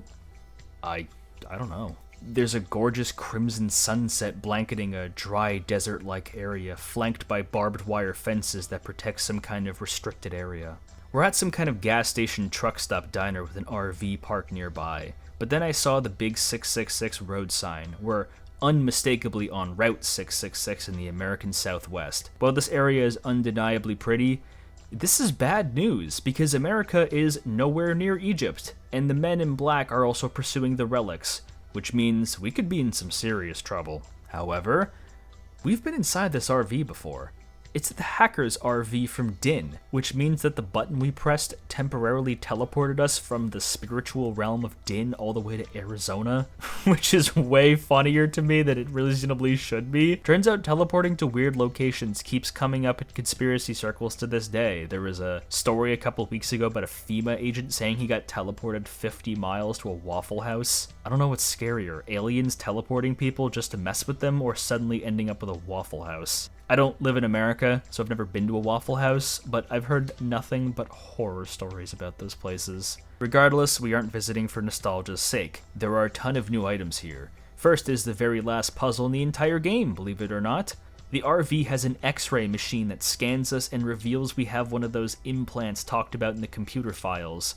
And this puzzle has us control the electrical impulses in our own brain to disable the implant's effects, presumably tracking our location and maybe thoughts. What this means is you click on these various nodes and wait for this blue icon to get close enough so you can click on it and disable it, which is much simpler than it sounds. This was a pretty easy puzzle, but an incredibly creative concept that builds upon the lore and makes me feel like a badass. Is this really fitting for a final puzzle? Not really.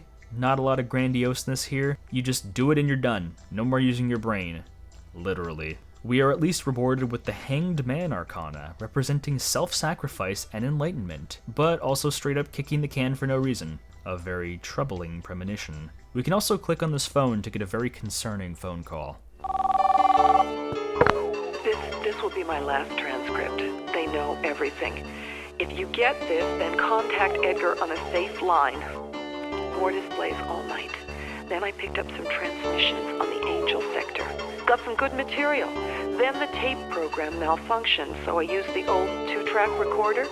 But when I played it back, there was something wrong with the recording. The voices I had heard on the transmission had been human.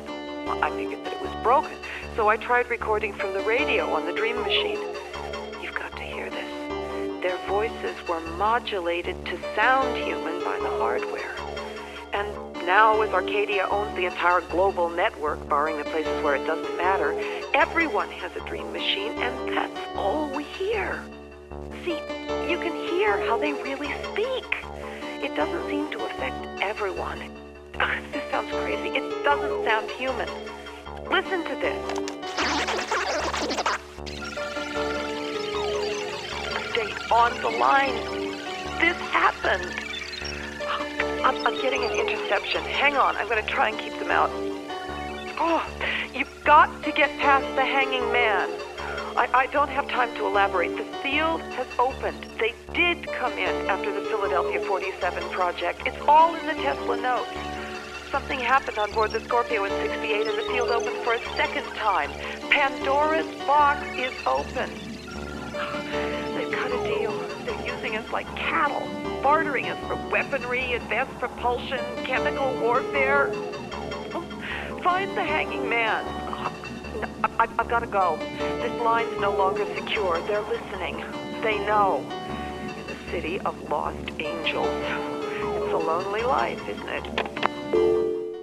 This unknown woman uses a device known as a dream machine on the local radio to reveal that the voices of the broadcasters aren't human, perhaps aliens, but also perhaps the Legion somehow sound garbled to humans, meaning their initiation into this world goes far deeper than what we've read about in a very they live kind of way. Call Edgar is more than likely a reference to Edgar Cayce, who died back in the 40s, so this recording must be decades old, right?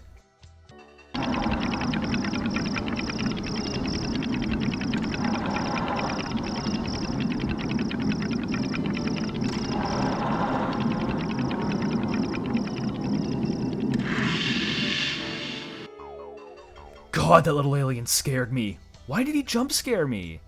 He didn't take us anywhere, but he wanted us to know that they know who we are. Honestly, if a gray ever appeared to me and did that in front of me, I'd kick it right in its big stupid head. Before you go, listen to the tape recorder on the desk next to the PC. Ego wanted, we have a problem. New copy. Tab, the instrumentation panel showing erratic readings over. Attempting to override standby. System is offline, unable to confirm heading, speed, altitude, fuel surplus. Checking weapon systems over. Stand by. Now, 1 Charlie, 7 November, go. We're unable to locate the sun tower, to tell you the truth. It's kind of wrong, kind of strange. Over. This is Eagle 1 to Tower. I'm afraid you're breaking up. Do you want to still... Tower, I have spooks in my 12 o'clock position. Fast. Coming right at us. Right now. Tower, we have... our 12 o'clock position. Unable to identify aircraft type. They appear to be discs of some kind. Right anti-coloring lights, I think. It's hard to make out, but it sounds like an audio log from an aircraft that spotted a UFO, with all the garbled noise being the interface over the radio. Might as well check out that diner. For a game like Drowned God, having such a cozy, space-themed American diner is such a breath of fresh air. There isn't much to explore, but I had a wonderful time breathing in the atmosphere. I can almost smell the apple pies and pots of black coffee in here. This whole place is empty, but I never felt too uncomfortable because there's a ton of audio recordings to listen to. Contact Edgar on a safe line. Arcadia Communications, eh? Funny. Contact Edgar. That sounds like the same woman from the phone in the RV. But how exactly are we supposed to contact a man who's been dead for decades? With this. This is the Dream Machine, a device that can pick up radio waves, so we can tune into some radio shows with some pretty good voice acting. Okay, thanks for that. We're talking aliens and the secret government, okay? Who's on line 1? Listen, I only got one thing to say on these so-called aliens. We're listening, you're talking. Oh, well, if they're so good, how come they ain't taking us over? And how come they keep crashing their UFOs? Why don't you tell us, caller? If they got all these things you say they got, then well, they could just wipe us out like that. What are they waiting for then? Some of the guys said that they'd worked on a tunnel they said was connected to an underground city. They said that they were carrying out experiments down there on animals and humans. It's not an ectosense. It's not even a neurophil. What's more, it contains no harmful additives or alcostems. Watermelon sugar, a refreshing pick-me-up that picks you up and keeps you up. This isn't really a puzzle, you just move the cursor up and down and along these various nodes to listen to some advertisements and radio shows, most of which kind of feel like ads you'd hear in GTA. Arcadia, bringing you all the news you need to know. Arcadia, making dreams come true. The time is 6:15. This is Joe Sapeski, bringing you the best from the West on KWPR on 101072. On a day that saw the militia take back West Idaho from the UN peacekeeping forces in some of the fiercest fighting scenes since Chicago. Seems like there's a lot of crazy people out there. We'll bring you more on that one should we get anything. And on the day that saw Senator Bill Gates announce the takeover of the Disney Corporation by Arcadia in one of the most vicious takeovers this century.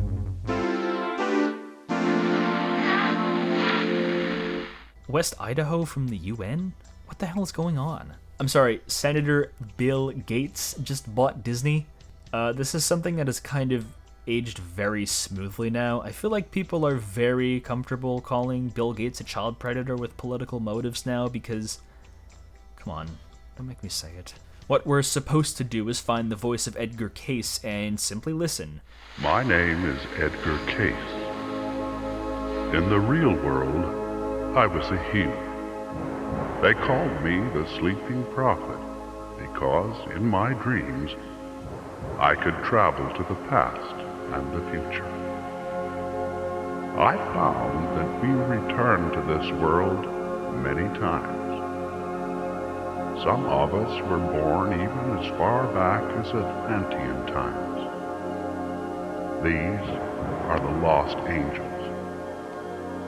Those that destroyed Atlantis are here again. Good and evil entities, here to fight the last battle, the Armageddon. Be patient. You will need to think about this. What do you see?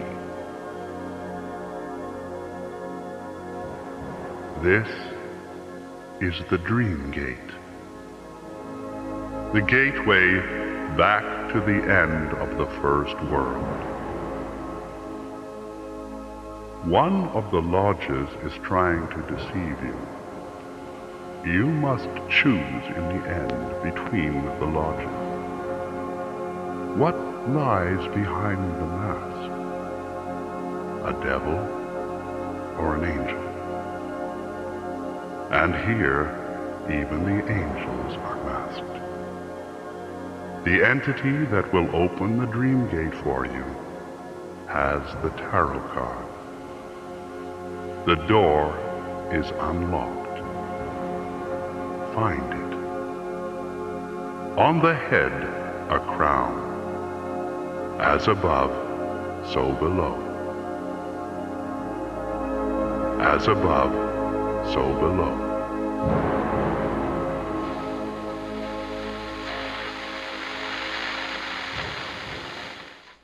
From the way he describes it, the Atlantean aliens may have been warring with the Greys, and now that the Greys are back, we need to make a choice to see who's under the masks of Melchior and Kether. But, Cayce has been dead for decades, and yet he speaks of events he probably shouldn't know about. Is he a ghost possessing this machine? Is his spirit being picked up?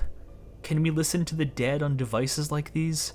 Have you ever heard of a wave function? This is quantum science we're talking about, so you might want to take the explanations from a guy who failed most math courses with a grain of salt. But a wave function is a super complicated math term that can inform you on where a particle is in the universe and what it's doing and where it may go. These particles include the particles inside human beings, and anyone who's taken a high school science class can tell you that energy isn't created or destroyed, but redirected. So what of the particles inside the human brain? Go ahead and define consciousness for me. Would you say that it's entirely just the brain doing what the brain does? Electrons and protons change when we observe them in noticeable ways. It's called the observation effect. Does consciousness effectively cease to exist if every human being just dropped dead now?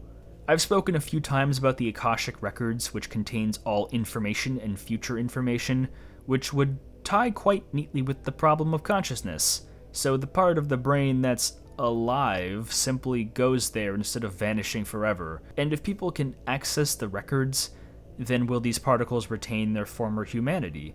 Are you still you when you die? Who even are you? Are we more than our scientific makeup? This is all existential, but what if I told you a potential 1950s science experiment touched on these ideas? Meet Father Ernetti, a Catholic priest who allegedly built a device called the Chronovisor in 1952 alongside the brightest scientific minds of his time, like Enrico Fermi, the man behind the Fermi paradox. This device is described as a cabinet-sized tape recorder that would be tuned with various dials and had a screen, which alleged that people could not only speak to the dead, but see them and even record them. One physician recorded that they were able to talk with their long-dead father, who was able to respond with knowledge only he knew. This culminated in a claim that Ernetti and others had personally viewed and recorded the crucifixion of Jesus Christ and later his resurrection. They displayed this to the Pope at the time, Pius XII, and then the machine was dismantled and kept at the Vatican to this day. This is a huge story with a ton of twists and turns that's available in much more detail in books like Les Nouveaux Mystères du Vatican, or The New Mysteries of the Vatican by François Brune. Is it ridiculous to say that the Chronovisor was picking up on the wavelengths of Jesus Christ? Time is sort of flexible in quantum mechanics, so when Ernetti and co. witnessed Christ's crucifixion, they were picking up on his wavelengths from thousands of years ago, and since we're able to hear the voice of Edgar Cayce, we're picking up on his wavelengths from the current time, which allows him to communicate past his terrestrial death in the 40s. That was a lot to take in at once. Wow.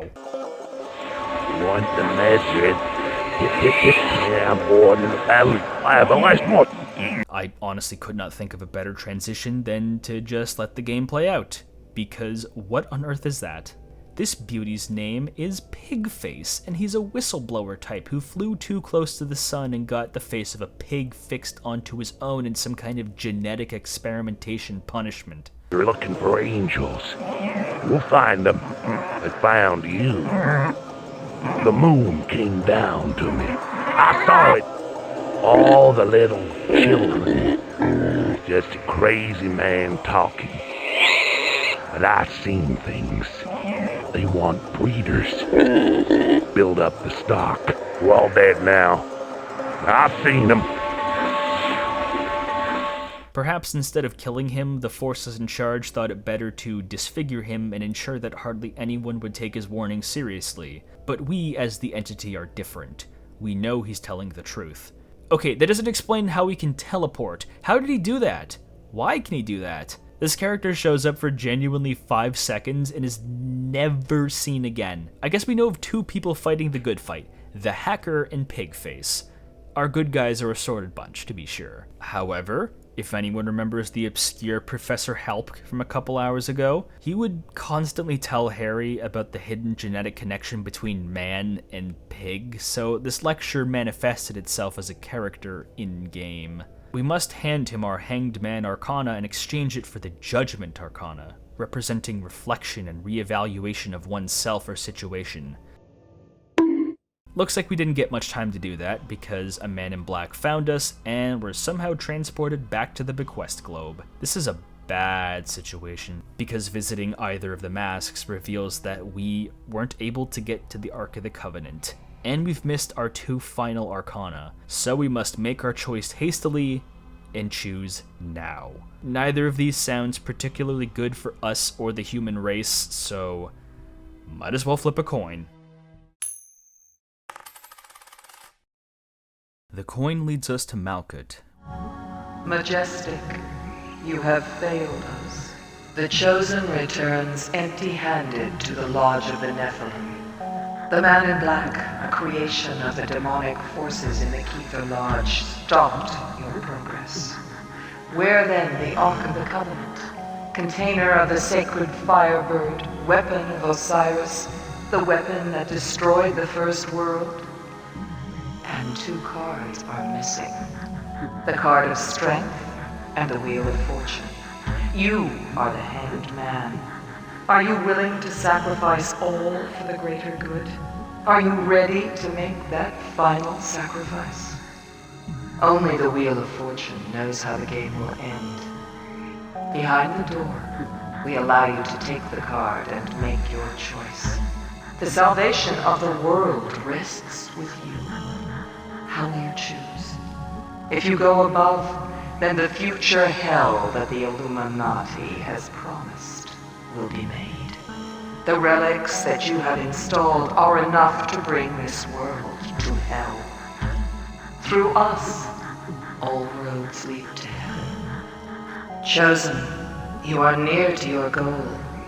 Know then the future hell planned for you if you should choose to betray ISIS. Already the corporations are feeding your children, the future robots who will work the machine. Your every need will be catered for in this brave new world, but you will be dead in everything but the flesh, and will not feel it. And those above, the Illuminati, they who destroyed the first world, will destroy the second. Walk with us. Be strong. We are going back to the garden. Keither will take you forward into hell. Behind the panel, we show the last part of the painting. This is the first part of the secret. The second lies behind the door. This card shows you the world we will make. This card shows her face. Isis. Is not the secret always before us? The signs written clearly for those who have eyes to see. If you trust Keither, then you will walk the path that leads to hell. Reunite the dark and light, and turn the tides for love and light. We receive the world, representing totality and fulfillment of oneself. Note the vaginal shape. If you were paying attention from the first time we entered Malkuth and Keter, there were doors we previously could not open. But now if you place the received arcana in the slots, they are available to us. Placing the world gives us the Wheel of Fortune arcana, representing cyclical fate and change. That does not sound too promising. Placing the wheel into the final slot reveals another room, decorated like a room found deep inside of an Egyptian temple. But just outside the window are rows upon rows of ancient sensory deprivation tanks and a man in black. We're given a final arcana, the Fool, representing spontaneity and the start of something new. But just as the Fool carelessly wanders off a cliff, we carelessly trust Melchior and see a man in black, the opposition of what an Isis stood for. And the game ends. Is that it? That's the end of the game? That was anticlimactic, to say the least. We don't really get to see any future that Malkuth wanted, but what of Keter's ending? You have failed, number 6. You have failed to install the final artifact in the crypto wheel. Our operatives report that the cloned entity created by the Nephilim removed you forcibly from the realm. In order to proceed with relic retrieval and get past the entity, it will be necessary for you to undergo certain preparations. Behind the door, you will find the necessary strength that will prepare you to take this final artifact. We will prepare you for the revelations. There is no plan for a totalitarian state. Humanity was never created to wear chains. Those who would have you believe that the human spirit can endure the shackles of the state without eventually breaking free are already subject to a greater evil. In Malkuth, the worship of the satanic force has brought about the collapse of reason and humanity. If you seek to enslave the human race, then this must be your choice. We will fight against you to the last dying breath to preserve our freedoms. Choose wisely. The fate of humanity rests upon your decision. This card is the illustration of the world to come. Take us back to Osiris. The Father, the Son, the Holy Spirit. We will unlock the gates of the garden together. You find this all a little hard to believe, don't you? You are correct in your assumptions. There are no flying saucers, no recovered extraterrestrial bodies. You have seen the smokescreen. We will show you what exists behind that smokescreen. Step behind the door and see for yourself. Now, closer. Ever closer. The temptation to believe, but the implausibility of it all. How, you say, how could one group of people have kept a secret so large? A secret so vast that it would descend through the centuries unnoticed, undetected, undiscovered.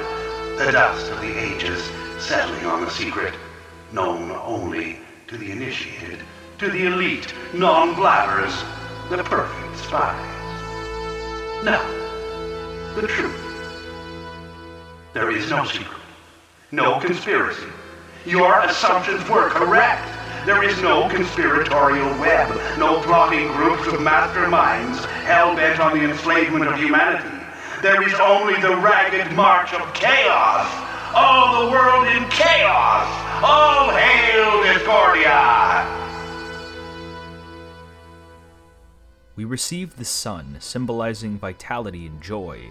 Kind of an ironic arcana for this situation. We exchanged the sun for strength, the arcana representing physical and mental strength. Inside Kether's secret room is what looks like a steel prison cell, and outside are a dozen other identical ones, all surrounded by cameras and a man in black. We are likewise given the Fool in the same ending. On one hand, both these endings aren't just anticlimactic, they're resoundingly unsatisfying and even disappointing. Was there no attempt to include some kind of narration or drawings of how the world could look after our choice? For how long I spent solving this game's puzzles and researching its lore, being left with so little to chew on has me starving intellectually, but perhaps that was the point. Just like choosing between the Man in the Mask and the Count of Saint Germain, our choice never meant anything in the first place. Who is the original and who is the doppelganger? Perhaps it doesn't matter, since both endings lead to a Man in Black appearance, like the government has either been one step ahead, or that our journey never really mattered in the first place. Ambiguity is king here, but I feel that totally divorcing any themed consequences or insight on our choices was still a step in the wrong direction. But even if we did get good endings, I want you to earnestly tell me,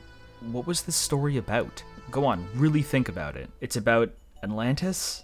A war between the race of Osiris and Horus versus the Greys? Or maybe not the Greys, but like another faction of the Atlanteans. They crash-landed on Earth, kick-started human civilization after Atlantis was destroyed by natural disasters caused by meteors with their advanced tech, and knowledge surviving throughout ancient civilizations that went on to define modern occultism, esoteric knowledge, governments, but that ancient knowledge has begun to take a turn for the worse because we're apparently very close to an apocalypse or formation of a new world order? We've spent this entire game unlocking 40,000 years of lies. The true history of our species and planet have been hidden from us, and what could we really do with it? The game doesn't seem to offer much hope after this enlightening, miserable journey. Well, it doesn't often tell us what to think. We are simply being presented with information as a character. Other characters have biases and agendas, but us, the entity, are a seemingly completely neutral party which can swing either way. So we must simply live with the knowledge we've just gained from this game and use it to re-examine our lives, countries, governments, and world around us. Well, the game presents us an opportunity to exercise our free will for another hidden ending. Once you obtain the last two tarot cards from Kether and Malkuth, you don't actually have to go through either door. We can simply go back upstairs, put the two arcana into the clock, and teleport straight to what looks like a Legion base. Another disappointingly vague ending, but what does it imply? That we're simply captured by the Greys? Or perhaps we join them? We're not left with much to guess, let alone analyze. To say that Drowned God's story is overwhelming wouldn't do it justice. It's completely outrageous in a nearly dangerous way. It trusts the player to have infinite patience to sit down and learn so much occult knowledge and conspiracy theories, but cares very little for sewing everything together for a traditional narrative. This was very evidently the point. We're simply being invited into Harry Horse's world.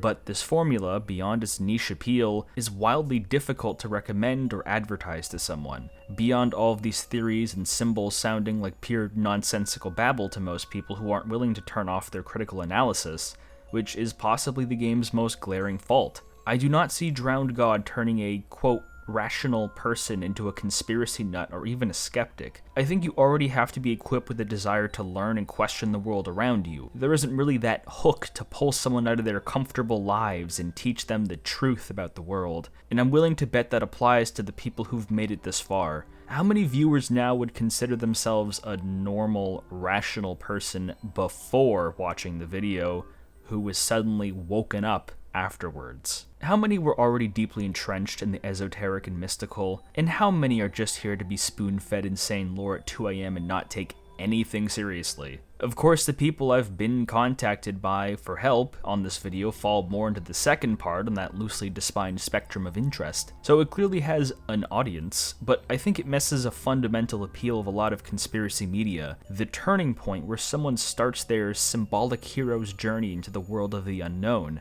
Drowned God starts at the bequest globe and bombards you with a million topics at once and hardly ever lets its foot off the gas to let anyone breathe or apply their knowledge. That is clearly the appeal for most, myself included, but that inherently makes its appeal and readability far more limited, but also fascinating. Beyond all the arcane knowledge Drowned God wishes to impart on us, the most esoteric thing of all is the demand to simply play the game from start to end without losing your mind. Never have I ever seen a Myst-styled game so brutally polarized by ups and downs, exalting moments and disastrous failures. Navigation is inconsistent because maps are inconsistent. Some are wonderfully designed, others beyond amateurish. The puzzles, where do I even start with these? Nowhere is it more apparent that no one on this project really understood game design than its puzzles, because they can be brilliant, putrid, or plain disappointing, with no world or area ever having a balanced representation, which makes the highlight of this game feel like a guided nature tour rather than something to tickle your brain. Some of these are genuinely amongst the worst puzzles ever designed by human hands, so terrible that they likely caused refunds and angry reviews from earnest players. Most of these have either tangential or straight up no inclusion of anything we've learned, and if it does, it feels tacked on and cheesy. I also take some umbrage with how some of this mystical knowledge is applied in-game. Real mysticism like Kabbalah is very clumsily applied and doesn't really reflect a lot of traditional teachings to the point of being confusing, or even worse, misinforming people about real belief systems people have. I'm not gonna act too offended for other cultures' sake here, but I think there was a bit of an overstep on creative liberties taken to the point where I question Horse's understanding of certain topics. There are just baffling mistakes or exclusions that really make me confused. Where's Thoth, Egyptian god of learning, magic, literature? Egyptian beings are so prominent, but arguably the father of Western esotericism is nowhere to be seen. He was so important he was one half of Hermes Trismegistus, so you'd think he'd be a shoo-in. I would be delusional to not shower this game's ambience in praise, however, because Drowned God can be visually and sonically stunning when it wants to be. Areas can be calm, feel oppressive, feel bustling or isolating. The soundtrack is multifaceted and has a necessary stranglehold on this game's tone, for the better. The vibes, man. This is one of the beating hearts of the genre I dub strange gaming, where instead of outright horror, a game gets under your skin through ambience and suggestion. It feels alive. The 90s CGI, the locales, the characters, and grandiose majesty of wandering these spiritual realms and learning all of this nonsense feels exhilarating. These rabbit holes I've hinted at are incredibly intriguing and do show a sign of clear success of what this game sought to do: make people question the world. But doesn't all of this knowledge sound completely insane? More than a few times, I know someone in the audience thought, does Harry Horse actually believe all this? And I don't need to be psychic to know that. This is a grand, confusing, dizzying tapestry of history, cultures, magic, science, conspiracy, and far more that no one person can claim to fully understand, myself included. I think I have a grasp on the very core concepts, but I'm sure there are plenty of little things that eluded me. So, in a way, Drowned God is very much like a mystical, Zohar-like text that requires fine knowledge, a keen eye, and constant rereads to even grasp an understanding, which speaks to Horse's and Co.'s sheer diligence and sincerity with this game. But how did it do on original release? Reviews were quite divided, hardly a surprising revelation. Its audio and visuals were the topic of much praise, while the puzzles and often incoherent story beats were the ire of many a more rationally minded critic who gave the entire project a confused glance before moving on. It settled somewhere as a 7 out of 10 across about a dozen different review outlets, but during its first week of release it enjoyed fantastic sales. To the tune of around 35,000 copies it sold in 2 weeks, which is quite impressive. Things looked bright for Harry Horse and his team, but the whims of fate had other plans. 1 week, Drowned God was on the top of the world, but the next it had a sudden, swift fall from grace. Inkscape, the game's publisher, began to collapse. Publishers are largely responsible for the distribution and marketing of these games, which meant that as a new release, Drowned God was on a ship with no captain, and its sales numbers never reached the height of its initial launch week. By February of 1997, Inkscape was gutted and sold to a multimedia group called Graphics Zone, which had made a few games on their own, and then they also went defunct in November of the same year. Drowned God stalled at around 100,000 copies by the end of 1997 before it vanished from store shelves for good. Even so, I could never shake the feeling that what we played was not what was intended, like we were only getting a third of the Drowned God experience. And if you look at this video's runtime, we are still not done for a reason.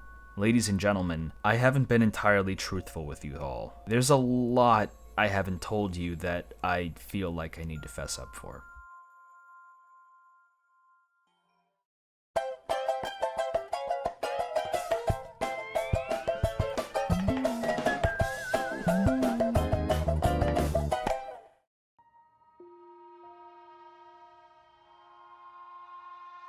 Recall that manuscript Horse found that served as the basis for this entire game. Diary of a Plagiarist by Richard Henry Horne, penned in 1846. Clearly, Horse took his own inspiration, included events like Horne being a character in-universe, and all of those recent developments about cults and Waco and viral diseases. What exactly was Horne doing during those days he wrote the manuscript? I can tell you what he was doing. Nothing. The manuscript, in its entirety, is fake. All of it. Every single page was forged by Henry Horse exactly when he supposedly found it in 1983. In fact, that offhand remark I made about him being threatened with arrest was because several different sellers had discovered that these documents were a forgery almost immediately. Everything Drowned God was supposedly based on, all of the detailing on Atlantis and alien life and occultism and more, were nothing but lies? Well, I doubt everyone watching is that surprised, but I've been writing the script for so long, the video's reached the 4-hour point. I'm delirious, and now I have to sit with the fact that it was all nonsense. Sorry for keeping that for you the whole time. Not just I never believed any of this stuff kind of nonsense, but that down to its fundamentals, the game was just a creative writing experience spawned from an attempt to get rich by forgery. I need to lay down. In fact, Harry Horse had no idea who Richard Henry Horne was until after he penned the manuscript, likening the identical names to coincidence, or even perhaps synchronicity. Though in retrospect, Diary of a Plagiarist was not a subtle name at all. He was kind of asking to be found out, and I'm confident there will be many comments from people who didn't watch up until this point declaring my fraudulent status with gusto. I do find it hard to believe that every stroke of Harry Horse's pen was built on such a flimsy attempt to make money. How can you fake all of this on a whim? I suppose that just begets a genuine question. Did Harry Horse believe in any of this? Again? What exactly did he get up to after Drowned God flopped? Well, he returned to Edinburgh, to his former forms of occupation, being a children's author and a cartoonist. Basically, as soon as the game was dead and buried, he found his old flame and stuck with it until his death. Horse's drawings were certainly distinctive from the start, but in a memorial tribute video published by the Sunday Herald, a Scottish newspaper he was a part of, just take a look at what he drew. There were so many pictures depicting the Eye of Providence, unidentified creatures, politicians being ruled by beasts, totalitarianism, and Atlantis. These esoteric topics weighed heavily on his mind, even long after Horse left the world of video games. It's here where I must reveal a series of letters he wrote in response to an inquisitive fan in 2005, and just short of the original manuscript itself, these letters are the second most important document to understand Drowned God. These are very long, but crucially important, so I'll be reading them in their entirety. The name of the fan who originally sent these letters will be omitted. 25th of July, 2005. Thank you about your kind letter about the monster I spawned all those years ago. I have no idea who owns it, where its present incarnation rests, nor who profits from its sales to this day. Certainly not I, nor any of my former colleagues who worked on the game for about 3 years. One could almost say that it died under the same circumstances that gave it birth. 1 week it was the #1 best-selling game in the US. The following week, Inkscape folded and the game was buried. Conspiracy? I have no idea. I pulled the sequel Cult as I had no wish to return to the blood arena that is software publishing. No wish to return to that haunted city of lost angels. I feared that Cult had a dangerous side effect, and the actions of Om, the Solar Temple, and the Branch Davidians stayed my hand. I think it was a wise move. The world is too f***ed up without me adding to it. I went back to writing children's books and being an artist, but your letter is moving. I read it to my wife Mandy, and she was pleased that somebody out there remembered it and enjoyed it. Drowned God was such a mammoth venture, and it remains for me under the category of misunderstood. Its beginnings were humble. A notebook that remained from 1983 when I penned the antique forgery The Diary of a Plagiarist and sold it, 12 volumes, in the Cowgate, Edinburgh. A film of that episode was commissioned by Channel 4, but once again thwarted. 10 years later, I resurrected the basic premise for Drowned God. Time Warner bought the rights. The game was commissioned before The X-Files. Suddenly what had seemed a left-field minority interest was propelled into a $3 million flagship for Inkscape. This was a pity, because it meant that much of what I had written was censored. Even the last realm of the game, Chokmah, is merely 1/10 of what was made. The military temples and underground bunkers were reserved for Cult. Where they are now, I have no idea. I was locked out of my own game. Indeed, so much was cut that I fear the story made no sense. Perhaps there is a fitting justice to all this. My partners in the construction of Drowned God were seduced by promises of great wealth. The English producer made secret deals with Time Warner for a bigger portion of the pot. Film deals, 5-book deals with Aranta, a record deal, etc. A paid-for and promised engine to realize a personal route throughout the game, devised on the numerology of the bequest globe, failed to materialize. For the 9 personality types, there were 9 pathways. Even the running order of the realms was changed, with Binah starting the game, where the original game had begun with Chesed, the Mayan realm. My original storyteller in the game, the Relic Hunter, Richard Horn, was cut and only makes a brief appearance in Din. It was through this character that all loose ends were tied and explained. When the game came out, it was critically hailed and panned at the same time. Loved or loathed, my favorite quote from Playboy, who said it made the Twilight Zone seem like Pee-wee's Big Day Out. The game languished for a month with sales of 100,000 before disappearing. I never made a penny in royalties, but I still feel proud of my monster. Your letters remind me of the same thrill that I had devising it. Recently I was approached by Rockstar, Grand Theft Auto Vice City, to consider making Cult. My feelings for the moment remain the same, as I have said. Perhaps later, for now this is enough. Write back and perhaps we can continue our discussion. My sister lives in New York State in a place called Goshen. Mandy and I sometimes see my publisher in New York, so who knows? A glass of absinthe for me. And we'll talk it up a storm. Best wishes to you, Harry Horse. What we were if our souls had lived before, we teem as sand grains to our peasant shore, yet all may be dust from some opening door.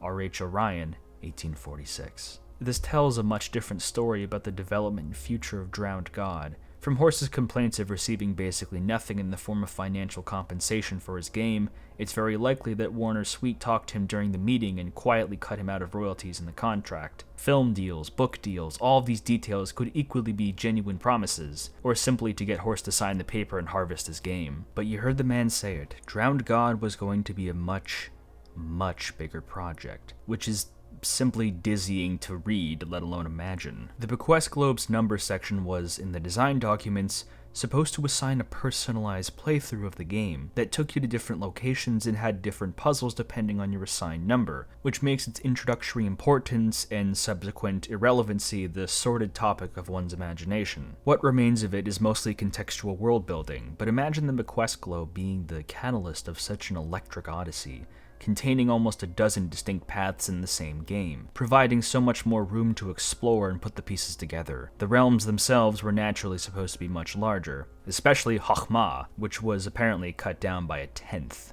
Brutal. It's quite possible then that the Sphenotes on the Tree of Life were intended to be explored depending on your number, but that never saw the light of day. The relic hunter, Richard Henry Horne, was supposed to act as our primary narrator throughout the entire adventure, but had to be cut down to just a single appearance, which completely annihilated his role as the one who would tie everything together. So that's why everything was so undercooked and messy. The character meant to fix that was almost entirely removed, and the game is far less coherent for it. But did you catch what Horst said about a sequel? He called it Cult, written with all capital letters, because the story he wanted to tell had simply grown too big for the proto-drowned god he had envisioned. Cult was going to focus far more on the Legion extraterrestrials, underground military bases and temples, the Hollow Earth. But Horst was not interested in pursuing a sequel for two primary reasons. The first being that he simply felt burned out by the video games industry, which is entirely fair. From his descriptions, development of Drowned God was a nightmare, and yielded him nothing but misery and essentially nothing to show for it, so leaving the City of Angels is hardly an unreasonable choice. Trying to picture a fully realized Drowned God does make me think that Horst's ambition simply outpaced any feasibility Inkscape or any computer company could provide, but he was nothing if not a risk-taker, so if anyone could achieve a once-in-a-generation computer game, it very well may have been him. However, the second reason is a lot more interesting. I feared that Cult had a dangerous side effect, and the actions of the Solar Temple, and the Branch Davidians stayed my hand. I think it was a wise move. This world is too f***ed up without me adding to it. What Horst is saying that his inclusion of real-world cults into the lore of Drowned God was something he felt he had gone too far with. That it touched upon some real-world darkness that wasn't in the hyper-reality realm of science fiction the game existed in, and Cult was going to be all about that. So even at the apparent behest of Rockstar Games, who approached him with some interest on bringing his sequel to life, which behooves me to think about, he said no. If anyone could simply purchase the publishing rights to Drowned God, it was Rockstar. They were still making the rounds on the 3D GTA games like Vice City and San Andreas. Manhunt 2 was in pre-development. They absolutely could have weathered any kind of storm that publishing a game so controversial would have brought, but Horst refused and did not ever return to the realm of video games.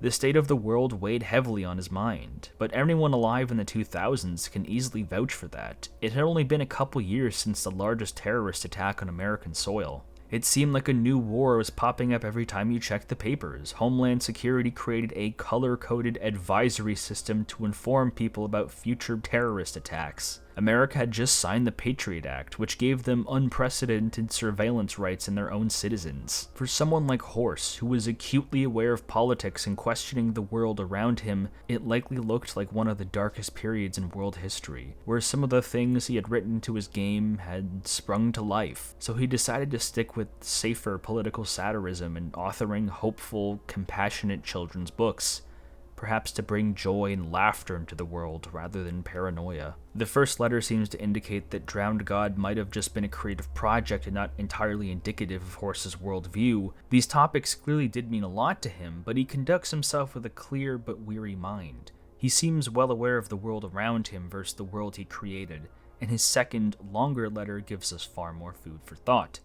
10th of August, 2005. Your letter arrived this morning and awakened in me ideas that had for several years lain dormant. For the topographical inspiration for DG came from a dream, and last night my dreams were disturbed by low visions of military temples and unholy crypts, shifting sands over barren deserts and forgotten decaying landscapes. Your letter added to the feeling that something in me had shifted, and despite my resolution, this umbrageous legacy should remain closed, sealed. Something in your perceptions about the horrific endings of Kether and Malkuth was resurrected. Perhaps my dreams are informed by my current nocturnal readings.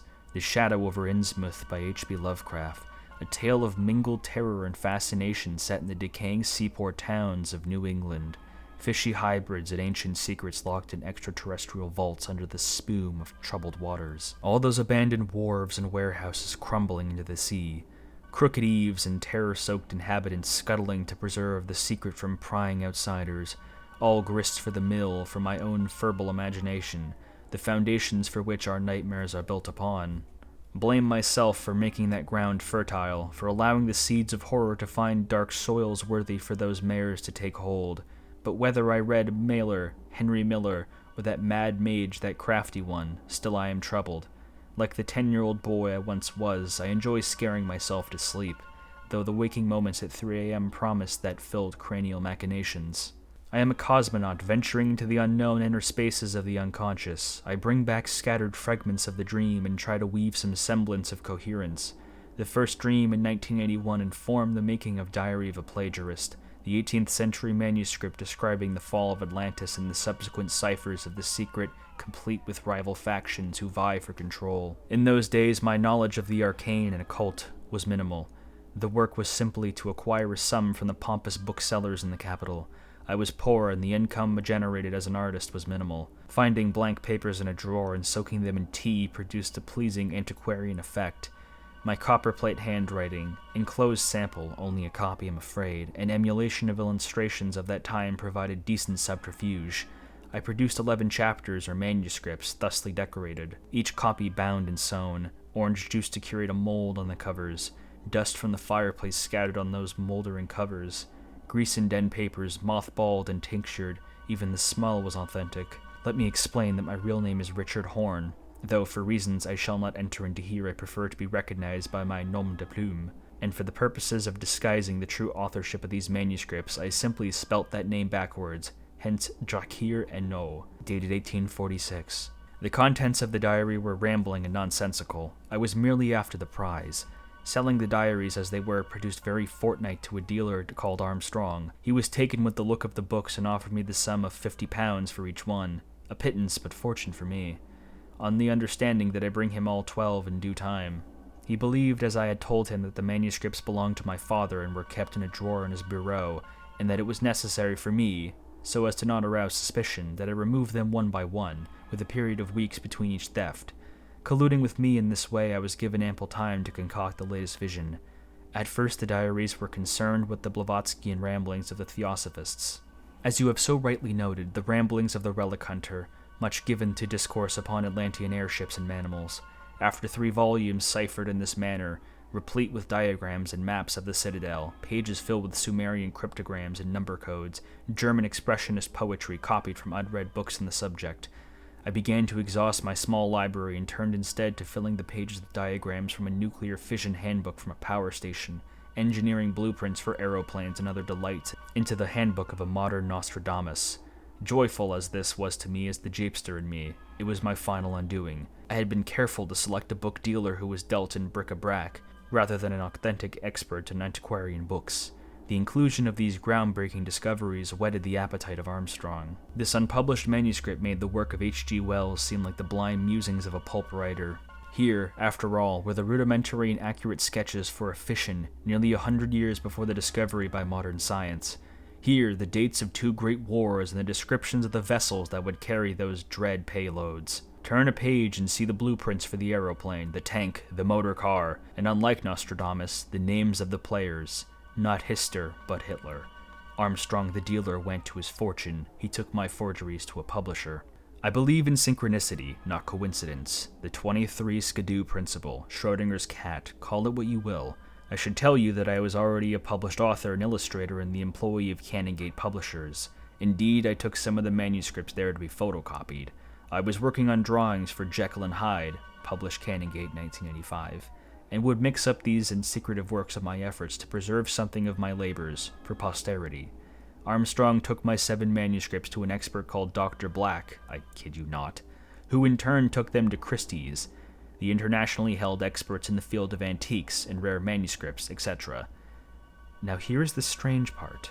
Unknown to me, there really was a writer called Richard Horne who was working in 1846. His most famous book is called Orion, a verse poem recalling the slaughter of the sons of God by Diana the Huntress in Merope.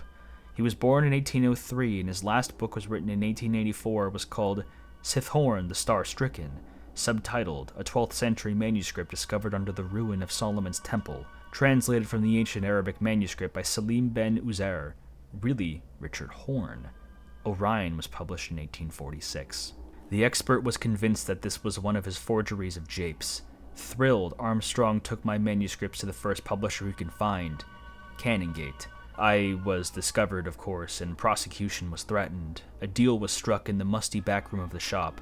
I was to provide the rest of the manuscripts at a reduced cost. It served me right, I suppose. I only wrote up to the 11th diary of a plagiarist and then escaped to France. Sithorn begins thus: I pray the Lord Christ's pardon, having found something perhaps I should not, underground.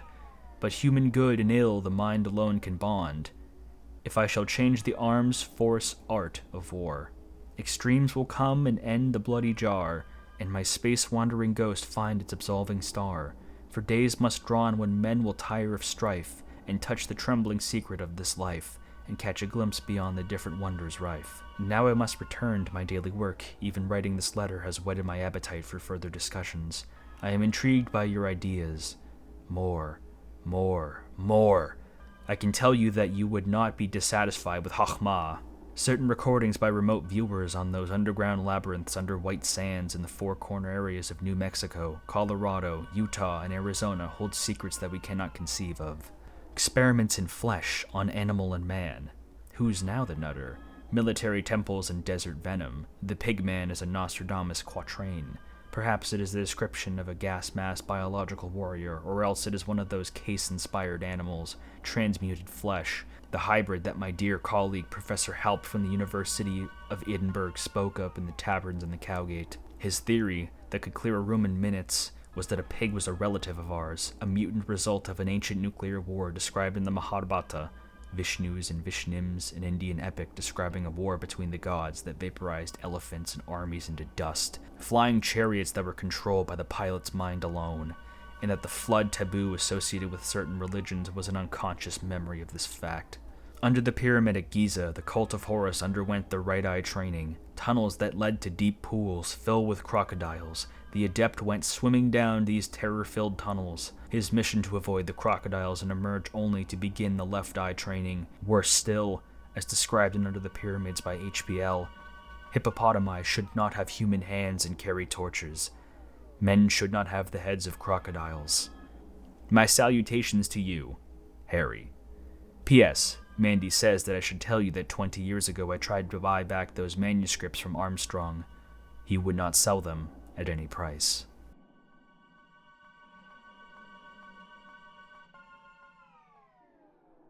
Horse clarifies that most of the inspiration for Drowned God came from various dreams he had across the early 80s.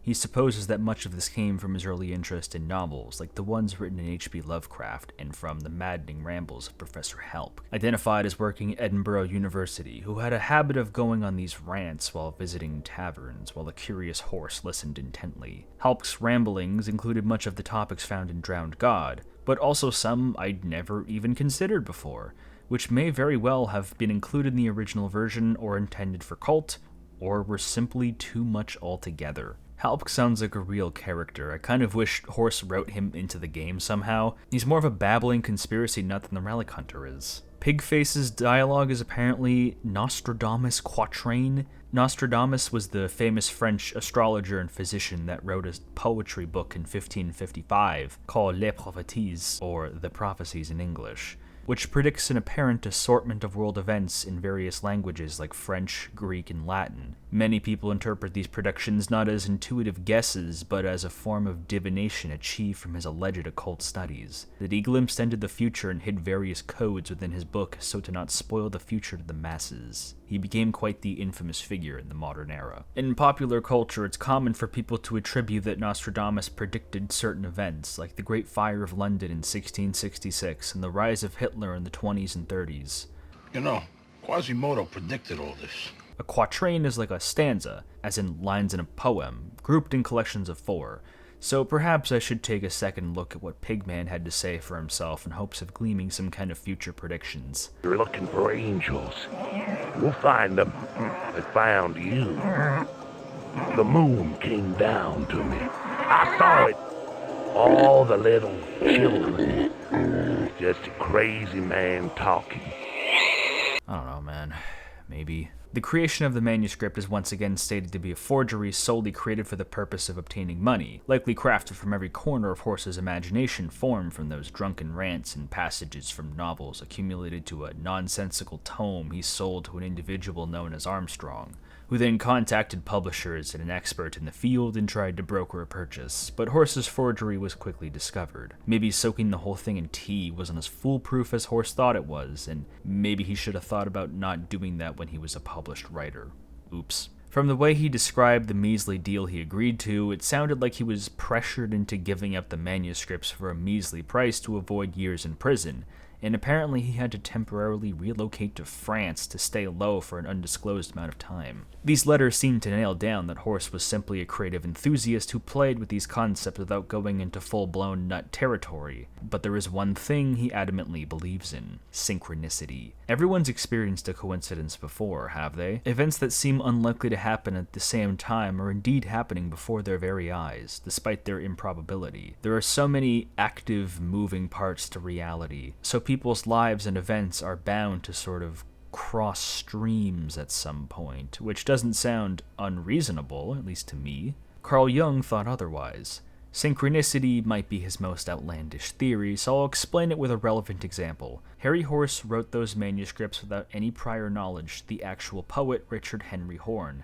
His writings include many similar topics to Horne's Orion, with both authors having tales of discovering old manuscripts without any prior knowledge. What about Horse's strange dreams of Egypt and Atlantis? Horse didn't seem to know who Edgar Cayce was in 1981 when he began having these dreams, with Cayce's writings being something he likely discovered later. Does Horse dreaming all of this not sound eerily similar to Cayce dreaming all of this decades prior? I have no reason to assume that Horse is lying in these personal letters compared to his loftier claims during the marketing of Drowned God.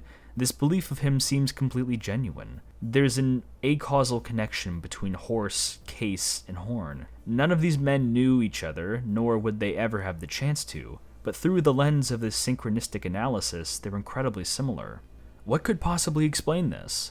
I've suggested various explanations for some kind of outer body consciousness connection, but really, I don't know, and Horse doesn't either. He suggests it was something digested from his intake of books, but he doesn't offer a concrete explanation for this. It's possible that he simply doesn't know, and willingly surrenders to this greater, unanswered facet of human reality. While I was doing my exhaustive research and scripting for this video, I had to go back several times and update specific topics because new, relevant information about them had come up I simply felt compelled to include. I'm outright hesitant to proclaim that it's an effective synchronicity because topics like current-day Egyptian archaeology isn't something I've always kept my eye on. Just because I happened to write about the topic days prior to an interesting revelation in that field doesn't mean I somehow willed it into existence or caused anyone in that field to work more diligently simply because my neurons were firing on those topics for a while. But at the same time, it's easy for one's sense of baseline reality and fantasy to become damaged and difficult to separate. There are some topics and events that I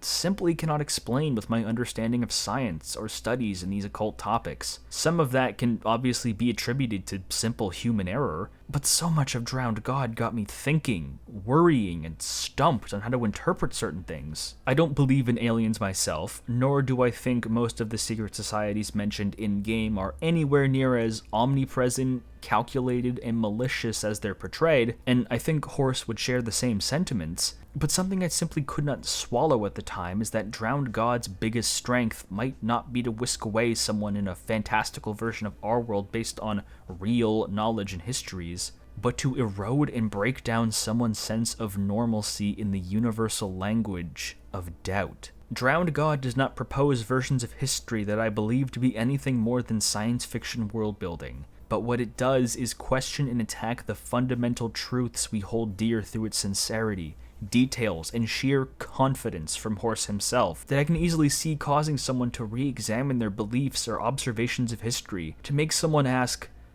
Is Drowned God onto something?